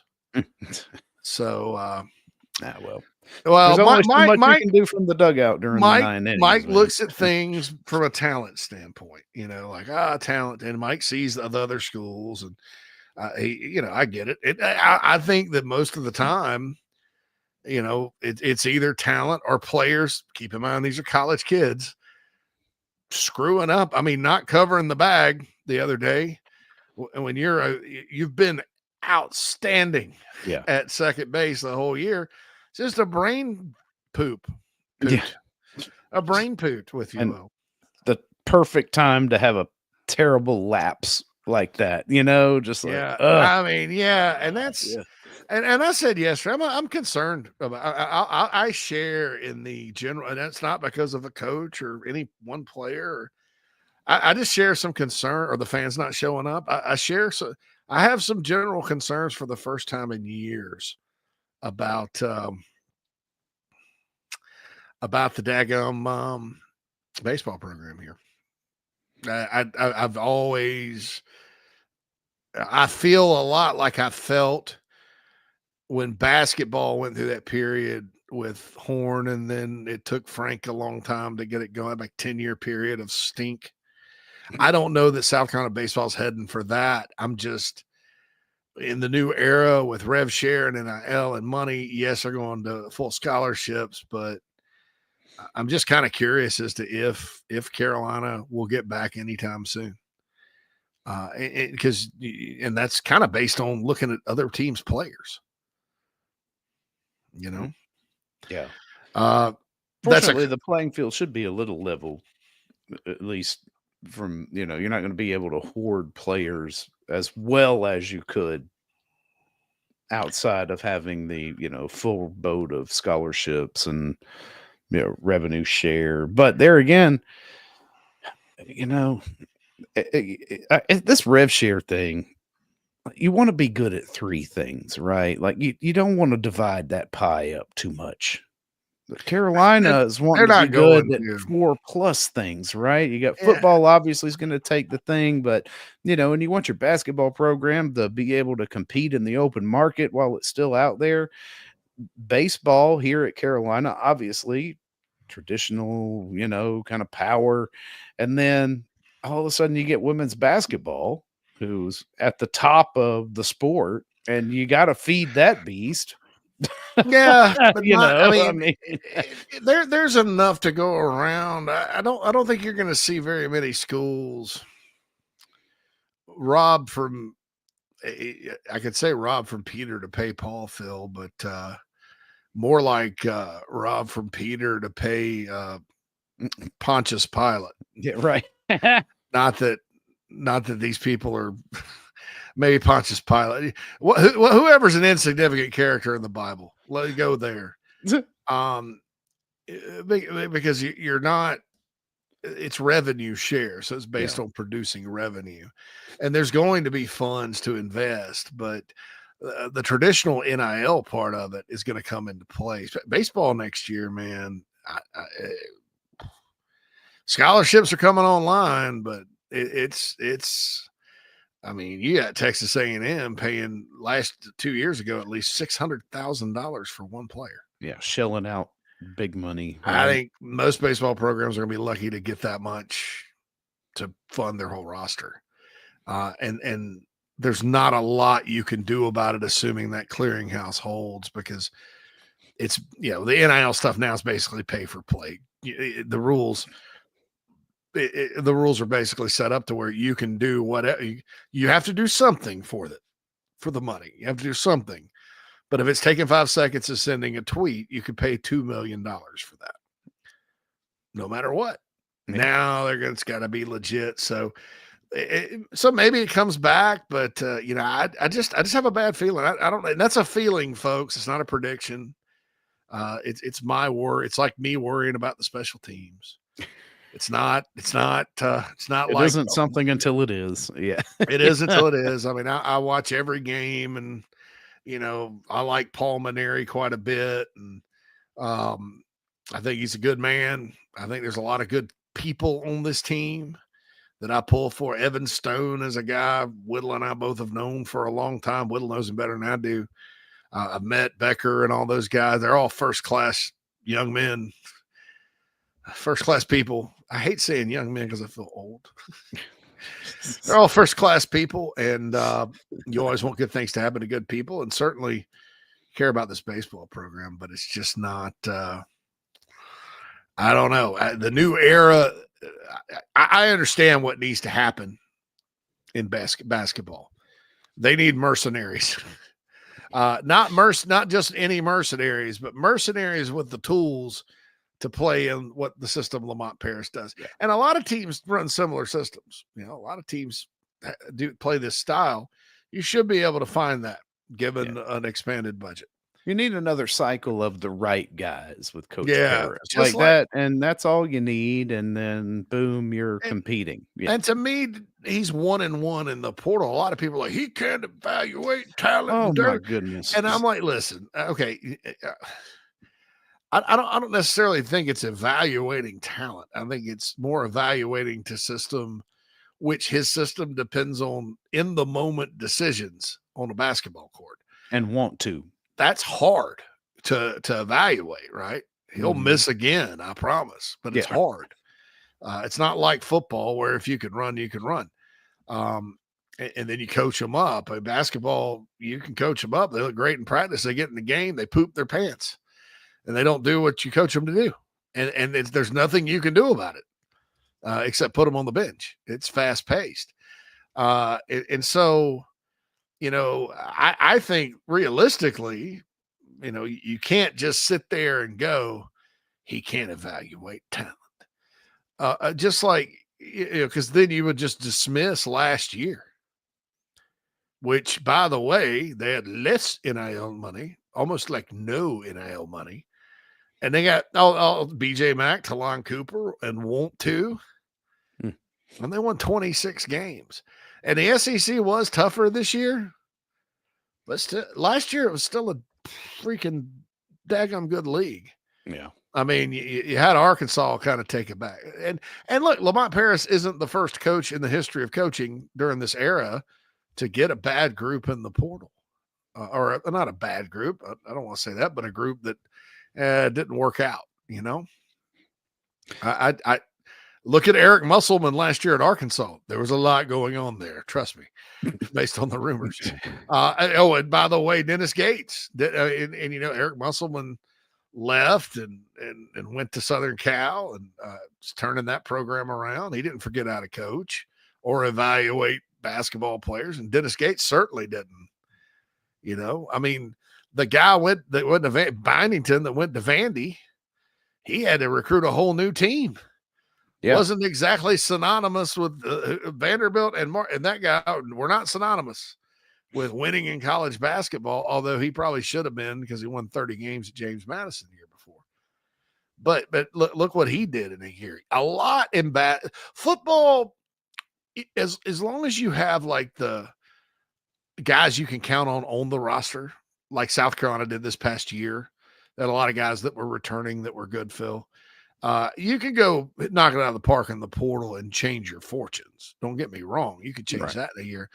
But, in basketball, you can get a whole new team. And, you can go buy you a starting five. Yes, and depending on how many resources you have, you can go buy you a Fab Five. Yes, you can, Brett. Yes, you can. Yes, you can. So I think it speaks to like how developmental the sport is anyway, because you can find high school seniors out there who have the skill set and the wherewithal to play at the professional level, right? I mean, it just is what it is in basketball. It's a little different when you're looking at football, right? I mean, it's the same in baseball. You can go find high school talent that is good enough to just bypass college altogether. And it happens every year with some of these guys that, they get picked and drafted by the MLB right out of high school. It just happens. Yeah. So in baseball, you got to work your way up through the minors and stuff too. Yeah. But still, I mean, they actually have a minor league as opposed to using college as the minor league. But a lot of guys come out of college now, though, and for baseball. Yeah, exactly. Yeah. But because now it's like it's just shifted because you can get that, in college without having to be a guy at a JUCO or whatever, and because traditionally it was high school and JUCO, and not quite so many guys went the college route or the traditional university route, and now it's kind of shifted a little bit because, hey, who doesn't want a more polished prospect if you're paying out all these millions of dollars to your organization? Yeah, no doubt, man. Especially I think this too, at college baseball, Phil, you can go out and build a lineup through the portal. Maybe you have some guys left. You got 9, you got to put 9 out there. You got to think about defense. You got to think about a starting rotation. That's not as hard, I think, as in football. As football, you're constantly projecting because you play so few games. Yep. Right. The sample size is so much smaller. If you want to go scout baseball, there's hundreds of games you can go watch. Basketball as well, although they don't play defense in some of them. Football, it's like, okay, we got this, and then you don't know the circumstance in a given game. I mean, you have D tackles at the high school level that are so big and athletic, they just mail it in. They don't care. Right. And so their film's not going to be that good, except for you see those two plays they try, and you're like, holy camole, and takes but plays off. It's like, different. And I look, I think you can make mistakes in the college football transfer portal too. I've seen a lot of teams do that. Yeah, I mean, our latest case in point, Florida State. Florida State did it. I thought that, there was Southern Cal spent all this money getting high character guys like Bear Alexander.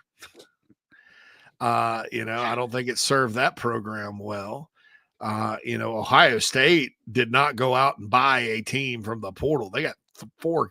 They only took 6 guys. One was Keenan Nelson, right, who didn't play. They got a quarterback.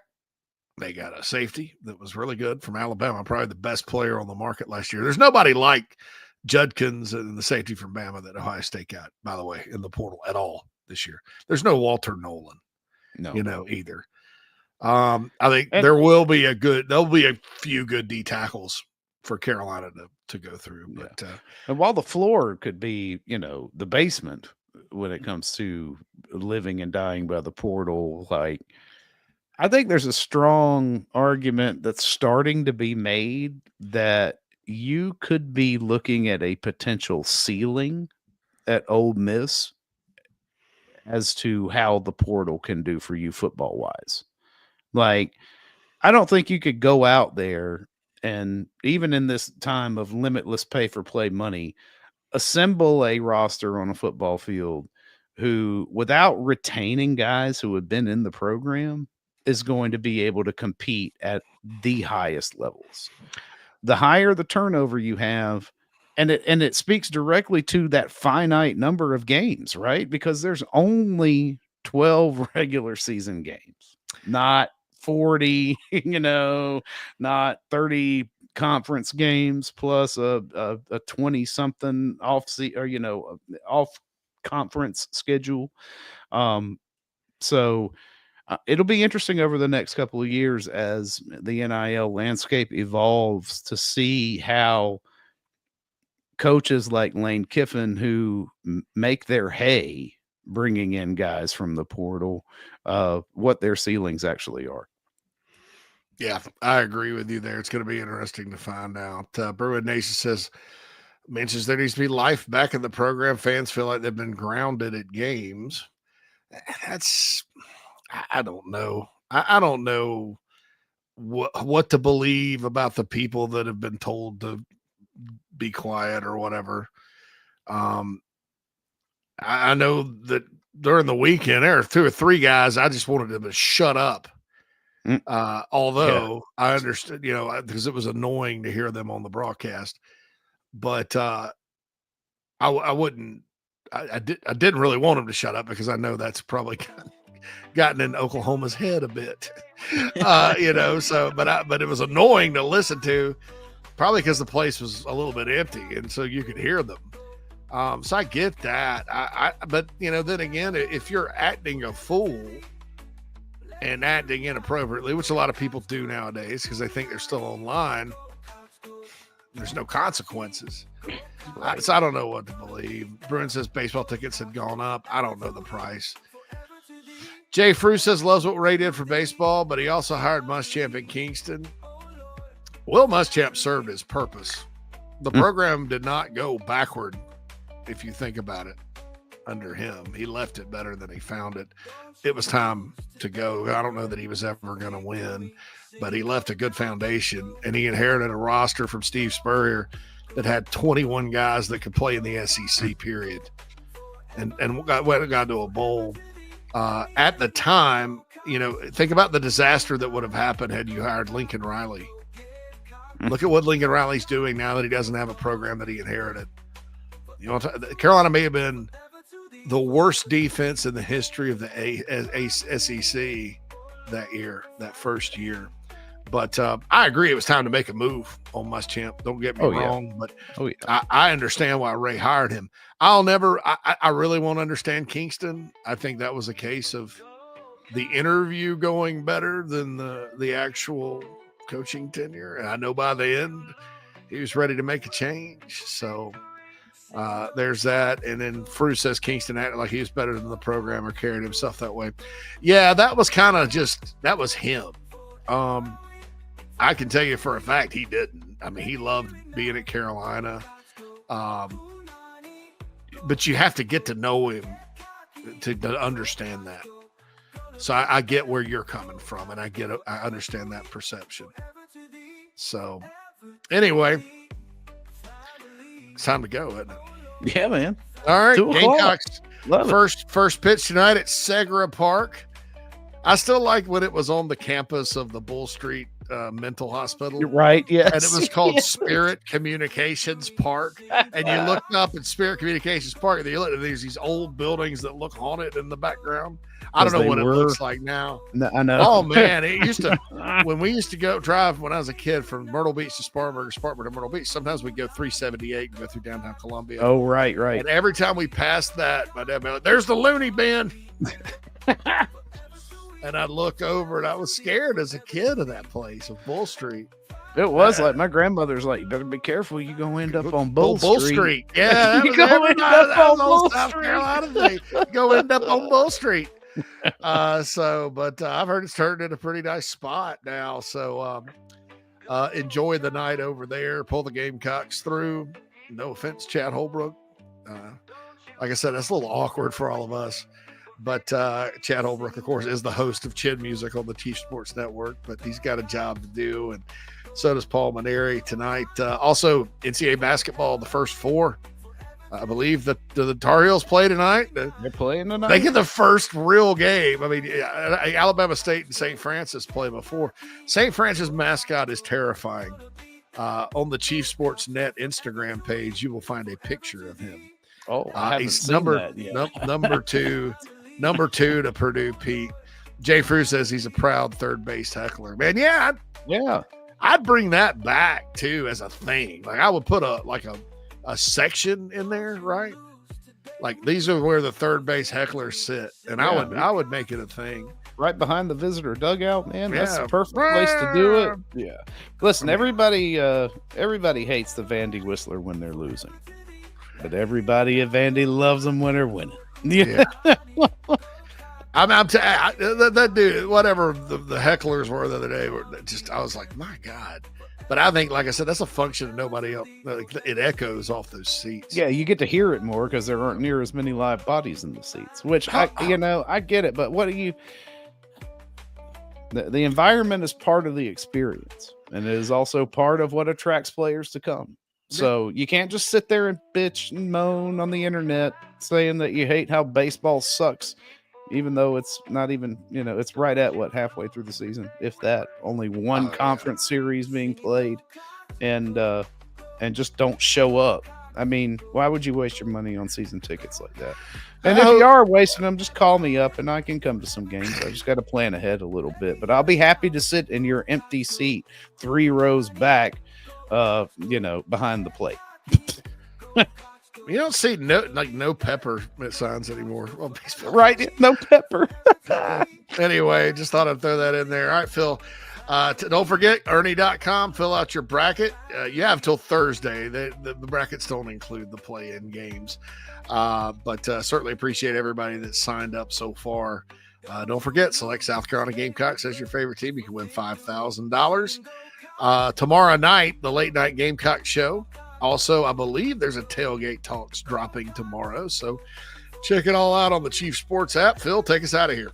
Yeah, we should. We've got to walk through the night with Joe Machika. He will join us here on the show tomorrow, right at 12:30, to talk some women's basketball as they prepare for their NCAA tournament run. Will Crow, of course, co-hosts on Wednesday on the morning show. Everybody tune in tonight, 6:30, I believe, is first pitch, so it'll be about 6:15. You can catch Derek and Stewart talking the game against the College at Segra Park for baseball. Everybody enjoy the rest of your day. Hope Tuesday turns around for you, and go Cougars.